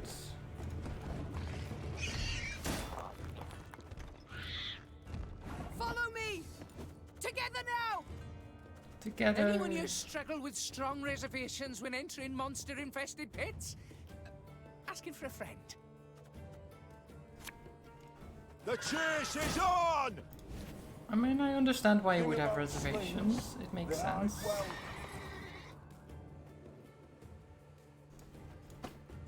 Okay, we'll wait with that. We're just gonna summon more.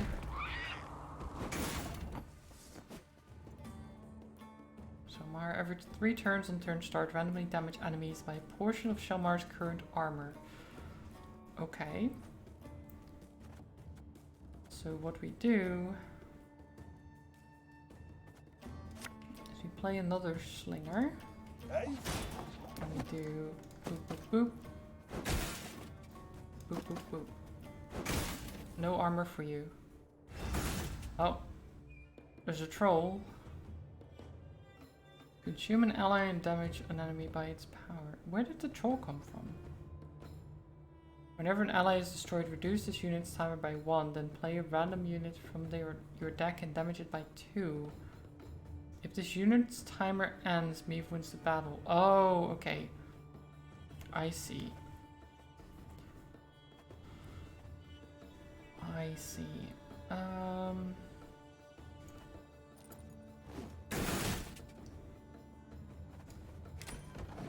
we go.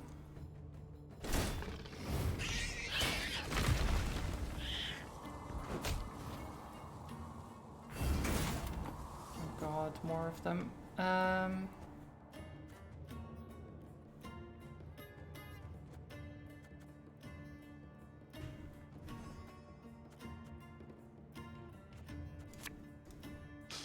I smell a leak. Fire.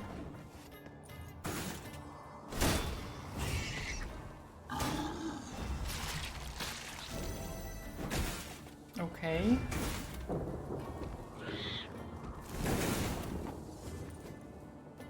Okay.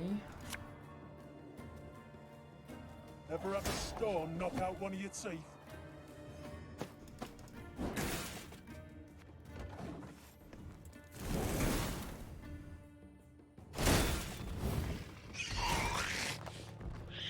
This is fine.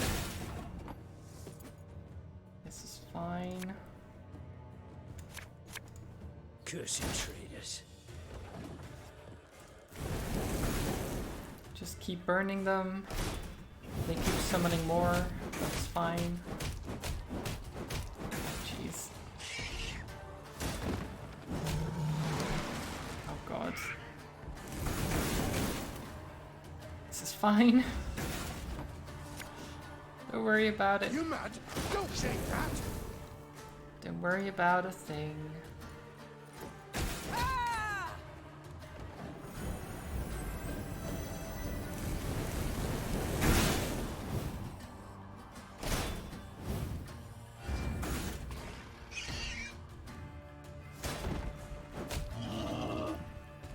Okay.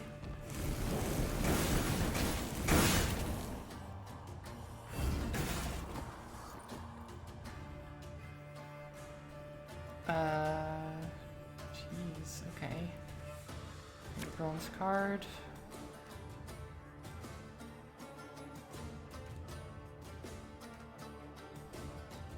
Damage by 2. I guess that's not the worst.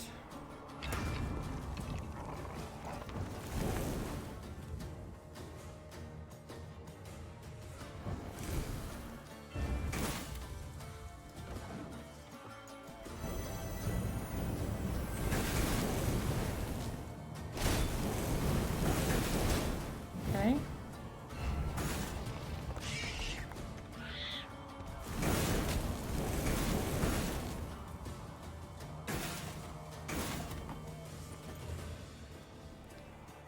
Zappers on you.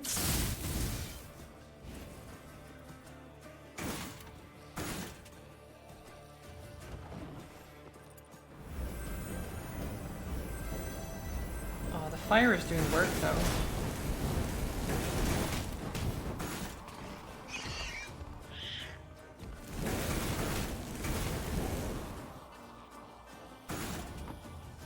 Northern wind. Oof.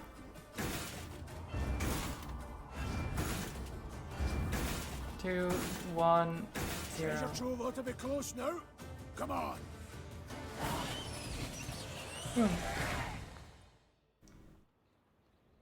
As soon as the Didn't last even need beast to use had the fallen, ale. the Lyrians took to seeking out the treasure. Soldiers Treasure. dispersed throughout the caverns in a rush, penetrating every last corner. Finally, one called out. Got it! Got the treasure right here! Treasure! Shiny stuff! A number of steel-reinforced chests lay up against the cavern wall. Neve blew the dust from the lid of one and lifted it with some difficulty. She had hoped for gold and jewels, bars of Mahakaman steel at the least. Instead, she saw thousands of time-tarnished copper coins with a hole through their center. What's this bloody crap? Tokens of some sort? Aye, that's right. Holy Guldens, we call them. They're, currency in Mahakam. Get our wages in them. Use them to cop victuals and hooch. What of arms, armor, tools?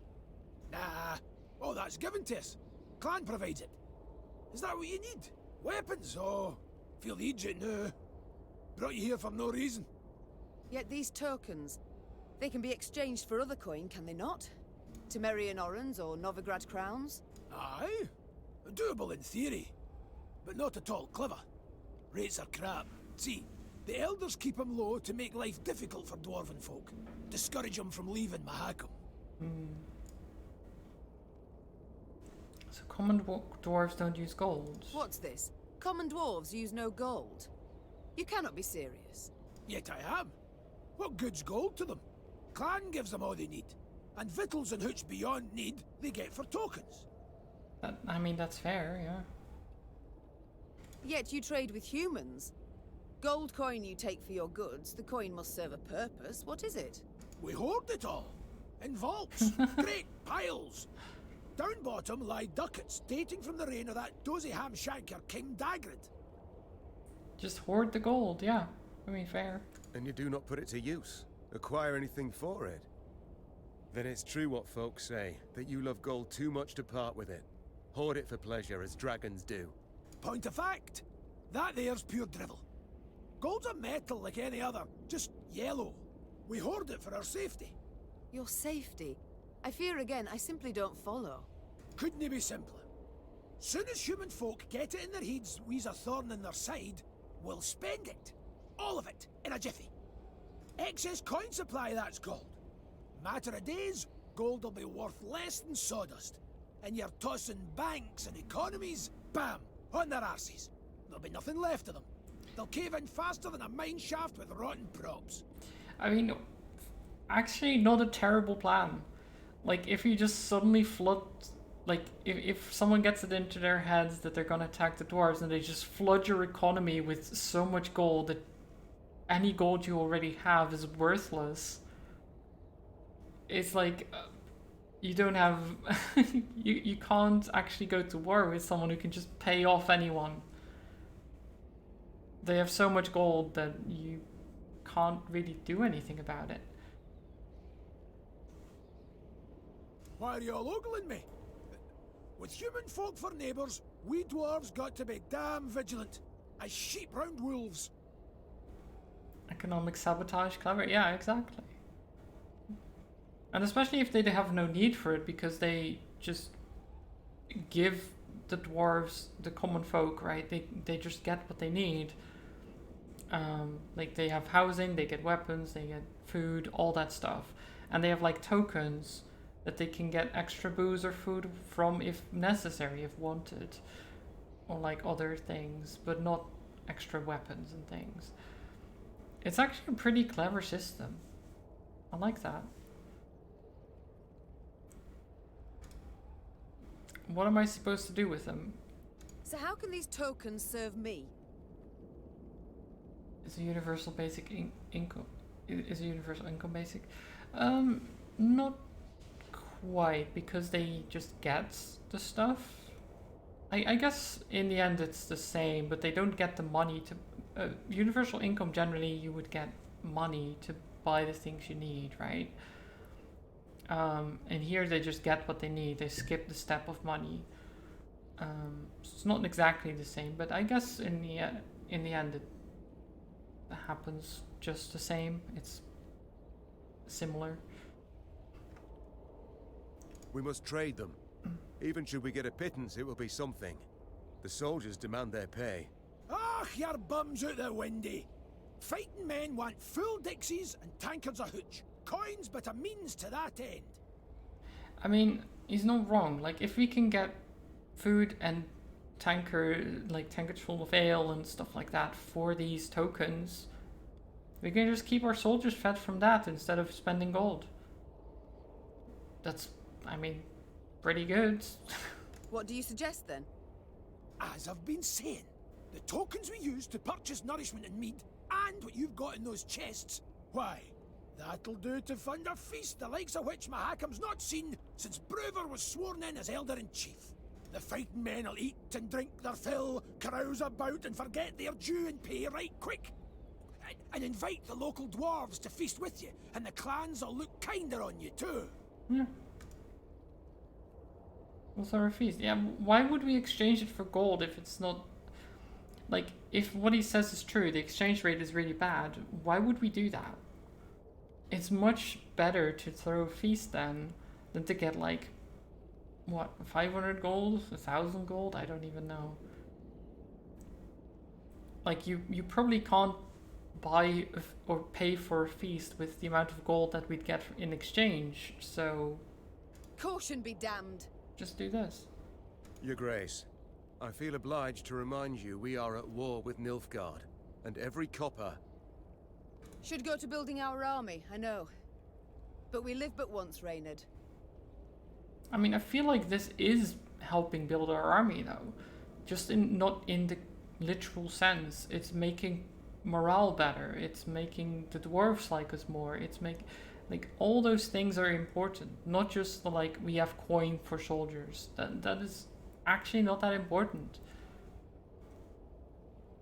Sir Gabor, take the tokens I and mean, arrange me a importance feast so enough, grand but... that Ebdahi himself shall hear us revel. As Meave's force could not possibly fit in a tavern, the feast was laid out in a storehouse. Crates arranged in rows served as tables and benches, while the windows were festooned with lion's foot and pasque flower. Nice. Great barrels of mead, cognac, and vodka were rolled in, and when the soldiers saw this, they broke out in cheers and laughter that lasted till dawn. Pour us another round, you lovable Lyrian bastards! For he's a jolly good a jolly good dwarf. Oh, Gabor got upgraded? I didn't know the legendary cards could be upgraded. There was food and drink enough for the dwarves of the pass, who, with Meave's men, raised tankards in hand and voices in song the night through. To see them sharing tales and playing cards, one would not believe that anywhere down the mountains, through woods and across plains, humans and dwarves might, for the softest slight, leap at each other, murder in their eyes. Yeah. I think it's also just good for the relations between humans and dwarves, right? It's showing the dwarves that not all humans are like that. They're not all bad. If you can show the majority of dwarves living in Mahakam that's a good start. Where is his card? There you go.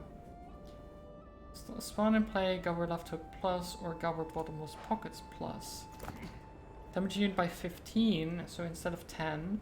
Or play 2 trinkets from the deck. So I've never used this one because I just start with the trinkets.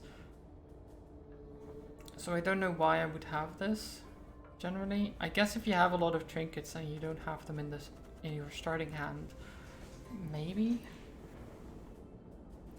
But there's no real reason for it. Okay, so I want Xavier back and Odo back. Some trinkets you didn't pick, I guess? I mean, they wouldn't be in my deck, though. They would be in... I could try it at some point.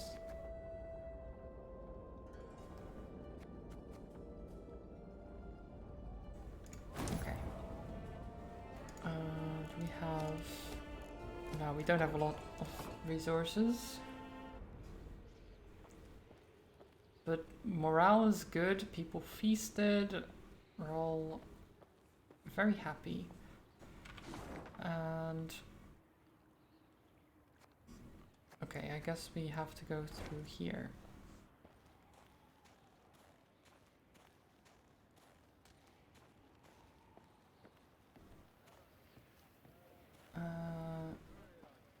Anything?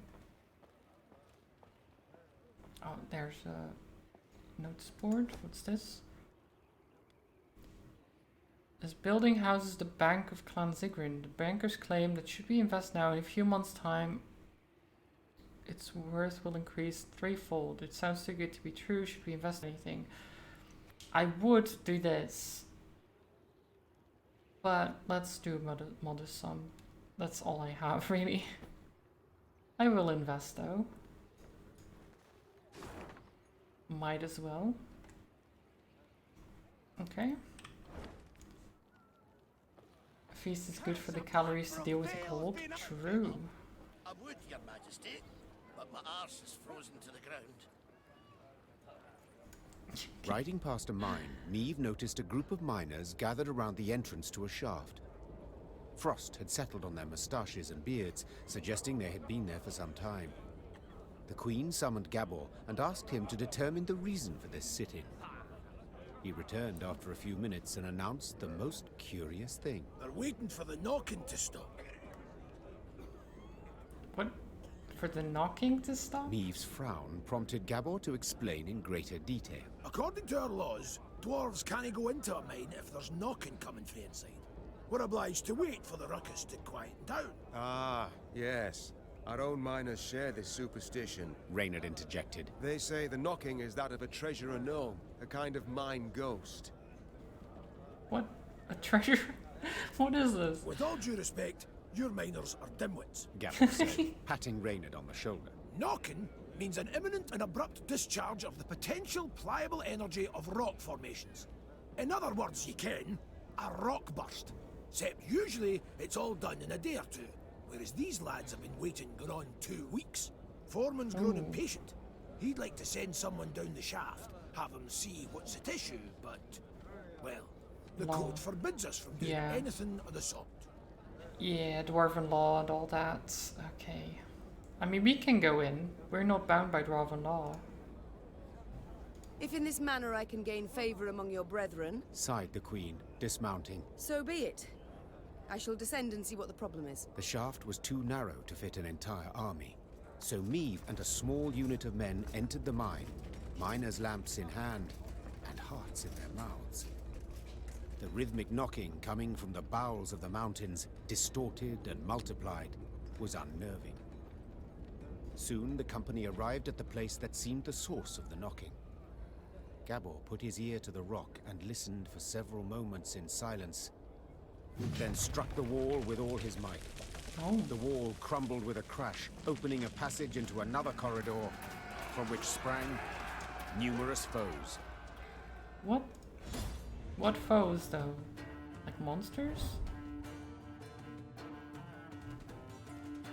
In the darkness of the abandoned mineshaft, it was impossible to discern who stood against Neve's force. It was clear only that they were men. Or at least something taking their form, imitating their voices. Knowing her sword was too large to thrust in this tight shaft, she threw it to the ground and reached for her dagger. What are... I guess monsters that can take the... like, look like men? Maybe?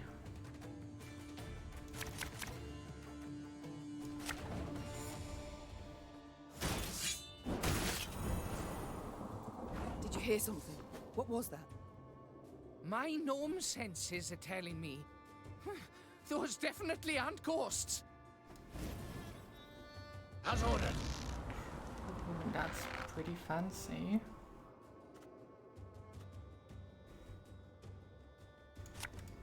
Tell me you jest. Off to the front yet again. Yeah.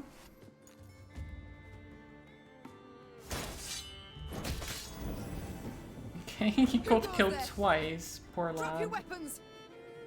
Nay, you drop yours. What? I'm not gonna drop my weapons. Don't like this.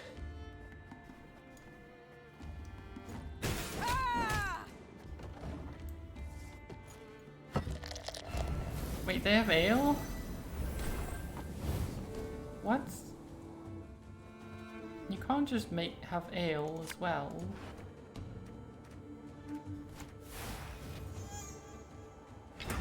I mean, I guess they can.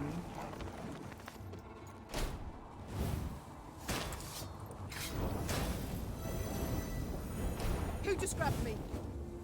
Oh, apologies, Maeve. I thought you were raining. What? Okay.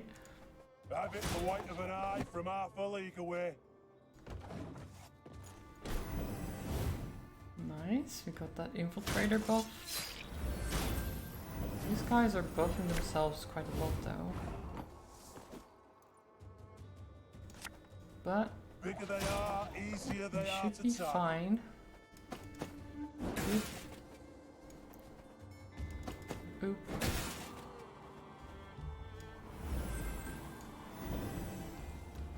Boop. And boop. That's quite good.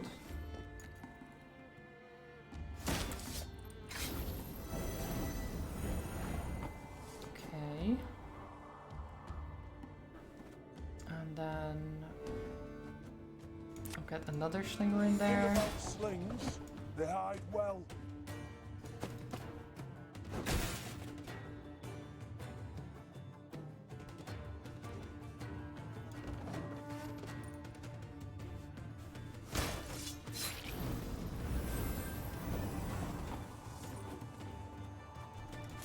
More slingers.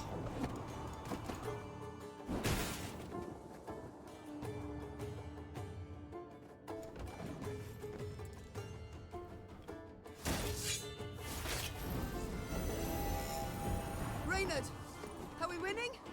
I can't see a bloody thing. Ale. Hit these.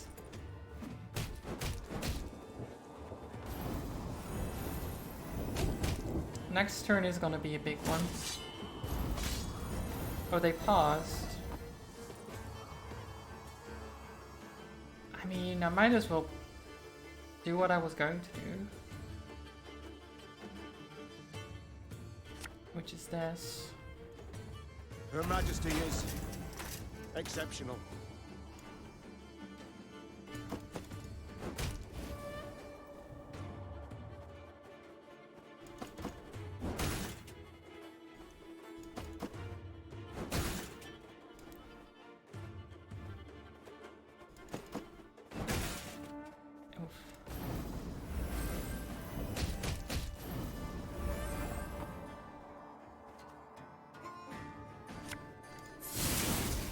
Zappers.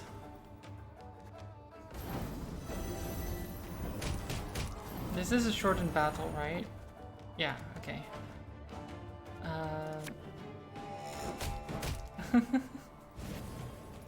Otherwise I was like, oh, right, I don't have another turn after this. Stop! Stop! We surrender! Okay. So who are these? Both sides were surprised. Both fought in the weak light of torches, nearly down on hands and knees. In the end, the Queen emerged victorious, and as soon as she had returned her sword to its sheath, she asked the new prisoners a question that was on everyone's mind. Who the devils are you? The captives looked at each other in disbelief, as if before them stood a ghost. Finally, one of them managed to choke out a response. Your Highness, we're your subjects. Neve recognized the accent at once. What? The men came from Rivia. But what were they doing so far from home? Yeah, and why in a mine shaft? What? Did they dig themselves out? Did they dig like a tunnel from Rivia to Mahakam? Because that seems insane if they did that.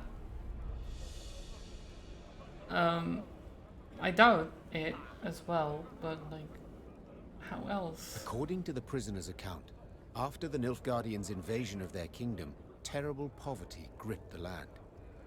Seeking bread, some desperate inhabitants had gone to the mountains of Mahakam, engaging in wildcat mining in search of precious ores. Without asking the dwarves what they thought of this. You know yourself, my queen, explained one captured Riv. They guard their treasure real jealous-like, don't care a whit about the suffering of others. They see us starving down in valley and don't lift a stubby finger. Sadly, the Rivians had dug close to existing corridors. When Gabor destroyed the wall that stood between them and the dwarves, they were convinced they were being attacked by monsters, so they raised arms in self-defense. Maeve, 'tis a tough nut to ken, said Gabor. But let's nae kid ourselves. These men are thieves, and we must hand them over to the Mahakaman Guard. So they may do what? Sentence them to hard labor, or hang them at once? Said Reynard, his usual calm shaken and his voice raised. These are your subjects, Queen. They coveted their neighbor's goods, true, but only because they had naught themselves. Oh god, that's such a difficult choice. Like, technically, I should hand them over, because they're on the Dwarven lands, stealing from the dwarves without talking to the dwarves. You know, very simple. But at the same time, there are people, and we know how bad they have it. I don't know how easygoing the dwarves will be with them. They will probably just, I don't know, have them do hard labor, or worse, they could kill them. But like, I don't know, do I... That's such a difficult choice. Do I hand them over? What does chat think? Do I let them go? Hand them over? I am leaning more towards handing them over, because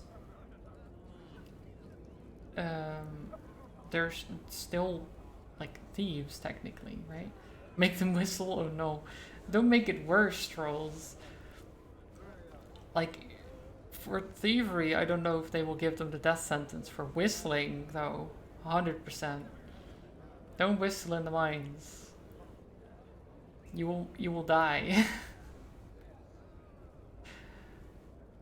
I will hand them over. If dwarves left the mountains to rob the fields of Rivia, said the Queen after some consideration, I'd want to judge them according to our laws. Like it or not, Bruverhoog has the same right. But, milady, you're us queen. You swore to protect us. From harm, yes. But not from due punishment. With a heavy heart, Meve handed the Rivs over to the Mahakaman Guard. What happened to them, I cannot say for certain. But they were not seen again. Oof. Oof. Well, at least we got the loot.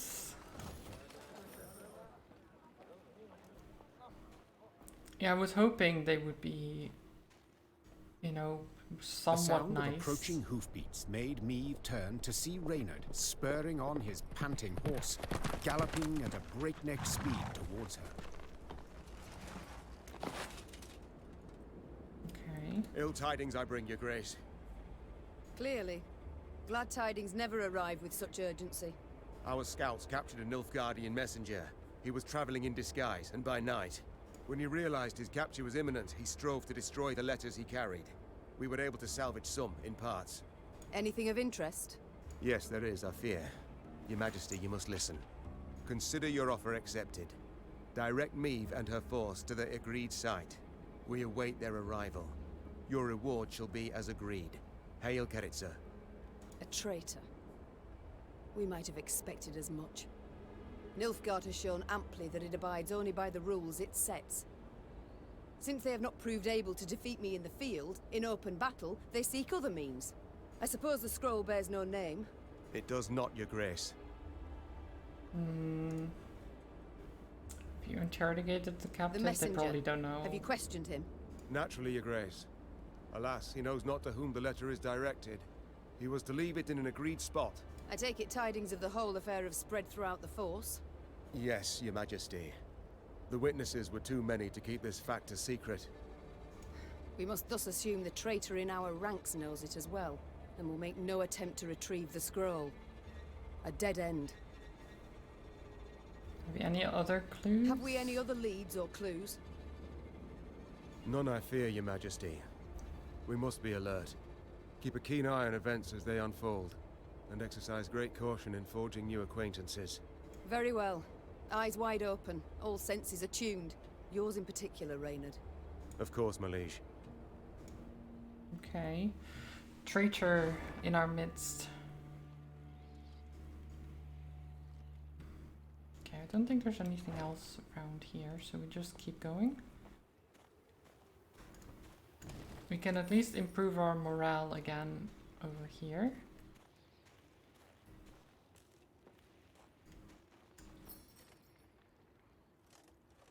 So it's not terrible. Anything in here?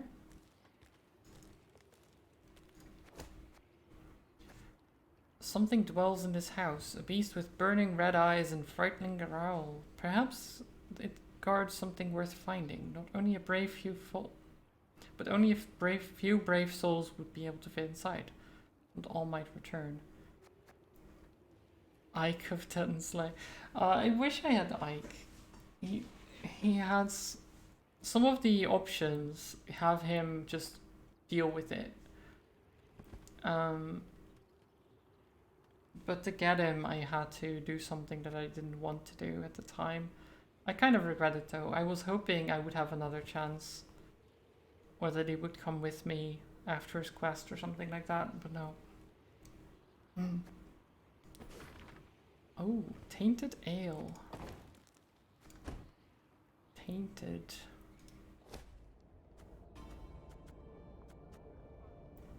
Mark a unit and boost it by 10. After 3 turns on turn start, destroy that unit and self.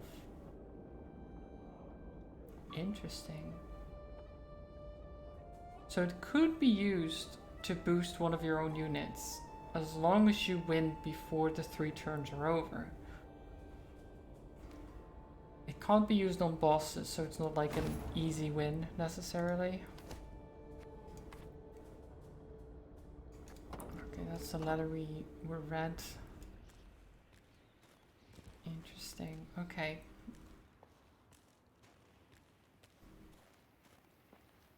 What is over this way? More mine shafts, a puzzle. What's this puzzle?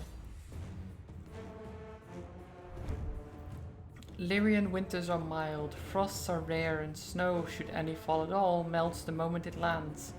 Yet Meave's soldiers had now witnessed an expanse of the frosty powder blanket, the peaks of Mahakam. They delighted in the harsh beauty of the frigid landscape. They then were struck with an ingenious idea, to pack snow into small orbs and hurl them at each other. Hilarity and hearty laughter ensued for minutes. That is, until a troll joined their revelry. To their terror, he had brought rocks to a snowball fight. Now that's just rude.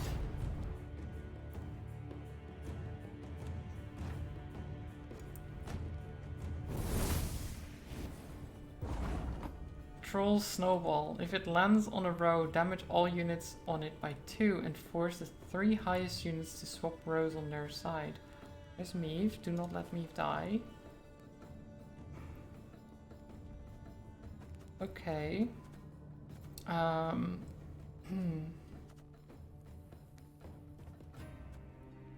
So we have the Scythemen. And we have the Slingers. Every turn on turn start, throw a troll snowball at the row with the most humans. This harvest will be reaping black-clad heads.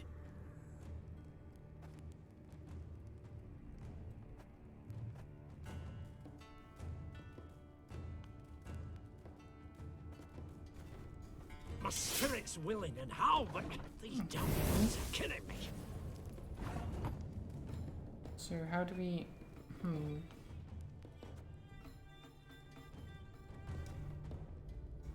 Thing about slings, they hide well.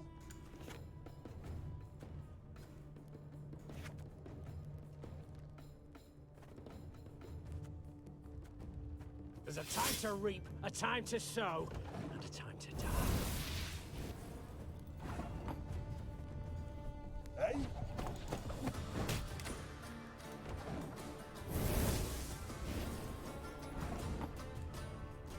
Okay. Aye.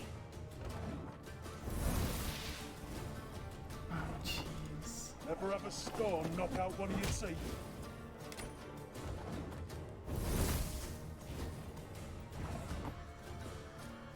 Ah, should have listened to me old lady.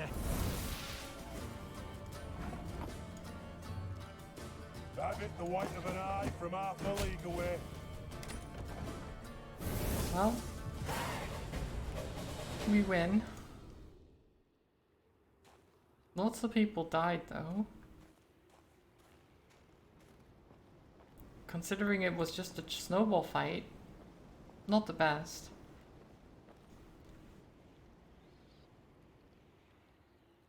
Oh, that's a lot of ghouls. I don't like that. Neve's force neared Davor's abyss. Signs of beastly feasting were not hard to find. Countless paw and claw tracks were impressed in the blood-stained snow. Among the boulders, bones picked clean were strewn about. Gascon lifted one from the ground. Empty inside, He said. Something sucked out the marrow. Neve's soldiers feigned indifference to the grisly sight.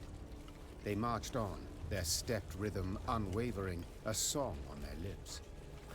Yet hearing a slight tremolo in their voices, Neve knew they merely sought to drown out their fear. A moment later, a commander's horn sounded, the signal to halt. The Queen galloped to the fore of the column and found herself at the edge of a vast, round hole in the ground. She could not see the bottom. Neve drew her reins tight to prevent her mount from taking even one step forward. What is this? A crater? A desiccated lake? A mine of the strip variety. Gabor explained. Treasures we picked and shoveled for here. Diamonds. Till we happened on the beasts, that is. What now? Orion's a dam. Holds back a lake. If we can break it, water'll rush in, fill the abyss and the tunnels from which the beasts emerge. Just need to get around the mine first. Way down's on the other side. Neve squinted and gazed into the distance. Indeed, there was the dam. And at its foot, a swarm of beasts roiled about. Her soldiers gazed at their queen expectantly, their arms at the ready. She knew well they would rush into battle, in spite of their fear. Gabor! Neve cried out over the whirling wind. Have you bards here in Mahakam? Course, your grace! Then we shall give them good reason to compose this day, on the themes of courage, of heroism, of Lyria! Gee up! And with that cry, the queen spurred her mount, grabbed a banner, and raising it high over her head, rushed headlong at the horrid swarm. Nice. Let's go. The dwarves delved deep into Davor's abyss, and from it pulled diamonds of unsurpassed quality. These stones glistened at all the courts of the north, bejeweling crowns, capping scepters, stunning chalices, and glamorizing ceremonial swords. Some stayed in Mahakam, though in more mundane incarnations, as drill bits or crystal cutters, for example. Yet the days of Davor's diamond delving were long past. Now only monsters crawled out of this dark abyss. Gain 7 charges on your old catapult without it being destroyed. Okay.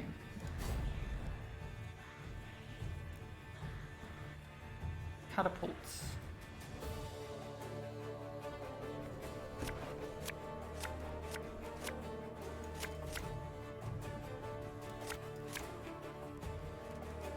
Okay. Here's the way down! We need to break through and destroy the dam!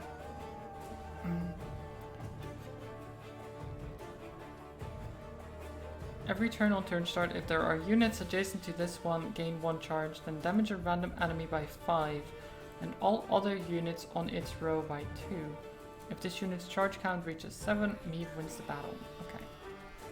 So first things first. Have it the white of an eye from half a league away.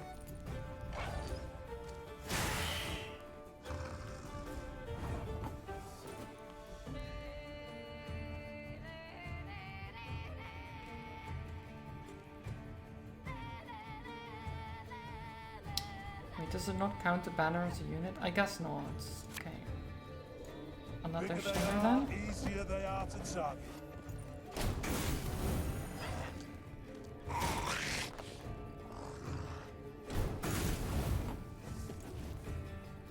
Tell me you jest.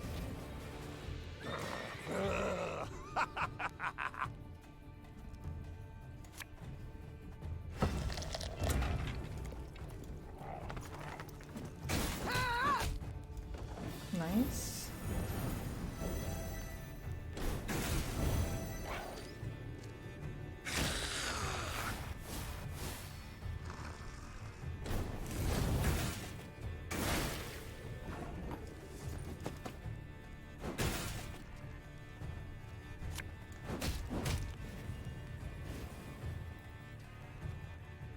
Okay.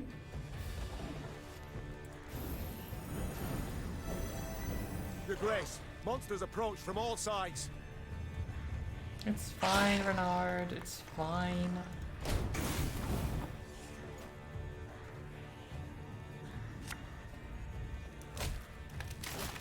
You're all amazing and no Ditto allowed? What do you mean no Ditto allowed? Ditto is a wonderful Pokemon. Why would you not want Ditto?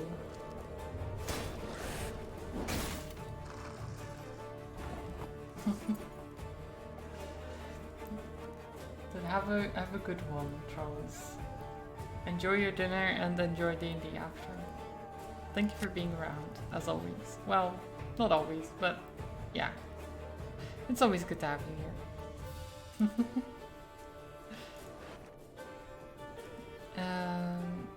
Okay, let's do this. You. Wait, where's the catapult? Oh god, the catapult went over there.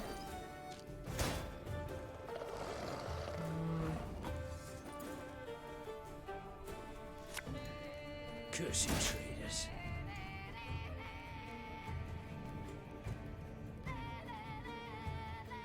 Okay.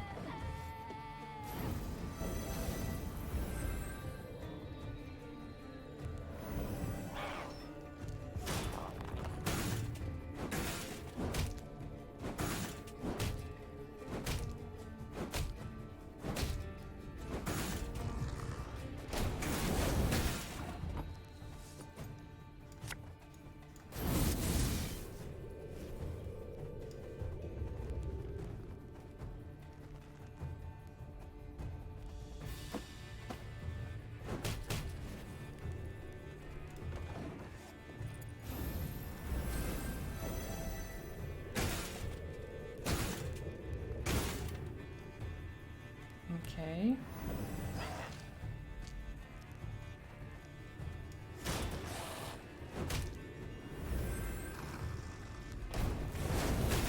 Excellent! The dam's about to give! Feel any burning? See a local healer or wise woman. Go.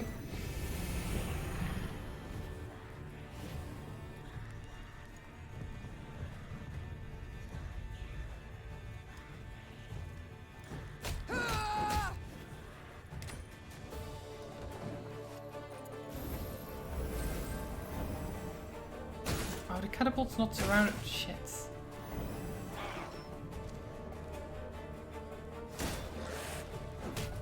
Oh, they moved it again as well. Stop moving my catapult around. I need it.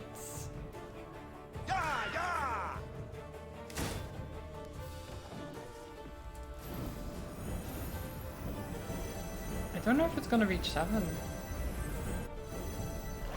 I missed it moving one time and then I kind of messed up. Is it optional? No, it's not. Discipline shall bring us victory.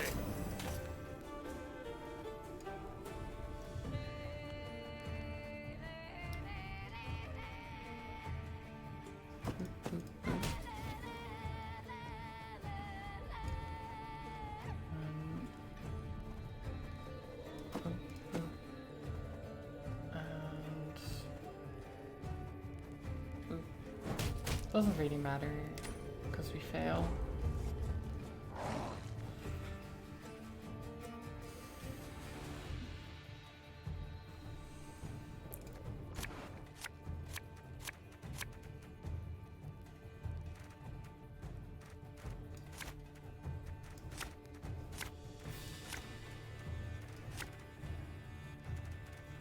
Here's the way down.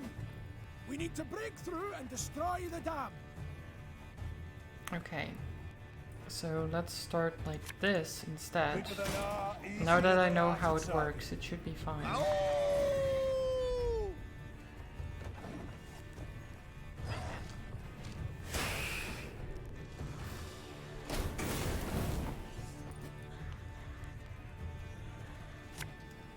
This could hurt. Okay.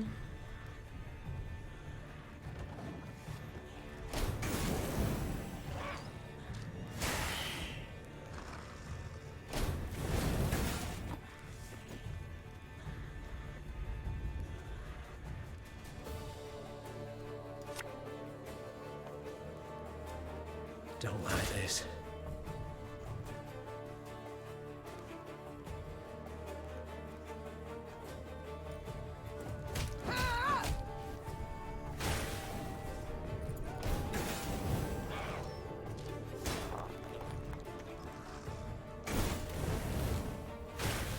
No! How? That's just random chance. That's just random chance. Like, you can't actually do anything about that. If he just happens to hit the catapult, that's just GG. I can't. Oh my god.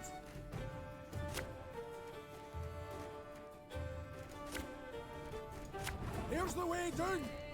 We need to break through and destroy the dam. Let's try this again. Barnabas. Not supposed to be any smoke. Let's get the royal tree.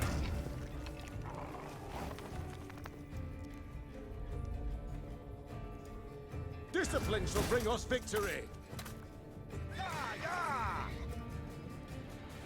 Oh. Okay, well, that was actually not the best idea. No time for that. Oh, that's... If anyone asks, you've not seen me. What is this? Okay. This is fine. They'll go 8 a card. That's fine.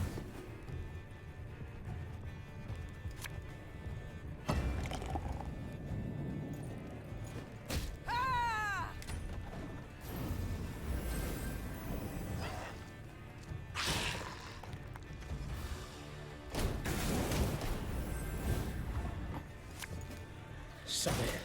Sod it all.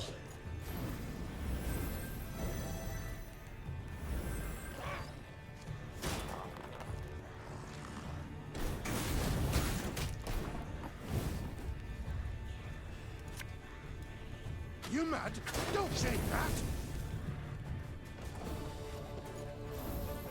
All I need to keep an eye on is the catapults. As long as the catapult's fine, we're good.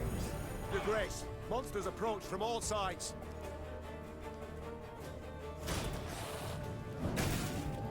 So that's the problem, right? So it moved, and now we have to make sure that we have someone next to it again. Thank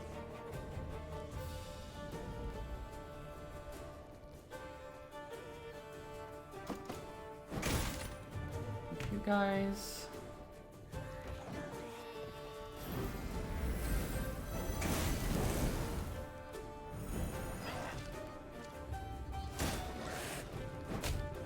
Oh, stop moving my catapults.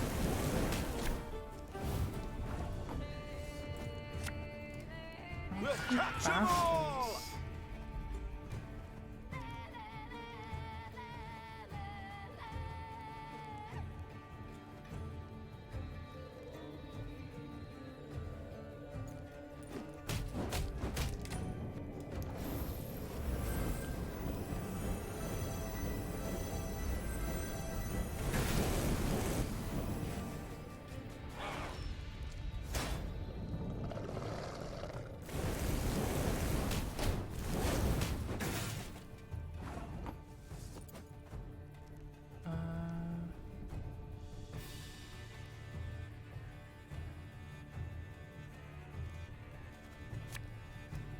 Have it the white of an eye from half a league away.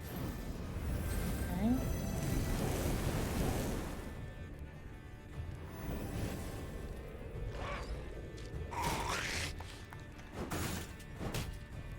So it needs to get to 7, right? Yeah.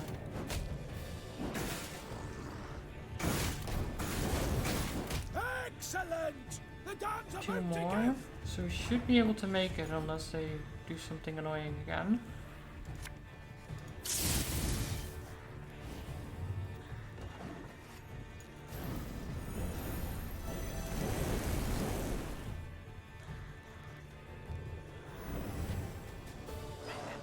Just don't move my catapults. Okay. So far so good.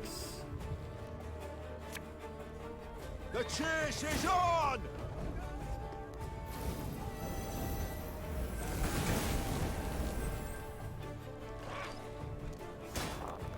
Okay, we're good.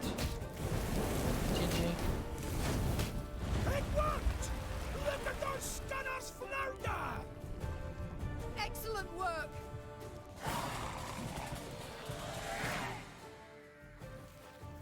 And indeed, bards sang of this battle soon after. For no claws or fangs could break through the wall of shields the Lyrians raised that day.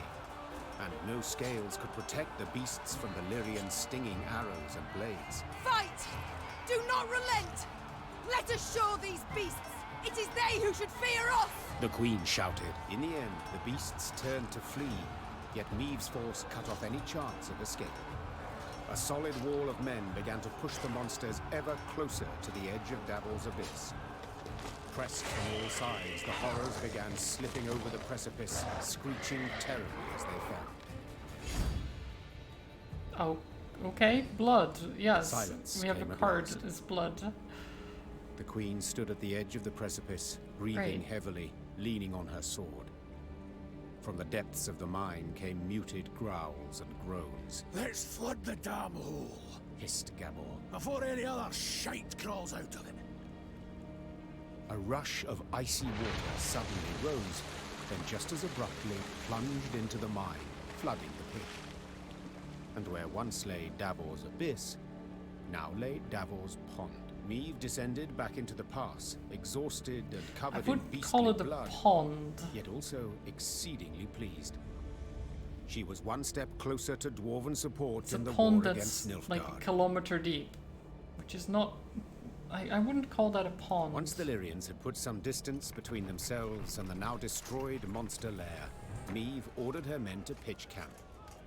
Then she sent the quartermaster off for food and drink. The soldiers lit campfires, then set aside their weapons. Soon after, lively music and song could be heard throughout the camp. Your Majesty, Reynard said from behind Meave's back. a messenger from the Elder-in-Chief. The Queen turned to see a dwarf in a richly adorned jerkin and a shako with golden seams. She stifled her laugh into a smile and lifted her chin proudly, expecting praise and a pledge of aid in the war against Nilfgaard. My lady, your daring deeds have come to the Elder's attention. Said the dwarf in a measured voice. He's positively irate and demands an explanation. Irate? But why? I and my men, we've aided you greatly. Elder Hoog awaits at the Long Bridge. You'd be wise not to keep him there any length of time. And with that, all the Queen's enthusiasm for a celebration was instantly gone. She waited until the fires expired and the songs died down, then gave the order to march. I mean, we did flood one of their mines and broke their dam. Like, sure, there were monsters in there, but I can imagine that he might not be pleased necessarily. First day of winter, going to be mighty rough, so cold pickaxes are freezing to our hands, had to cease work. The snow has started, 2 meters a day, no plowing visibility, chimneys barely poking out of the snowdrifts. Monsters attacking from all sides, hard to hold ground, huge losses. Had to abandon the mine, retreating to Boros Rump, who will return come spring. Worse than that, you drowned his monsters? True. Maybe he liked them. Look at 5 cards from your deck, play 2, then discard the rest. That's not bad, but not what I'm going for. Oh, lots of money and wood though. Worth it just for that. And treasure? An avatar border? Oh my god. For use in the multiplayer game. It will be so useful.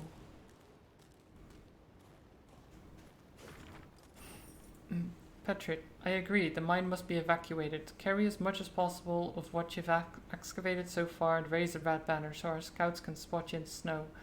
All of Boros Rump look forward to your safe return. Tomar Fuchs. What is that key for? Because there wasn't a locked chest here, as far as I could tell. There was one that we just opened.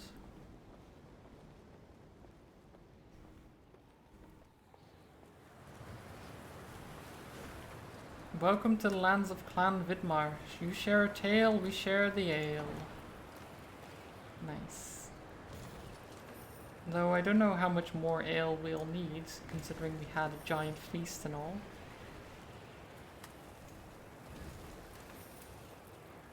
I guess you can always use more, right? Okay, there's a chest. Is this the locked one? It is.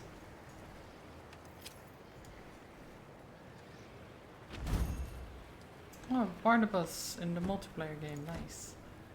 I'm going to check what I can upgrade. Training grounds, workshop.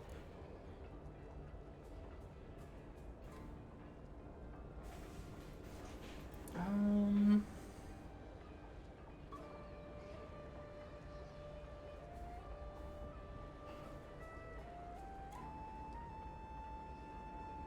could start getting the alchemist laboratory set up. Because that would actually work quite well. So let's work on that a little bit. Get some new units.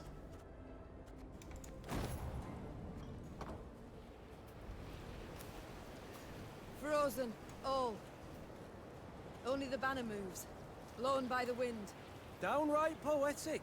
Prime material for a ballad, perhaps even a whole saga. Okay. What's this? Gazing towards the horizon, Neve noticed a dark shape outlined against the mantle of snow that lay on the ground. It proved a tower, toppled and broken in pieces. Around it lay the ruins of other buildings, blocks hewn out of basalt rock protruding from the permafrost. That'd be the Clan Vidmar ruins, said Gabor, hollering over the wind. Rich ones had their clan seat here till earth tremors turned all into dust.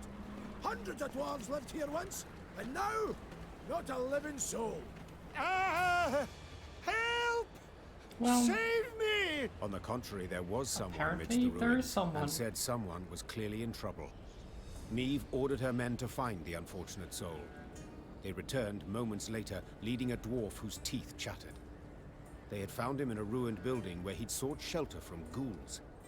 Judging by his appearance, the dwarf had spent the better part of a week there. Marco Vidmar, they call me. He said, patting down unkempt hair that seemed to reach in all directions. I came here seeking a family heirloom, lost in the tremors and the chaos they caused. I ken the chamber where it ought to be, but, well, beasts made their lair there. I cannot drive them off on my own. But bold warriors like you ought to cut them down in a jiffy. Of course you need my help. Will you help? Of course, fine. I too have lost my home, estate, said the Queen. so I understand well what you feel. I shall help you recover your heirloom. Call it a whim. Mirko Vidmar's face lit up. Though he'd spent a week besieged and eating stale biscuits, and though there was a hoarfrost in his beard, he quickly trotted to the front of the column and led the Lyrian soldiers to the underground chamber. As promised, beasts awaited there. Okay. It's getting quite late. We can keep going for a bit, though. The underground chamber was decorated with numerous reliefs portraying the heroic deeds of Zvonk the Vidmar clan's progenitor. One depicted the dwarf strangling a Shelmar with his bare hands, another rescuing miners from a collapsed cavern, and a third wolfing down a succulent pork knuckle. It came as no surprise Mirko wished to regain the relics of his famous ancestor. Yeah, definitely. He seemed very capable.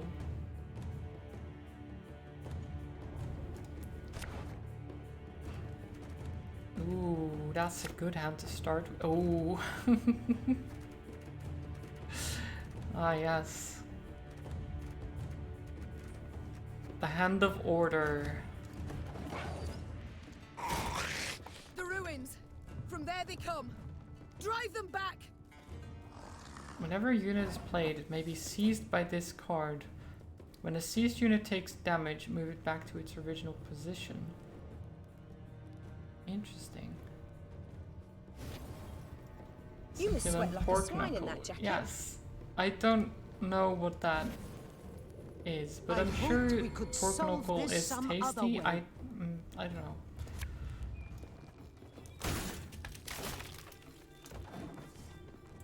I've never had it.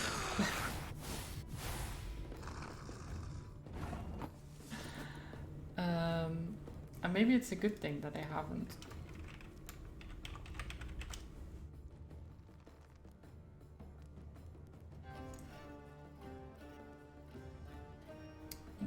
What is pork knuckle? Let's see. Despite the name, it's actually the meaty upper part of the pig's leg. Okay, that's not too bad actually. I guess those could be tasty. Let's see. Damage a unit by 5. It's on if it's on a row with fire. Damage all units on it by 5. Regiment drummer.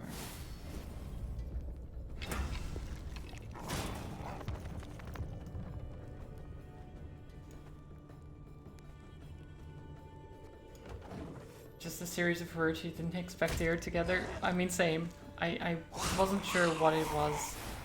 I did expect it not to be crazy though.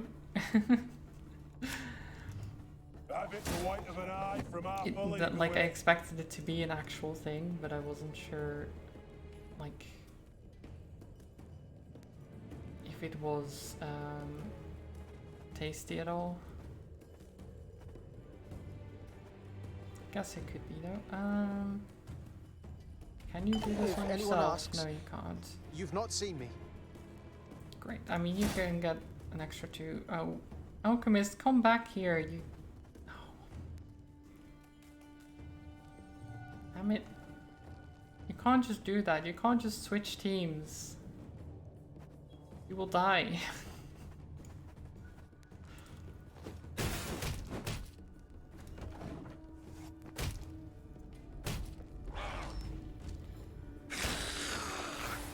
I know the monsters have treasure, but you can't just go on their side. It doesn't work.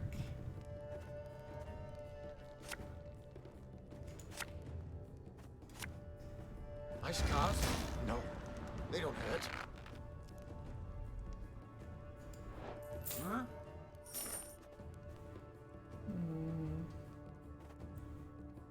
I feel like this would...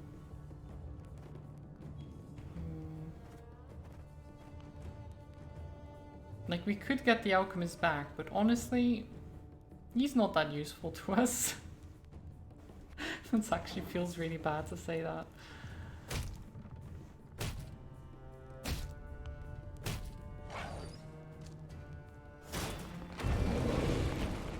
Ow.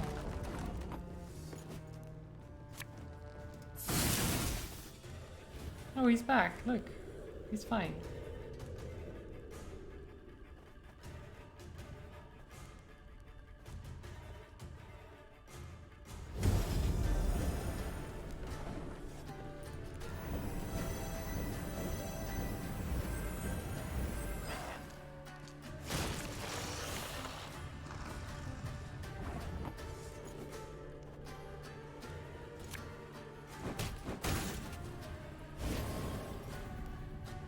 Okay.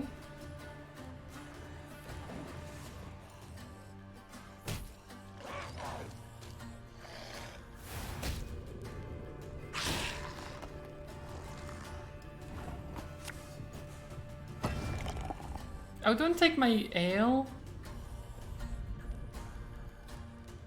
My ale. They stole my ale. I can't even get it back. That's just rude, man. No, because it needs to take damage to move back to original position. And it's a relic, so it can't take damage. They just stole it. I can't actually get it back. They took my ale.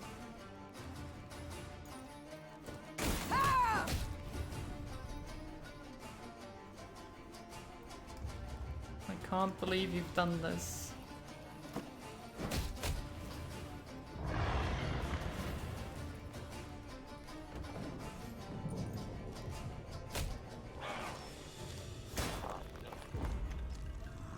Oh yeah, you've lost real bad.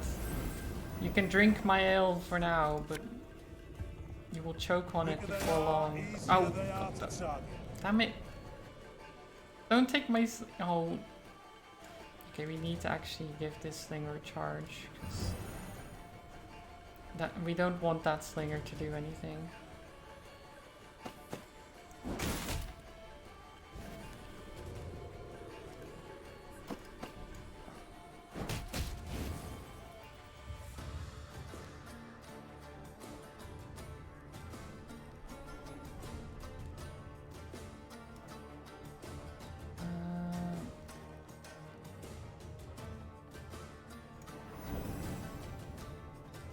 Oh, nice. Heal an ally and strengthen it by 10. Give a unit 8 armor. Transform a damage unit into a bear. We'll heal the doggo. Oh, I can't. Oh. Fine, we'll heal the slinger.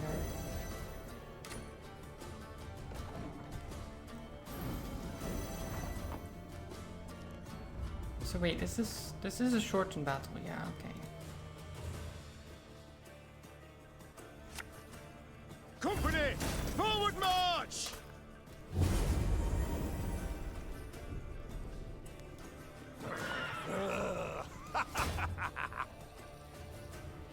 Fuck, your ass is moving.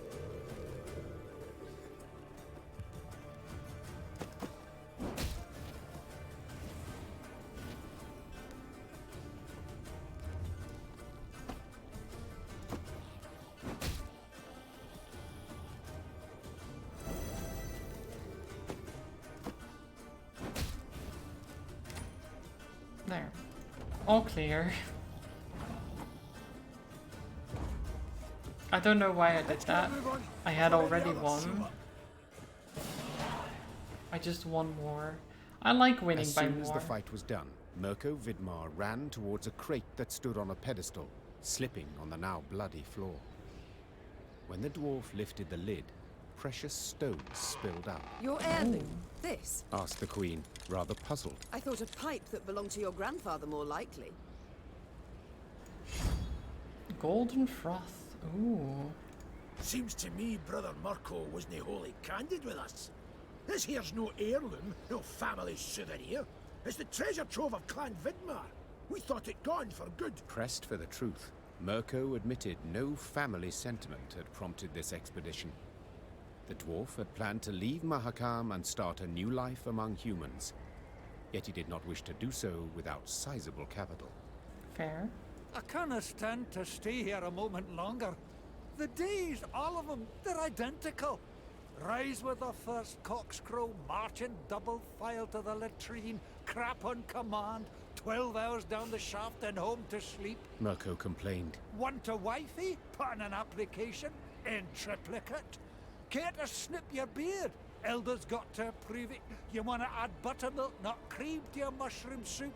Clan council's got to debate it. How's a dwarf not to get barmy? I understand the lad, no two ways about it. Gabor sighed. But I feel it's my duty to remind yous that what Mirko's going and doing here, well, there are laws. Treasure's due the Elder in Chief, not to Mirko. That's one. Second, any dwarf that wants to leave Mahakam can't take nothing but his breeches, his dixie, and his coat. So, brief like, consider well afore you make your decision, Your Grace. Okay, let them take the treasure and go. Keep the treasure or return the treasure to the Elder in Chief. Okay. So, by law, it belongs to the Elder in Chief. Keep it, great, money. I'm not gonna keep it. I'll say right now, Sunburn. I'll tell you right now, I'm not keeping it. I will most likely return it to the Elder in Chief.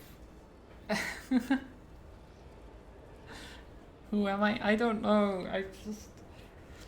Look, we need to sweeten the deal somehow. He's already angry at me.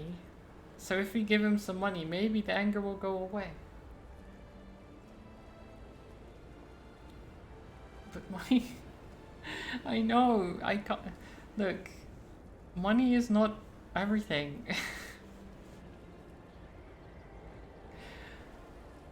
It's fine. I sympathize, Mirko. Said Neve. But I'm a crowned head. I must decline. National interest requires I show the greatest possible care for my relations with Elder-in-Chief Hoog. Yet in aiding you, I think the Elder is already plotting to betray me. I shall return the Possibly, treasure to him. yeah. I must. While you do what you will. Imposter word fidelity. I'm right here, Sunburn. I've never been so greedy. Towards human lands. I'm not as greedy as you think I am. I'm sorry.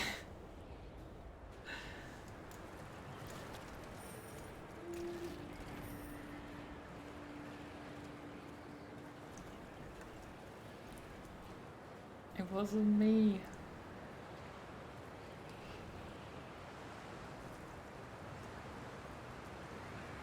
I'm greeting for my lands back, the rest is chump change. Yeah, exactly. I mean, technically I'm role-playing as Maeve right now. A narrow, winding path along the rocky ridge. To one side were ice-covered boulders, to the other, If that helps. a chasm hundreds of feet deep. They could have at least erected some barriers. Complained Gascon, knocking snow from his cap. Got plans for that. Gabor said. Just need to decide how high to make them. What? Think. Should they be the height of your average dwarf or a human? The debate's gone on for 20 years. On the one hand, you've got... Gabor did not finish his discussion. He was interrupted by the Baba Ghazi that jumped down from the rocks. Archers, shoot! Aim for underbelly! Neve's soldiers made quick work of the lone monster. But the sound of battle spooked the horses harnessed to one of her wagons. Whoa there! Whoa, damn it! The driver tried to rein in the animals, but could not. They dragged him into the chasm along with his cart and the soldiers riding him. They landed a few dozen feet below on a rocky outcropping. A moment later, Baba Ghazis swarmed everywhere. Did you see how they fared?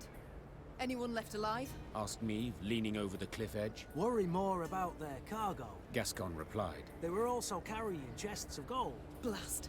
We can't get down there. Too steep and the snow keeps falling. We can lower ourselves down a line. But without armor, shields, or heavy weapons, otherwise it will snap. And the Baba Ghazis? The Queen said, brow raised. We shan't kill them with daggers. They're too thick of armor. We'll have to try. Or continue on our way. Oh god.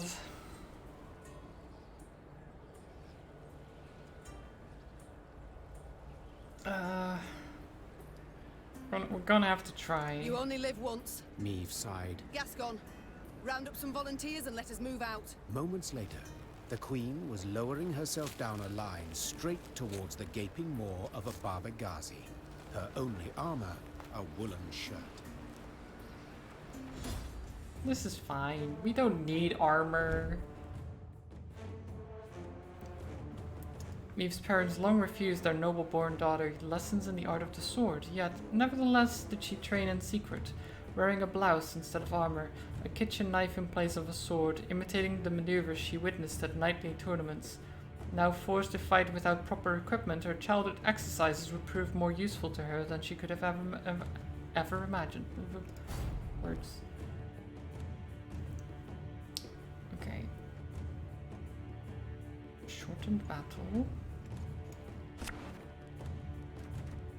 We still get all of our cards that we normally do, which is interesting. Ooh, nice. Good draw. Careful! No one try to be a hero! Okay, every turn on turn start, if this unit has not taken damage since its last turn, move all units on the same row as fallen soldiers to the other row.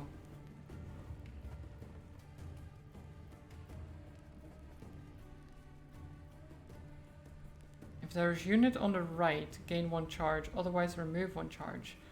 If this unit's charge count reaches 5, Meave wins the battle. If it reaches 0, Meave loses the battle. Okay. Feel any burning? See a local healer or wise one? Storm, knock out one of your teeth. Have it the white of an eye from half a league away. Okay, well, we can do this.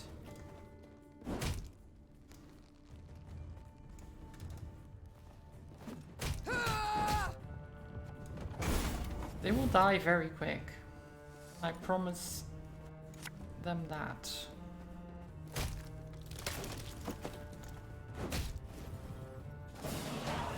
Boom. Bereft of sword and shield, Meave could not withstand a single blow. She thus danced atop the frozen snow, deftly dodging the Barbegazi's lightning-fast strikes, while delivering but a few well-aimed hits of her own, to their eyes, ears, and gaping jaws. When the last monster fell lifeless to the ground, Meave walked up to the shattered wagon. The soldiers it had carried were bruised, frostbitten, but alive. Your Grace, we were sure you'd leave us. A good ruler never abandons her folk. Nor her gold. Gascon interjected, while securing a rope to a chest. The gold was not the important part here, Gascon. Soon enough, all were safely back on the path. The admiration Meave saw in her soldiers' eyes was in itself sufficient reward for her difficult battle.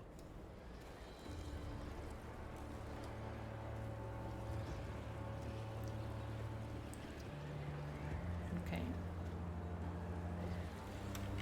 So there's a split here. So there's just some villages that we can visit, and then there's the edge. Okay. We're almost there. We can make it. Puzzle. Oh god. Mindful of the intensifying snowstorm, Meave halted the march at the roadside inn by the name of Stonehearth. Waiting for a turn in the weather, Meave bided her time by playing a round of Gwent with the innkeeper. It appeared the residents of Mahakam played by a set of rules different from what humans were accustomed to in the lowlands.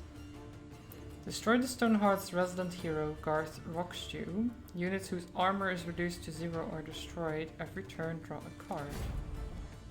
Okay.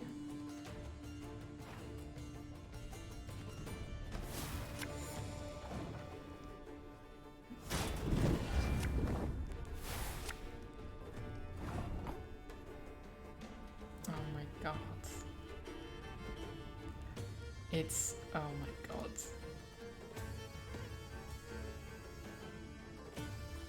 It's freaking Hearthstone, isn't it?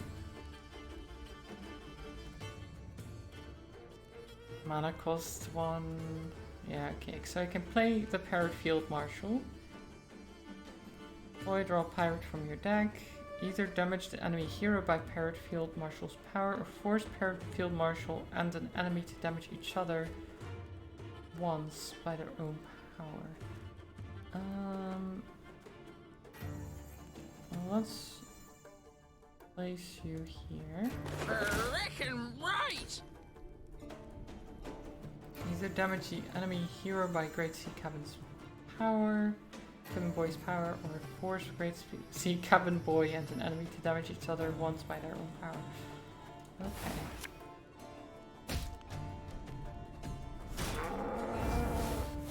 Oh, cow. Give both armies bovine flatulence. Okay. Either damage the enemy hero by elite bovine. Yeah, okay, that's the same. Okay. So we got another parrot.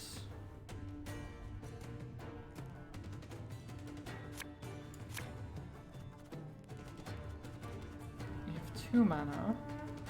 Damage the enemy hero by a sturdy patron's power force. Okay, yeah. We can do that, and then I mean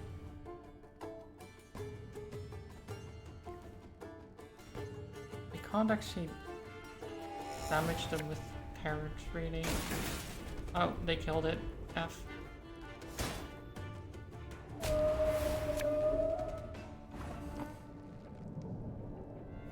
A very large wisp.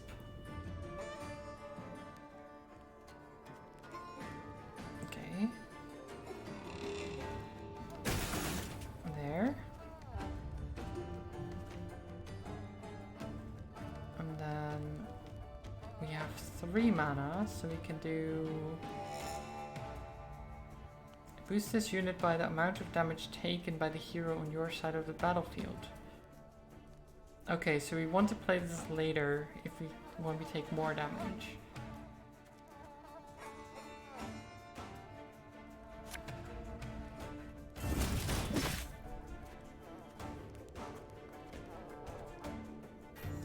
Oh, I can't play another one? Okay, we can still only play 1 card a turn.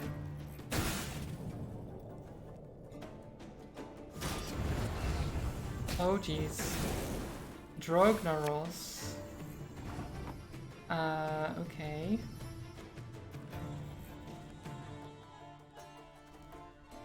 Spawn 2 blast balls.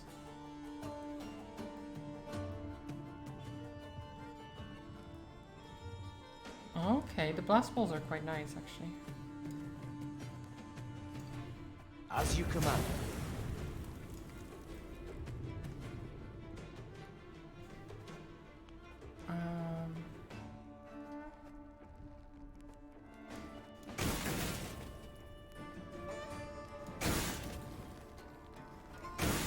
Okay, well,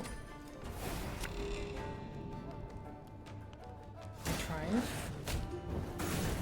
No, my blast ball.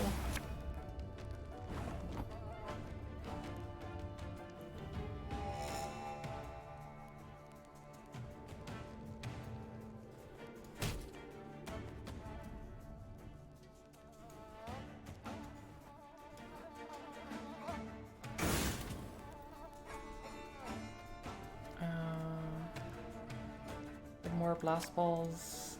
I am here to lend a helping hand.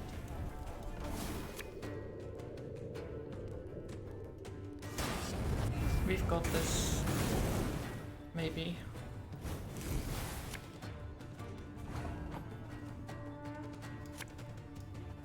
Your wish, my duty.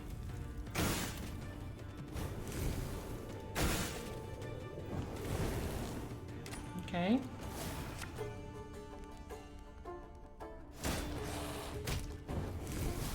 Oh jeez, that's a lot of damage. It's time for the frozen giants.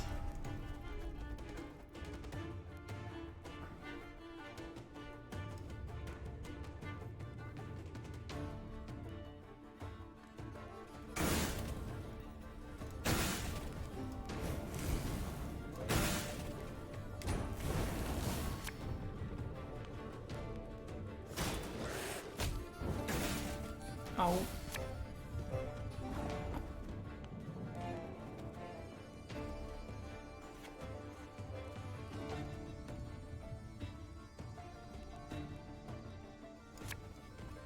Some things cannot be forgiven. Okay, get you on there. Sylvian Breeze Walker. This is just a complete Hearthstone reference, isn't it? Oh my god.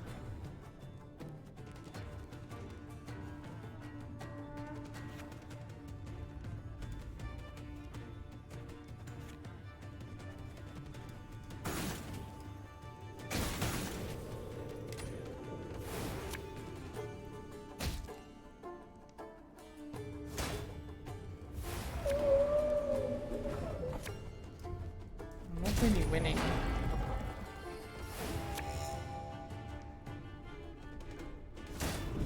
I mean, the Frost Giant can win though, next turn. Ooh, one health. One health left. That's all we need though. And we get Blizzard, of course we get Blizzard. Why am I not surprised? Hearthstone reference, and then the item you get is Blizzard. Boost all allies on a row by 4. Okay. Where's Blizzard? Here. Spawn and play 2 random trinkets. Ooh. I like that. You know what? Let's get that instead. Just the random trinkets go. I like the randomness.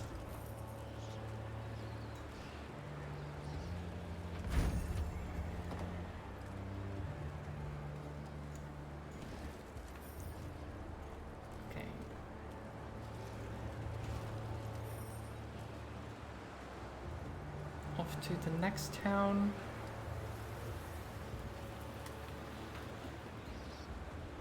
Through here. Oh, there's a monster there.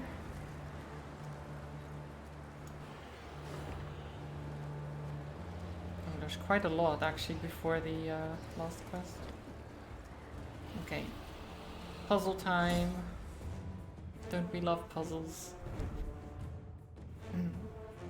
The fact that older Bruverhoog had finished spring cleaning did not mean that passage was safe. Off the beaten track, amidst icy, windswept ruins, beasts yet skulked, eager to ambush naive travelers who strayed too far from the road. So there's vampires. Do not let any more of your soldiers get seized, use your leader ability. Okay.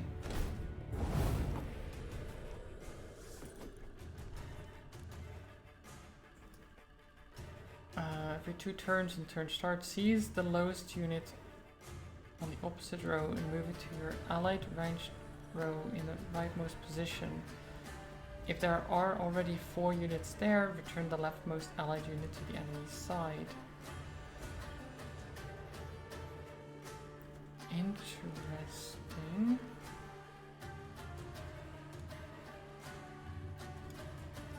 What are we...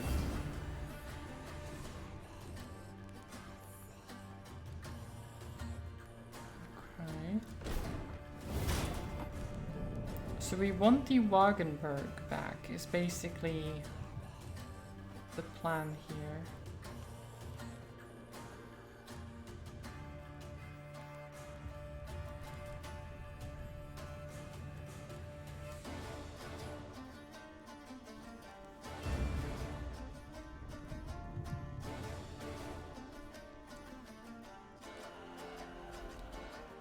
Right, so if there's more than 4 units, if there's 4 units there, okay.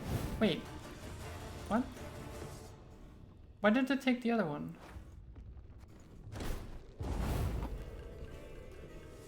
Oh, wait, it's highest then lowest, then highest then lowest. Okay, wait, okay. I get it.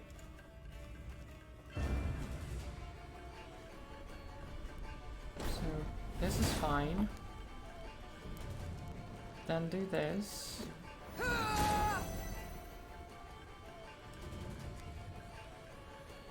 Put another one down. Okay. Then it's the highest again.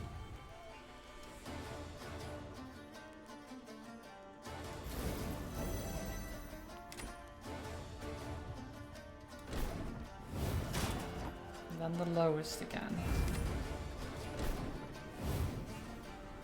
Okay. And now I think if you place this here. Ooh. Nice.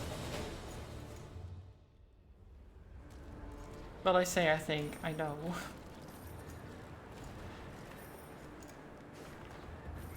That wasn't too bad. The Workers' Commission has determined that the nasty stench floating around Crag Pass gold mine is not in fact a fart, Valtas or otherwise, but is caused by methane fumes. As a result, please heed the following. Do not enter the mine until the stench is cleared, under no circumstances. Do not come within 30 paces of the mine entrance with a flame. Apologize to Valta for any inconvenience you've caused her. Poor Valta. Being blamed for stench for no reason.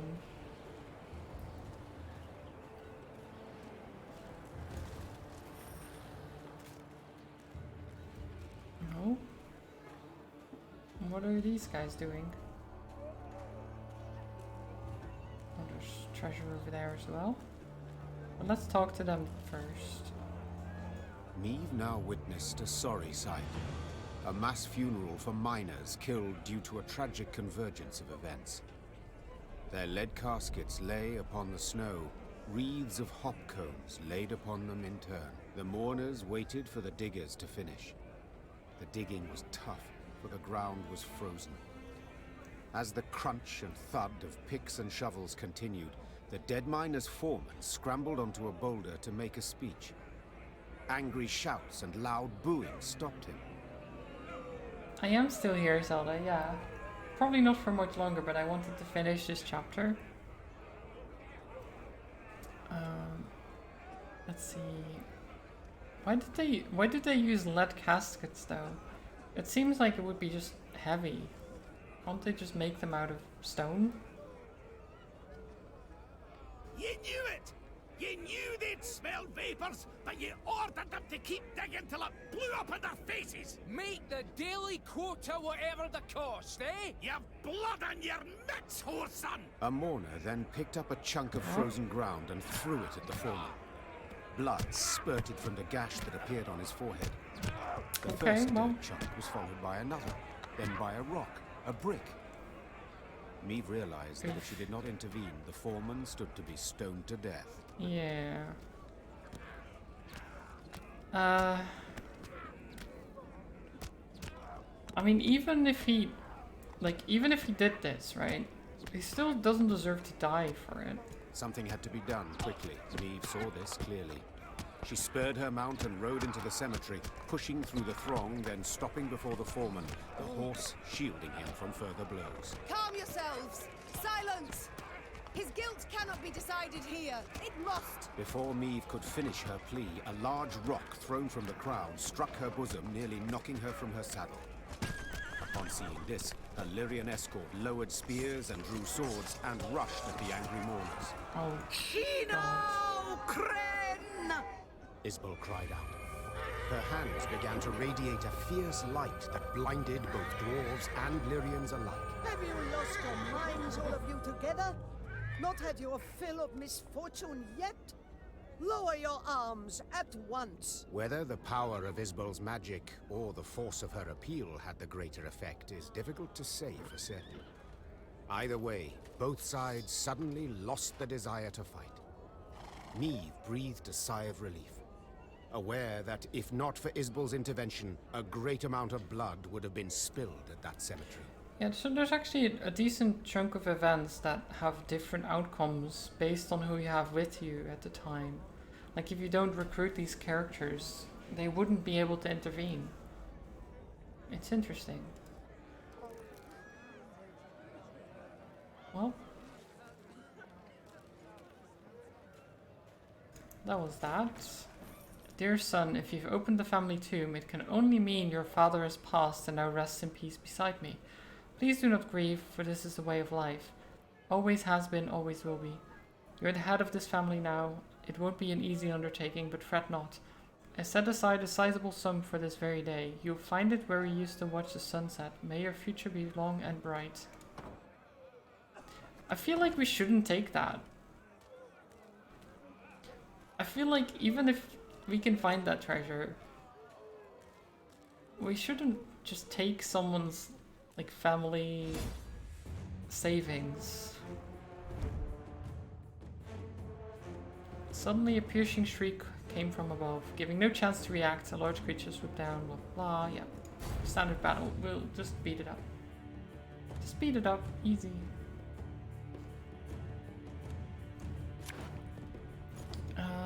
Okay. Let's see, not you, not you, not you, not you, not you, not you. Great.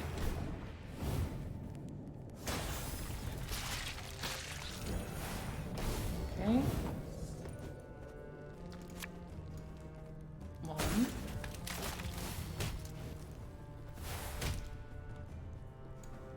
Two.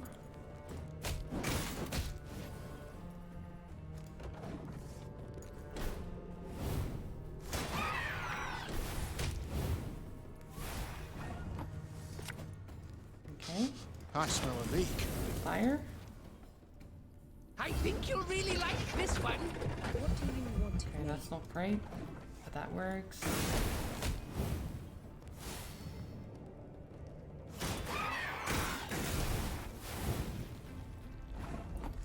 Just set more roast on fire. There you go.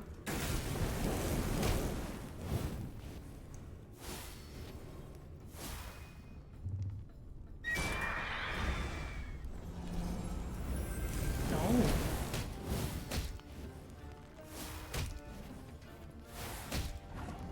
Okay. Let's put you Don't down like this. for the card draw.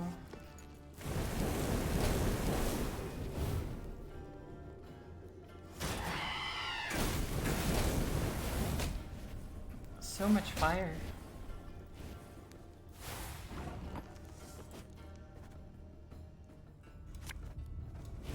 Okay. Destroy the highest ally and play 2 allies from your graveyard. Not great, but fine. Oh look, we play them again. We can have more fire. Even though... Destroy the highest units. Oh yeah, sure, that. Great.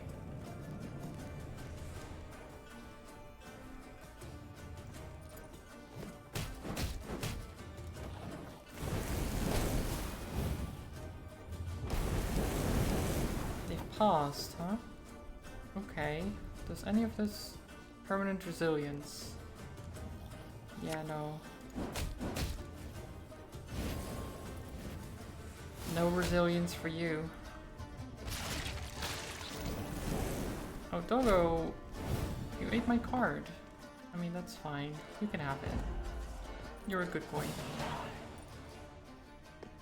Thank you for the posture check, Zelda.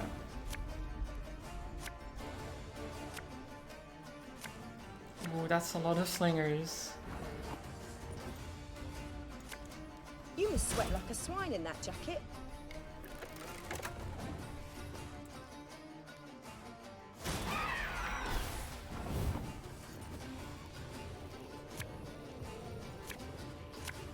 Have it the white of an eye from half a league away.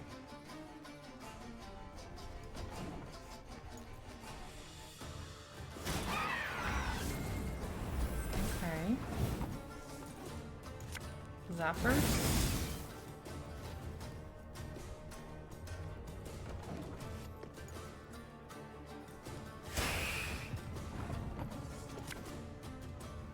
Bigger they are, easier they are to target.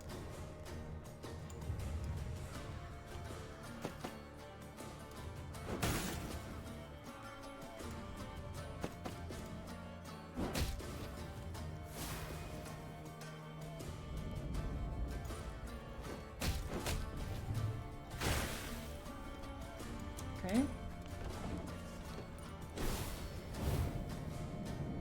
Any more? Gazi eats that. It's fine. thing about slings, they hide well. Hey?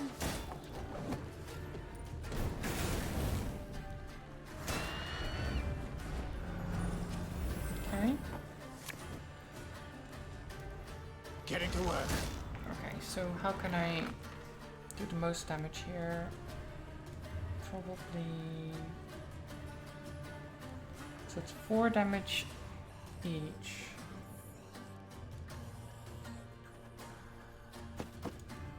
Those first.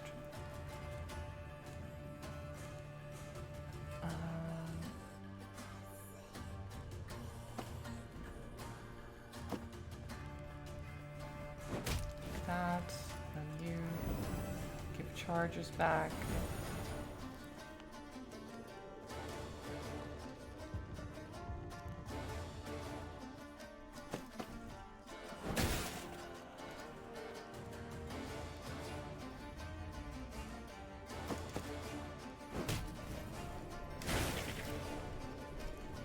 Okay. Can they get what, 65?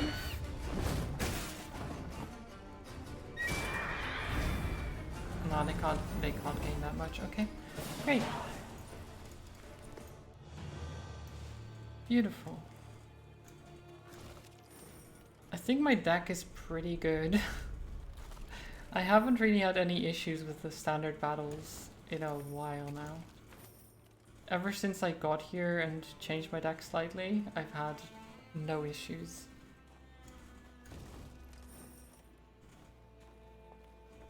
The Lyrians ascended the highest section Avalanche. of the Mahakam range. Snow crunched under their boots, cold air stung their lungs, and the wind snapped at their cloaks. Meve wiped sweat from her brow and turned to Raina. There! By the rocks! We shall... The rest of her words were drowned out by a powerful blast. The entire mountain rumbled with a low, vibrating roar.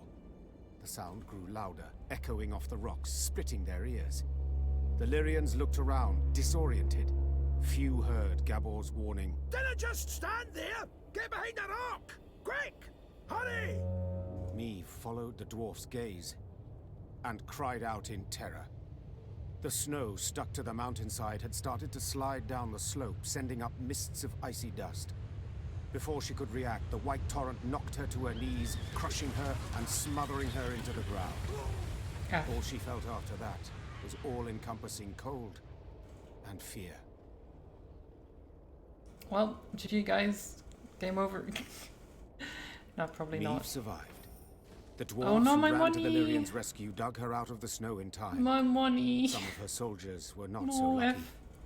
The queen looked at their bodies, blue, frozen. Next to them lay dead horses, demolished wagons. The losses were enormous. Meve wiped her cheek. Her tears burned her frozen skin. I could have actually done an upgrade before this event and probably had a better chance, but oof, that was a lot. Gabor spoke a while with the leader of the Mahakam Guard Patrol that had come to their rescue. His face was dour. What? What have you learned? I'll tell you all in good time. First, you need a warm drink, good victuals. No, Gabor. I need to find out what in blazes happened here. Well, it was an avalanche. Gabor, you're hiding something. I don't like it. Of course it was an avalanche. I'm no fool. But what caused it? What was that noise? Signal horns. Ours. So you brought this snow down on us? Dwarves! Well, aye, but, unawares. Go on. Explain, in brief. See, we clean our mount regularly. The way menfolk shovel snow off their roofs. Otherwise, the whole shebang would come tumbling down on our heads. Right. When snow's gathered deep enough, we blast our horns to cause a controlled avalanche. Then we need to, sweep up a wee bit and the road's safe. Right. But they did it at the moment we were passing through.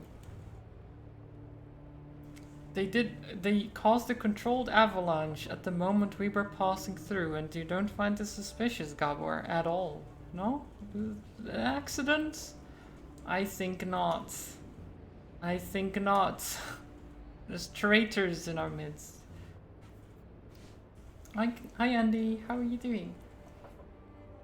Hope you're well. Avalanche is like Final Fantasy 7. Not quite, but close enough, yeah. All well and good, but why did you decide to clean up right as I was passing through? Yeah, exactly. Wondering that myself. Schedule says next cleaning should have been a week from now, but someone asked the route to be cleared earlier. Someone that is a traitor? Who? Maeve, I'll tell you. But first, promise you'll... Who? Hey. Ovain ep Glenvok. Oh my god. The Nilfgaardian emissary. Why did you listen to the Nilfgaardians? What? Like, we're fighting the Nilfgaardians and you're here like, oh, we need to clean up earlier because these Nilfgaardians told us? Sure. What? Must have found out you'd be going through. The bastard. Reynard! Reynard! Wait! Wait! I understand you're a wee bit upset, you've every right. But you'll never prove Ovain meant you harm. The sly weasel make sure he didn't dirty his own paws. No, of course he didn't. I've no such scruples. I'll find him and kill him. And then? How'd you tell that tale to Bruva? Maeve, you're justly torqued, but for the love, just this once, let it go. Or you'll leave Mahakam with near a scrap to show for it. Moments later, scouts reported Ovain was camped to the north of the accident site. Maeve had to decide how much she was willing to risk to get her revenge on the Imperial emissary. Honestly, I wasn't really wanting to risk much at all. We've already lost a lot. There, milady, whispered one of the scouts. Left of the path. Maeve squinted. The Nilfgaardians had taken shelter from the falling snow under a rocky outcropping. The smell of roasting meat wafted from their campfire, and echoes of laughter could be heard. The black-clad soldiers had reason to celebrate. They had just decimated Maeve's company without even drawing their weapons. Maeve's gaze caught something else. A metal container into which the Nilfgaardians tossed bones once they'd been gnawed clean. It looked strangely familiar. Give them to Taintdale. Only after a moment did the Queen understand it was an overturned It Lyrian wasn't helmet me. dug out of the snowy grave of one of her men. The Whoresons. Maeve hissed. They'll pay for this. Maeve, asking you last time, keep a cool head. Whispered Gabor. You want vengeance? I get it. But think of the cost. If so much as a hair gets plucked from Ovain's head, Bruver will never forgive you, and you can kiss any hope of aid goodbye. Silence followed. Finally to be broken by one of the scouts. Milady, what's the order? Do we attack? Forgo vengeance. No. Said the Queen after long deliberation. But milady, I know what they did, and that I shall never forget nor forgive. Said Maeve, placing a hand on her scout's shoulder. But breaking Dwarven law only plays into the Nilfgaardians' hand, causing us to lose allies and our chance for victory. Maeve brushed the snow from her trousers and straightened her spine. Avenge our comrades we shall. Not here, but in the fields of Lyria and Rivia. The Lyrians resumed their march with heavy, beleaguered steps. Their path still piled high with the snow brought down by the Nilfgaardians. Freaking Nilfgaardians.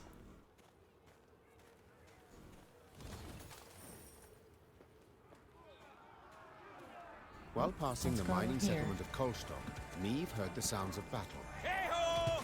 Into the fray, lads!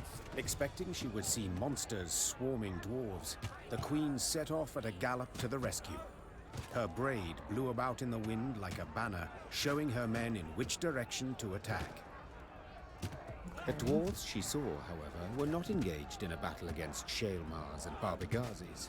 No, they were going at one another. Luckily, no weapons had yet been drawn, but given the dwarves have hands the size of bread loaves, this did not necessarily mean there would be no deaths. Oi, lads! Roared Gabor Zigrin. What's this foolishness? Calm the hell down, damn it! Gabor's intervention proved successful. The dwarves limited themselves to verbal jousting. Meve, who was no stranger to barrack room talk, nonetheless turned crimson at the dwarves' cursing. Oh.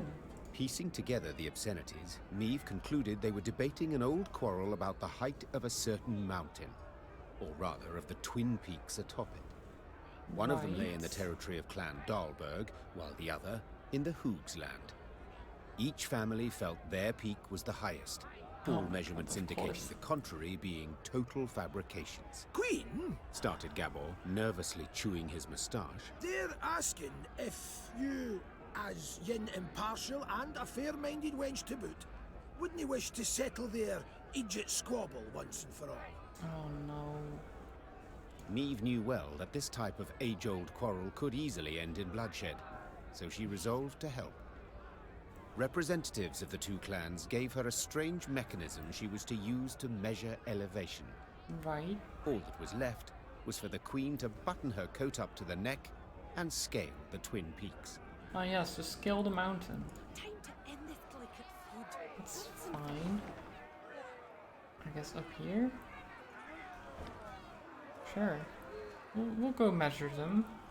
We'll see which one is the bigger one. When she and her force had traveled half the way to the first, she heard a long roar that made snow shells detach and descend. Without waiting for her scouts to return with reports, Meve drew her sword. What is it now? Sword in battle. Okay. At least it's only one. For anyone steep mountain slope is no easy task. The beasts move with ease, leaping from rock to rock along talons. Yeah, okay. Oh yeah, people are still with low morale. That's fine. That's fine. We don't need any morale. Morale is for scrubs.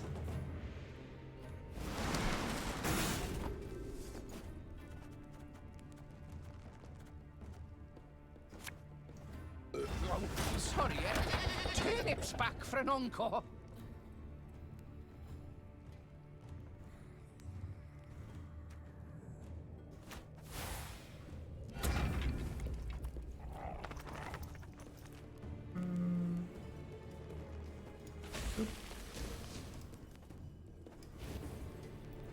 You must sweat like a swine in that jacket. Okay. We already have 46 and we've literally just started the combat. Flying straight for us. Okay. Place this. And then boom, it's dead. Don't hurt my doggo. No! Knickers! Not knickers. How dare they?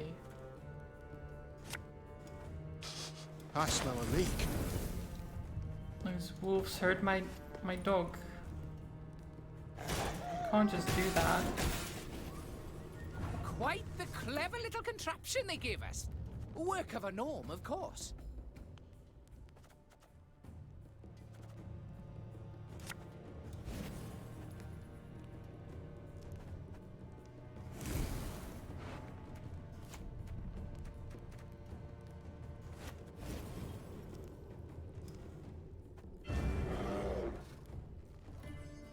I think you'll really like this one.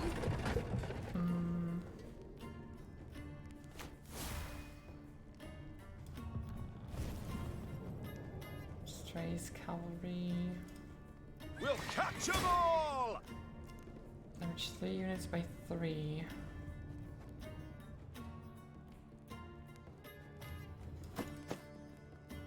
I'm sorry, Barnabas.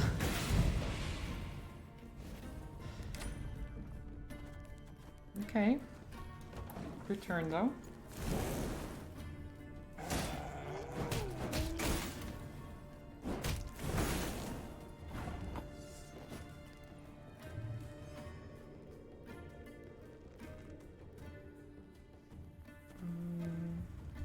Got some ale.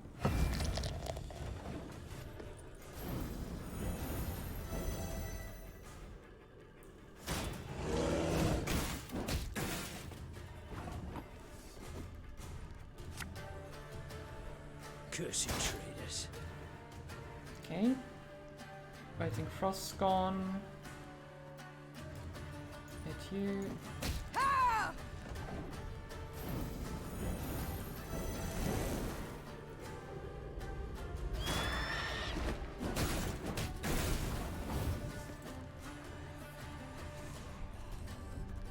Okay. Slinger. That bit's the white of an eye from half a league away. Whoop.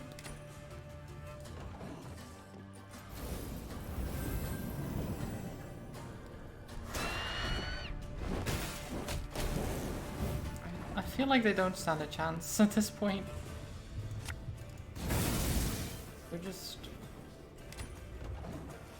They're just going to die.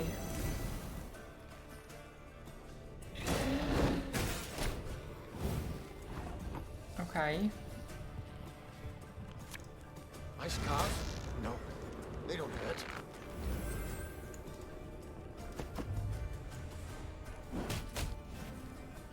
Well.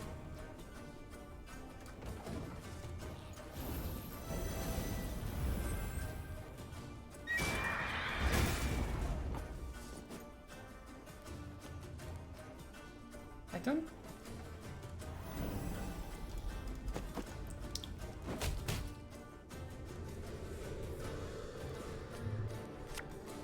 Her Majesty is exceptional. Well.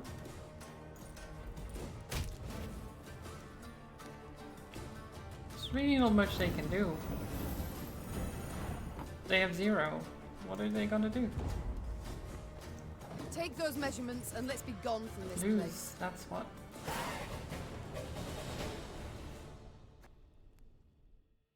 Can't exactly win if you have no Illyrians power. managed to repel the monsters and reach both peaks. Upon each, Meve ordered her men to take the measurements. While waiting, she admired the breathtaking view of the Mahakaman Massif. The Dwarven contraption left no room for doubt. The peak within the Dalberg clan territory was 2 feet higher than that within Hoog territory. Oh. Gabor was clearly displeased with the results. Damn it all! I'd hoped you'd prove Brewer's clan was in the right. He'd have been content to see the Dalbergs knocked down a peg or two. Yeah. And possibly he'd have been more inclined to help you. Said the dwarf in frustration. Then, after a pause, he added, Although, only you saw what the device showed, Queen. Perhaps you could, Oh no. recalibrate the results a wee bit? Are you asking me to lie?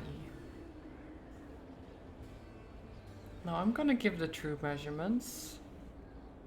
To lie would be simple, true. said Meve. Yet to forget the matter would be so much harder. No, Gabor, I shall tell the truth. The Queen's tone made it clear the discussion was over. Gabor let the matter lie, and Meve's force began its descent down the mountainside.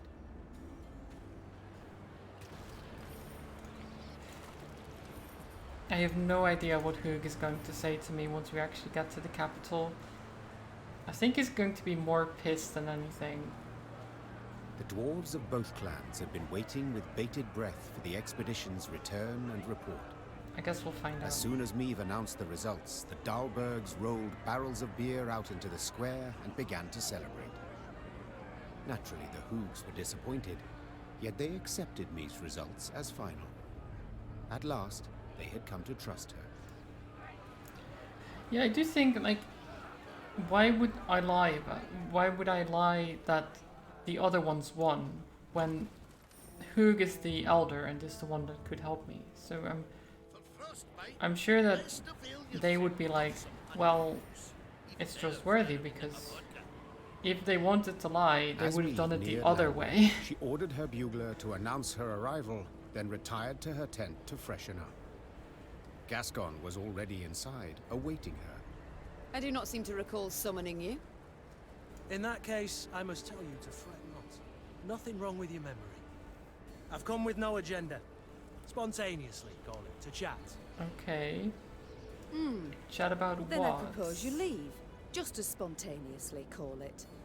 I must don fresh clothes. I'm to see the Elder soon, and I'd prefer to not smell of horse sweat. Doubt it'd make much difference to him. And be assured, I know what I speak of. When last we met, I found myself standing downwind of him. A pungent experience.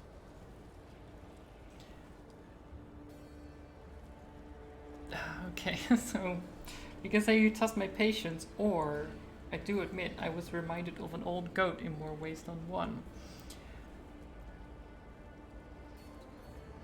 You know what, sure, let's be playful about it. Well, you were saved the experience of his breath. So pungent I thought I might faint. Well, to revive you, pinch you awake, I'm sure would be quite a pleasure. Gascon, I beg your pardon. Ugh, I shall have nightmares now. Not tonight. For I fear you might not sleep at all. There's something you ought to know. And decidedly before you meet with Bruver. The sites we cleared of beasts, I ferreted a bit. Noted something peculiar. Any notion what it was? None. The monumental Dwarven architecture, perhaps? Bones, my dear Meave. Dwarven bones. Now, guess what I found on them? Wait, don't dare give me any hints. Bite marks.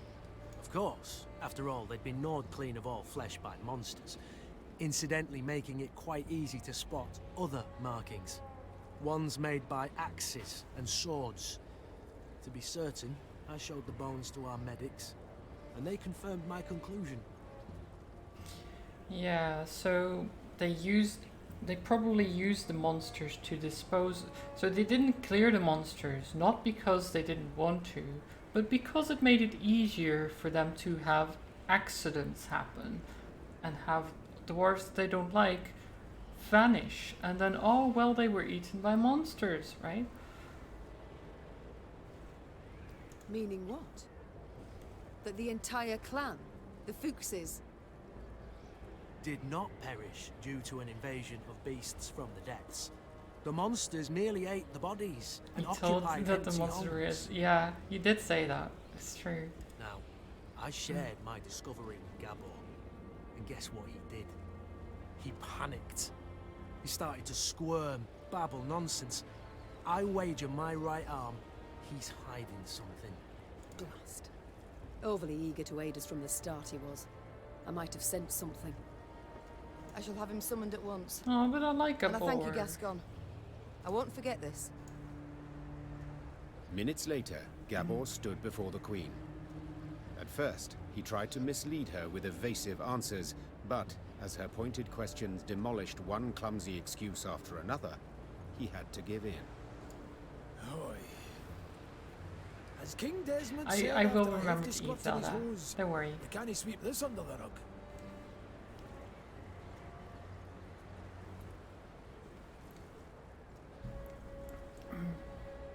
If you think I welcome jests in this moment, you err. My fingers itch to summon the hangman. Right. So.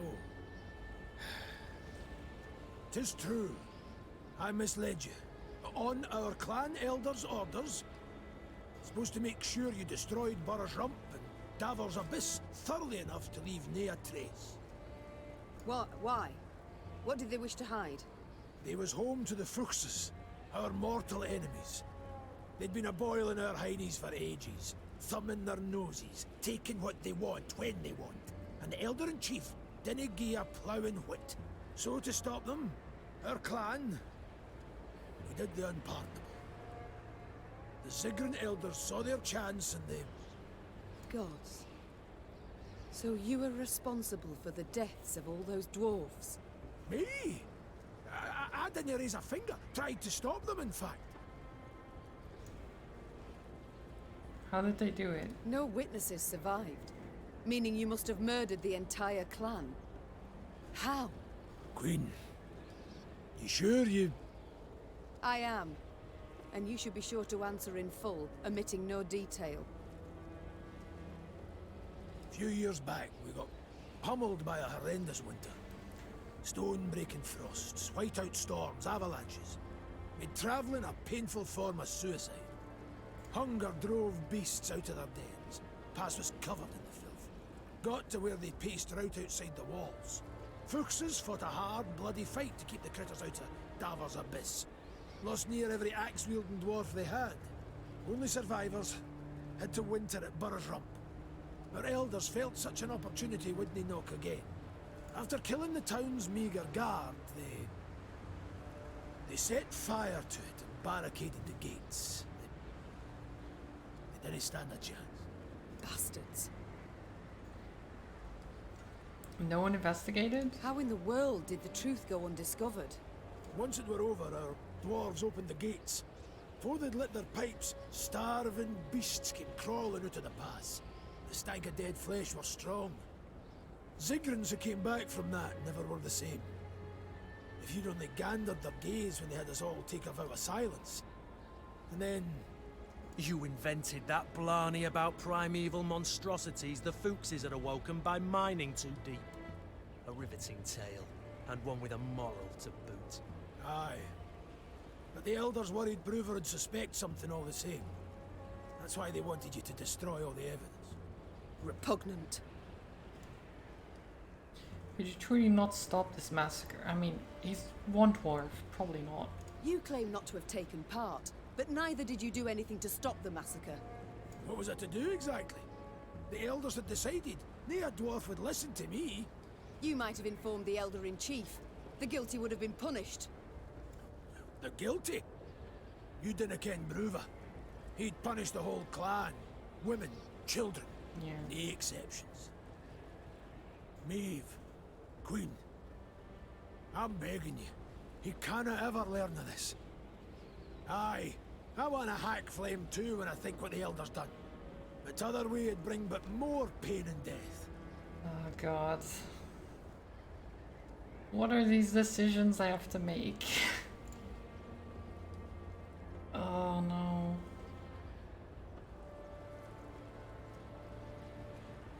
I'll give it due consideration. I need to consider what's right. Meanwhile, Gascon, make sure Gabor remains our guest. Of course. I'll let you know if he so much as rolls his eyes towards an escape route.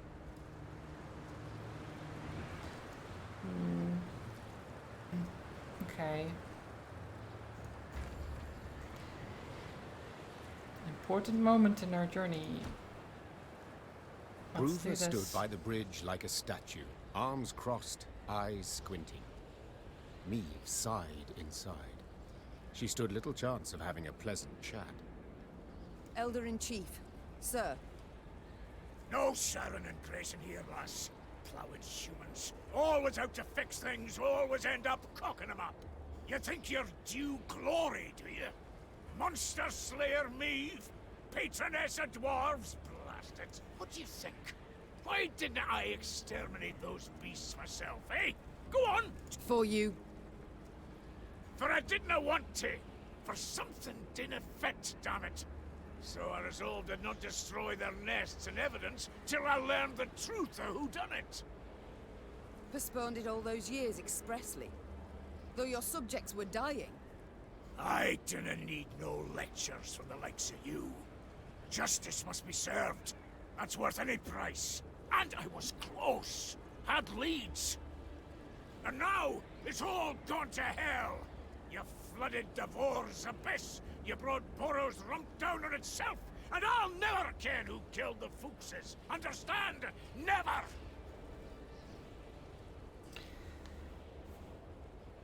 Oh god. So do I...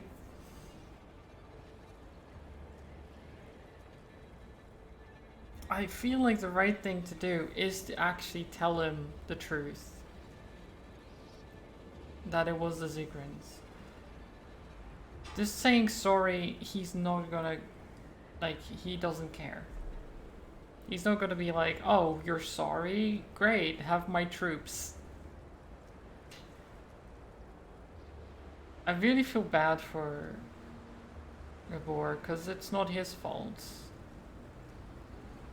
But, like, his elders did this, and then had us do this as well. Like, I can't... You did the order path for quite a while, yeah.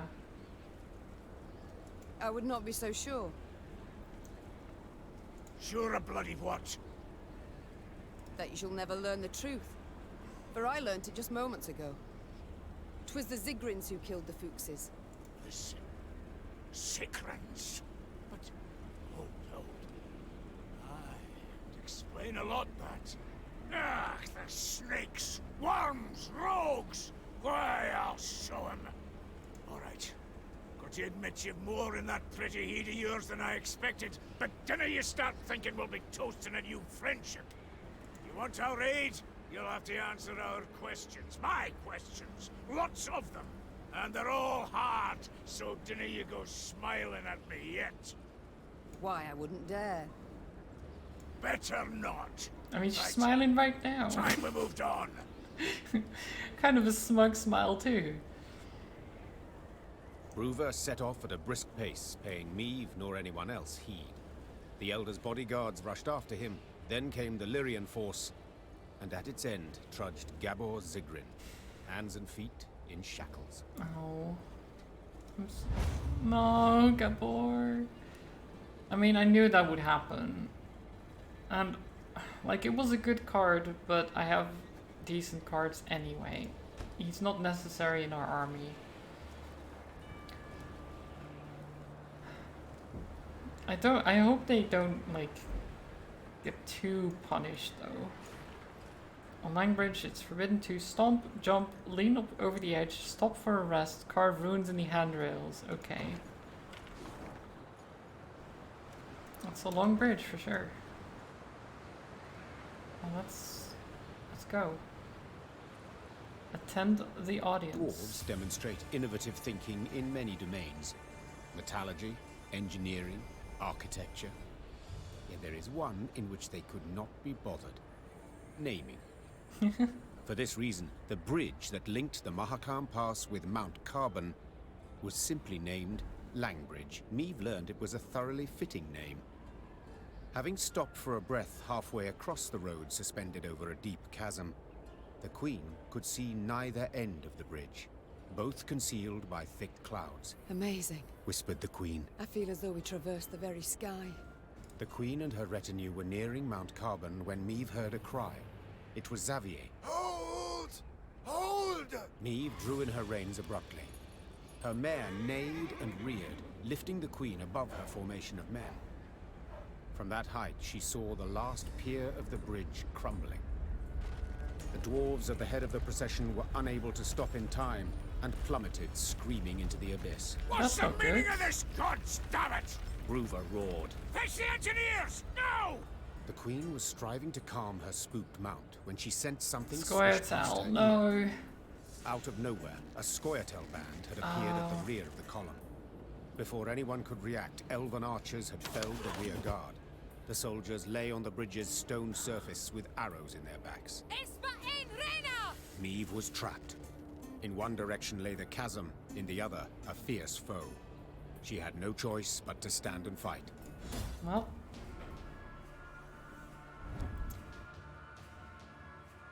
Okay, short battle, extra cards, okay. The Lyrians watched in disbelief as Scoia'tael warriors slit the throats of the Mahakam guards. How could this be? Non-humans against non-humans? To what end? Could it be the elder races do not uniformly support the Skrulls' cause? No doubt these questions are more plague the men's thoughts. Well, the thing is, the Scoia'tael have been proven to be working with the Nilfgaardians once in a while.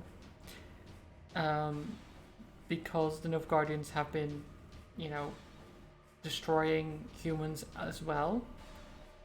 So they just took the opportunity during wartime, and if the Nilfgaardians told them, oh, the humans are trying to get the dwarves on their side, I mean, surely the Scoia'tael would be like jumping on that opportunity to deal with the dwarves that are not part of the Scoia'tael, and also the humans at the same time.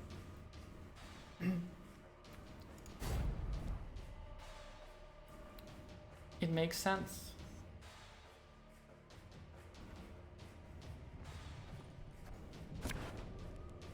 Okay. Oh. Mahakan Axe-Dwarf. Move a unit 1 row away from the opponents. Interesting. So what do we have? We have the cliff. Whenever a unit is moved to the same row as cliff, destroy it. Let's see. So we should probably have these. Prover. Okay. Xavier.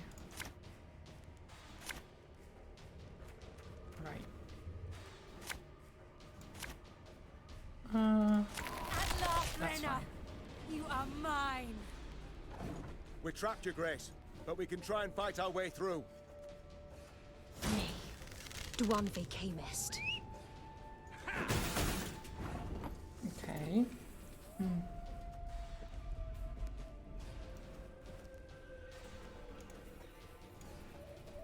Think you ballbags can do whatever the devils you please?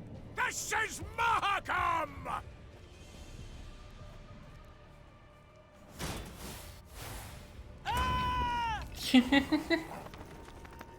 Throw him off a cliff. Okay, great. Footman. Cavalry. What do you want of me? Medic. Great. Special prize. Just for you, love.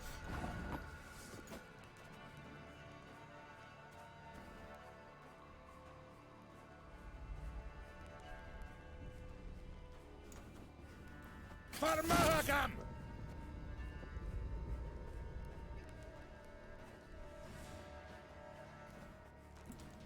Okay. I feel like the Scoia'tael don't stand a chance here. Oh, don't go. Don't eat my cards. I need those.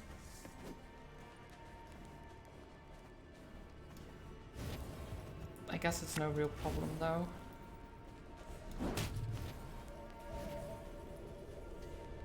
Force 2 units to duel.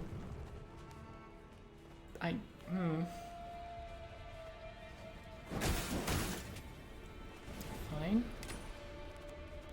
I guess we had to do that.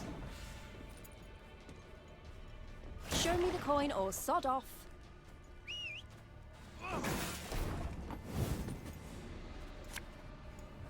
You must sweat like a swine in that jacket. Tell me you jest. Okay.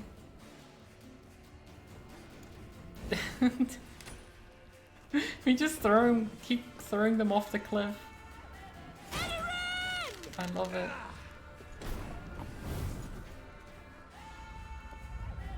Just keep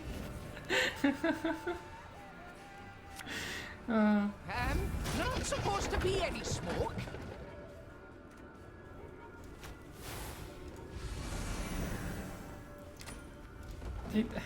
What are we even doing? What are we... May your sword and arm be one. Like, they don't stand a chance. They just keep falling off the cliff. All I have to do is use the axe dwarf and just move them and they die. I can't... Like, I don't think I can lose this.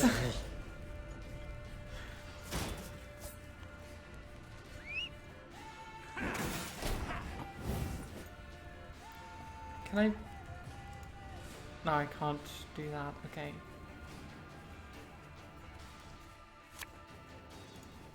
Getting to work. Yep. About what I expected. Off the cliff you go.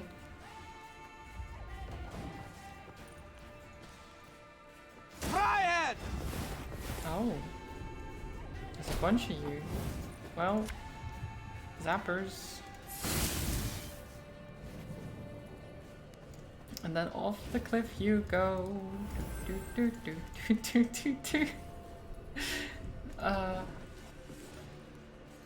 It's beautiful. Now we will see who is weak.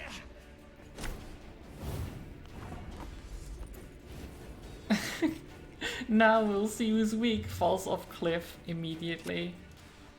Don't like this. Death to humans!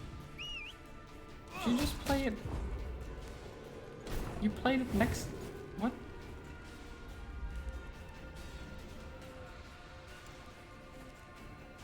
Is it? Oh, I can't move him. That's odd. Okay. I don't know why. I mean, it doesn't matter. None of their units will survive. No! Blederenna! She must die! He didn't stand a chance. I don't know why he tried to ambush us with the cliff when you're the one falling off all the time. That seems like a bad Their strength idea. combined, the Lyrians and dwarves managed to defeat the Scoia'tael. So she seemed to be guerrillas very had weakened the last span annoyed of at the bridge, us. turning Like the crossing specifically into a wanting to deadly kill trap. us. But why? Had Xavier, who noticed the weakened structure at the last instant, not called out, all would have fallen into the chasm. The Lyrians managed to capture the unit commander. She stood, her head raised high, and when Meve glared at her, she did not avert her eyes. Crow's Eye, okay. Oh, that card, I've got that before. With the random trinket card. It's not amazing, it's pretty good. What is but your not name, great. elf? Abayeth Metaparstwan. She said, Thank you, Reynard. I know well what she said. Kiss my ass, is that truly the best you can muster? I'd rather show you exactly what I can muster. Tell them to unbind me. You got your opportunity. On the battlefield. Will you not tell me what they call you? Fine. It's all the same to me. I'm more interested to know how you came to be here. Who sent you? Kiss my ass, yeah. Yeah, well, that is what she said, just in Elvish, apparently. No one. It was my decision to kill you, and thus avenge Eldain. Oh, of course. Avenge Eldain. We even buried him where he wanted to be buried. He attacked us. You've elven blood on your hands. The blood of the elves of the Moulderwood. I regret the events of the Moulderwood. I did not wish those elves' deaths. Yet they left me no choice. What choice would you give a murderer who invaded your home? You know I envy you. To see the world solely as black or white, it must simplify things so. Enough. I've heard all I wish to hear. But I haven't. Did you fall in your heed, elf, eh? If you want to fight humans, go on and do it. You cannot talk sense to idiots and nay here, damn it. Mahakam is and will be neutral. You cannot be neutral. To Dwarven, you are either their foe or their dog. Mahakam has stood aside, sleeping long enough. That is why we struck it in its very heart, as a call to battle. A call to brethren whom you, Elder, have kept from the world too long. I have kept him away. I've been bloody right to do so. You want to play at war, you numpties? You want to force the Pontar to flow upstream? Gang right ahead. Good riddance, I say. Gan kill, gan die if you fancy. But gods damn it, leave us alone. Yeah, I should kill you. With my own hands. I should cut your throat, put you out of your misery. That's what you want, innit? To die? To die a stupid death? Well, I'll not grant you that. Nay, nay, I'll lock you in a tower. Sit there 3 centuries, and you just might grow a brain. Bruva Hoog gazed after the shackled elf as she was led away. Neve expected him to continue fuming, cursing her. But the dwarf stood silent, and his old eyes, half concealed by brows bushy as a forest floor, showed not anger, but the deepest sadness. Dwarven engineers made quick work of repairing the crumbled bridge span.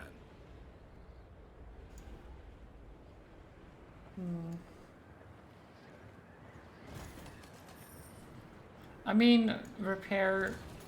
It's not quite repaired, more like they've constructed a bridge over the gap. Look, Mount Carbon. Damn. And I thought Novigrad was big. Mount Carbon. Wipe your feet, comb your beard, but foreign garb bring not in here. Carbon's hard, can you hear the throb? You're a dwarf, damn it, not a slob. Okay. Nice.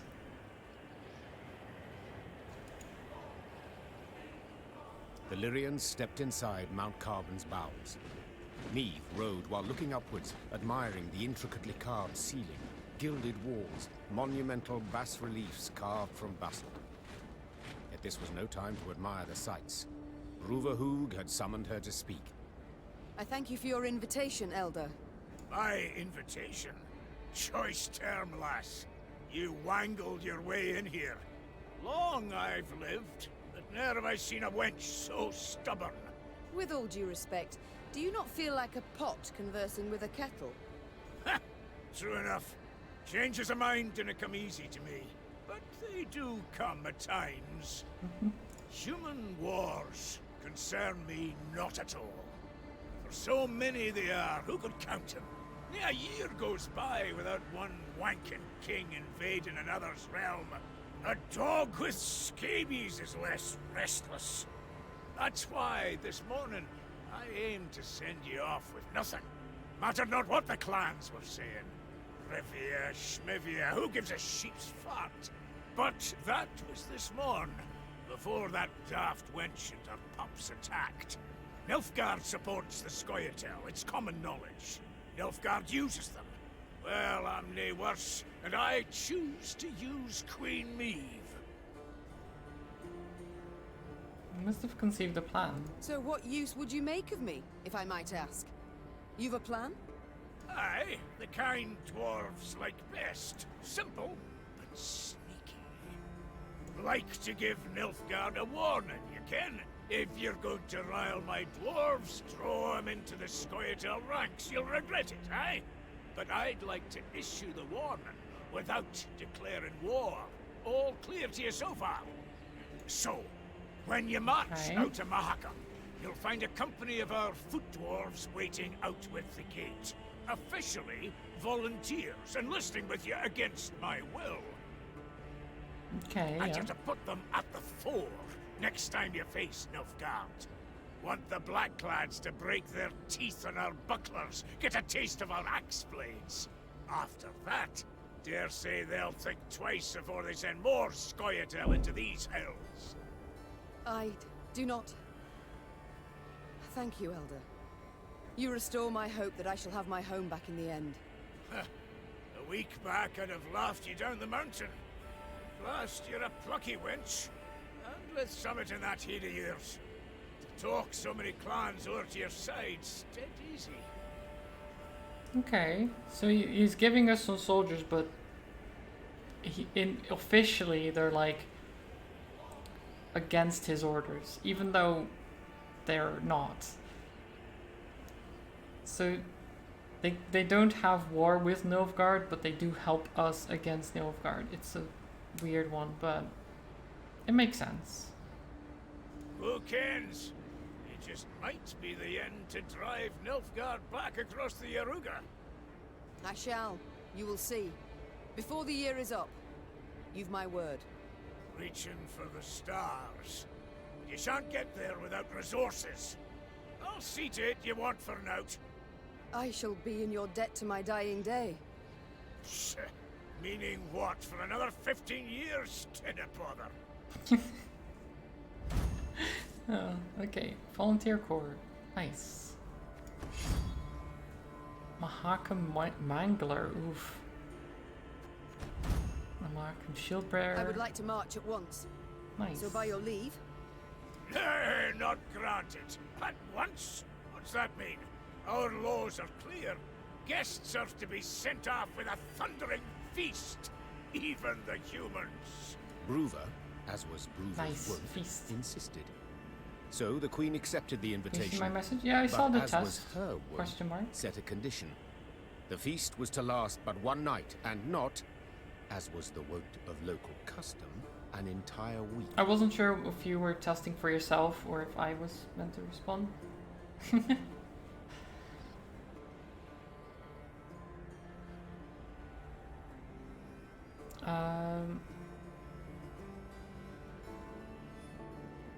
Feast was to last but one night and not, as was the wont of local custom, an entire week. All clans were to be represented at the feast, save one, of course, the Zigrins. For they had already learned their punishment. The entire clan was banished from Mahakam. An exception was made for one of their number, for Gabor, who was beheaded before the day was done. But why? Why was Gabor beheaded? What? Why him specifically? Like, if the entire clan is banished, I get that, but why? Because the elders are who... Oh god. That sucks. When the sun had retired behind the peaks, the underground city came alive with the sound of bugles, bagpipes, and horns. The dwarves emerged out into the central square I guess and because danced exuberantly, he was the kicking one up who from their told us hobnail to do boots. these things. The usually crabby elder-in-chief Hugh proved He a was carrying out the, host that the night. orders Let's of his drink, elders. lest our neck shafts grow cobwebs! Suddenly a messenger arrived. Bruver lifted his copper horn to his ear and listened with furrowed brow. What's that? Speak up! When she saw a sour grin on his face, Meve knew the tidings were not good. Yet she did not suspect they pertained to her directly. Eve, you expecting anyone? How's that? Runner says a delegation's arrived at Carbon. Freyliria and Rivia got a Nilfgaardian escort. What? How dare they? Traitors. Who leads it? You'd best sit. Who leads the delegation? It's your son. Of course Willem it's their son. Fear. Freaking Willem, just leave me alone, man. Just go. Just sit in your throne and feast or something. I don't know. Willem. It's not even your throne technically. It's mine, but whatever. Mahakam remains neutral as regards all your squabbles. I trust I needn't remind you. So I'll have no scrambling or shoving, and certainly no bloodshed. Point of fact, I'd prefer it if you... I wish to speak to him. I'd forbid you, but, as I said, never seen a more stubborn wench. Alrighty then, jabber away with him. Just remember, hands to yourself. Meve spotted banners, a Lyrian eagle upon one surrounded by Nilfgaard's black rags. Her hands became fists, showing how helpless she felt. Then her son and rival, Willem, emerged from behind a row of Imperial footmen. My.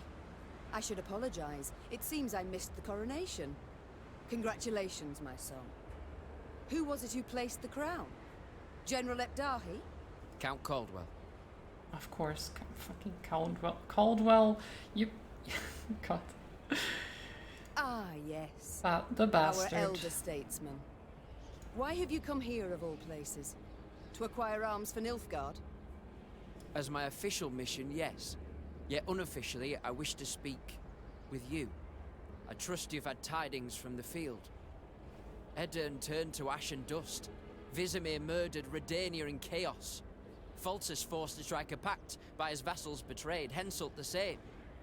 This limerick, will it come to a point? Why, yes. To the same as this war. Mother, I beg you, you must see it. Nilfgaard's victory is inevitable. Surrender now, and I shall show you mercy. For later it'll be too late. So this is why they can't see eye to eye, right? Because Willem is like... See, like, Nilfgaard is just destroying everything in their path. See, we can't win. And then we are like, well, yeah, they're destroying everything in our paths, so we must do everything we can to stop them, because they're assholes.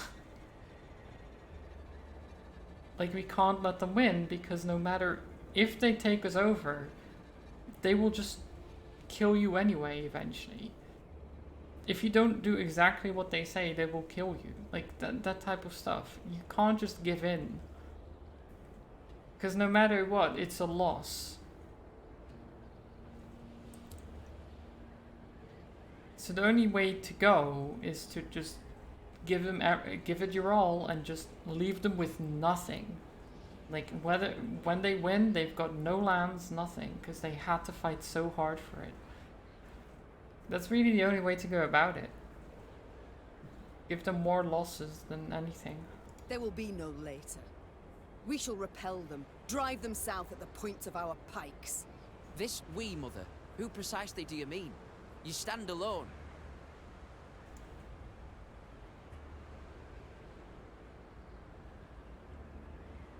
I prefer to stand alone over standing with Nilfgaard, with the invader, as you do. Mother, in declaring for the Empire, I saved the lives of thousands of our subjects. And in so doing, our honor lost. Folk who had their huts burned down care deeply about our honor. Is that truly your belief? When I was crowned, a fact you deride, though that makes it no less true, I swore the good of my subjects would guide me. And a war we are doomed to lose cannot in any way benefit them. And slavery can.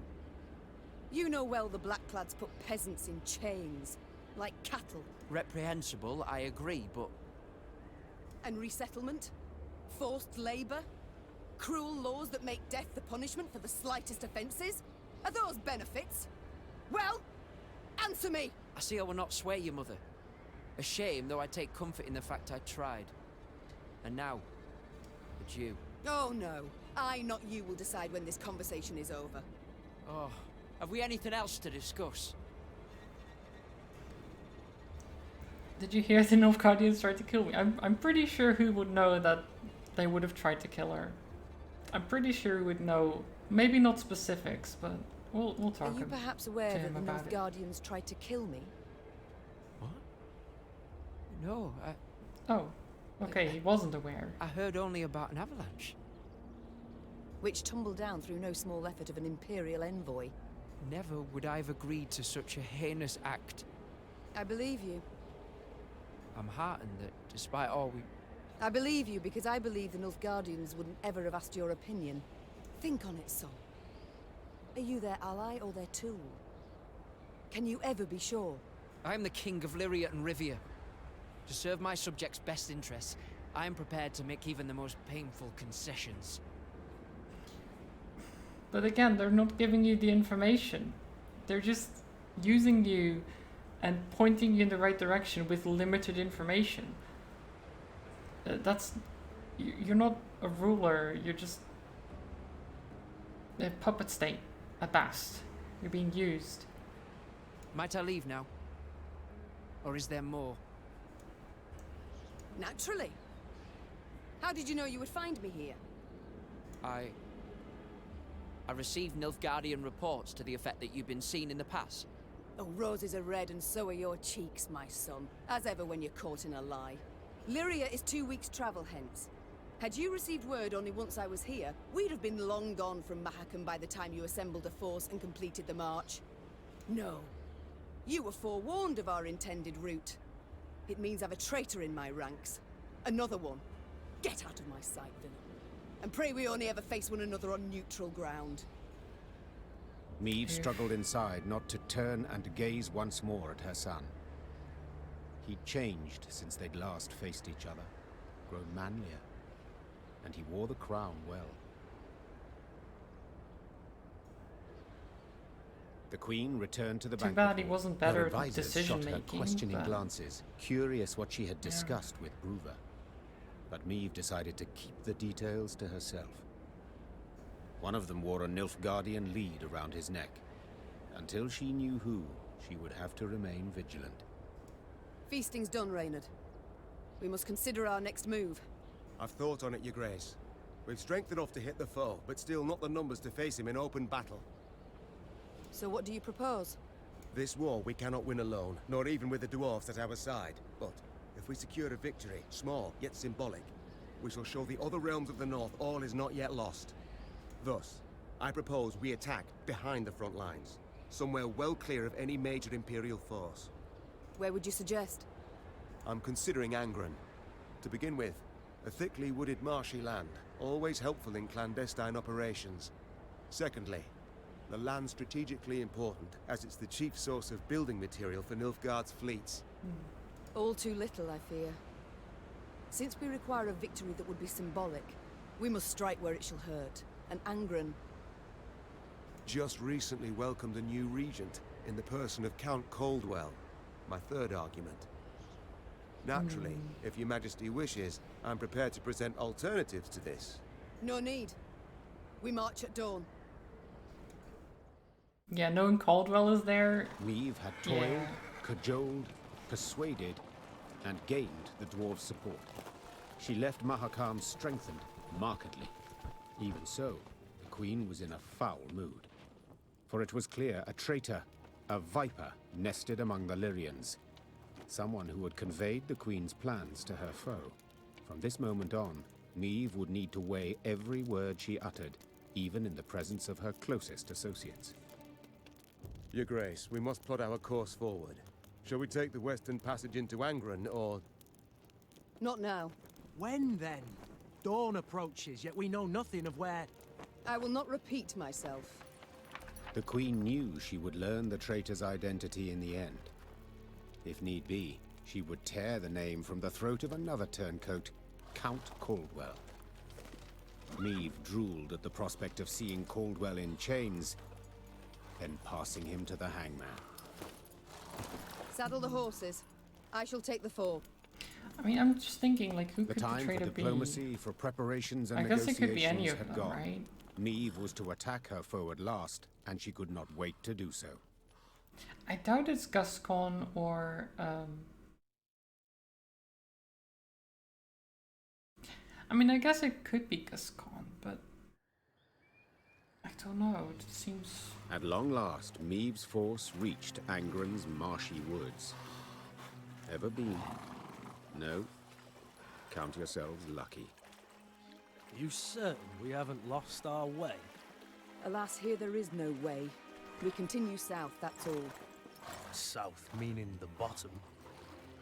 Should you ever venture there, I offer you this advice. Do your utmost to make no noise. Poor soul. His comrades cried out, reached out, but alas, amidst frothing waters they heard bones cracking, the moan of metal bent and crushed. What the... Bloody hell, what was that? Rather not know, personally. Hold your positions! Arms at the ready!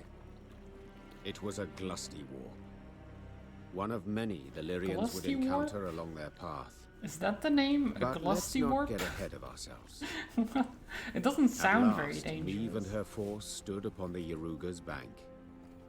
To find and punish the traitor Caldwell, they would have to cross the river. Yet the sole bridge nearby was in Nilfgaard's hands.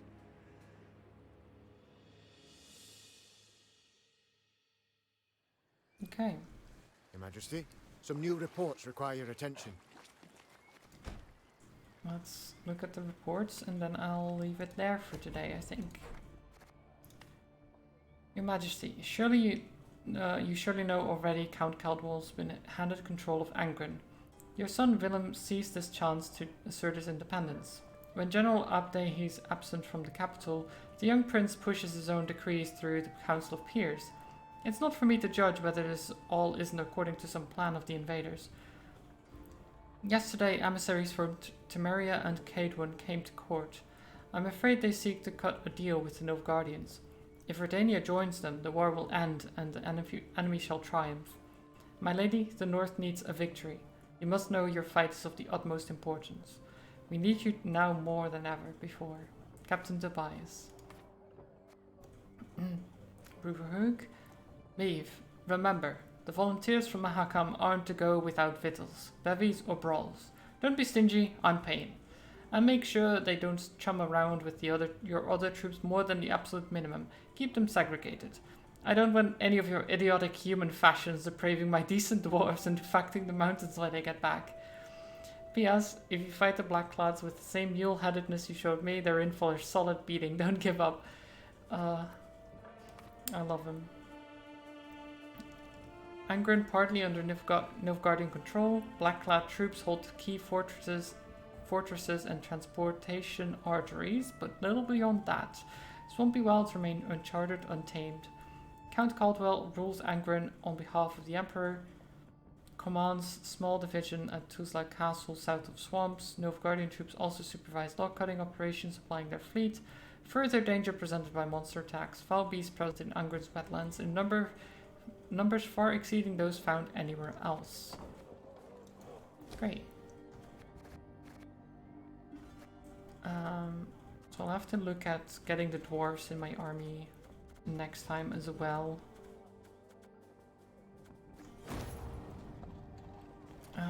But yeah, we'll save and exit game because I really need to eat something. It's been quite the long stream, very unintentionally. Let's see who is streaming.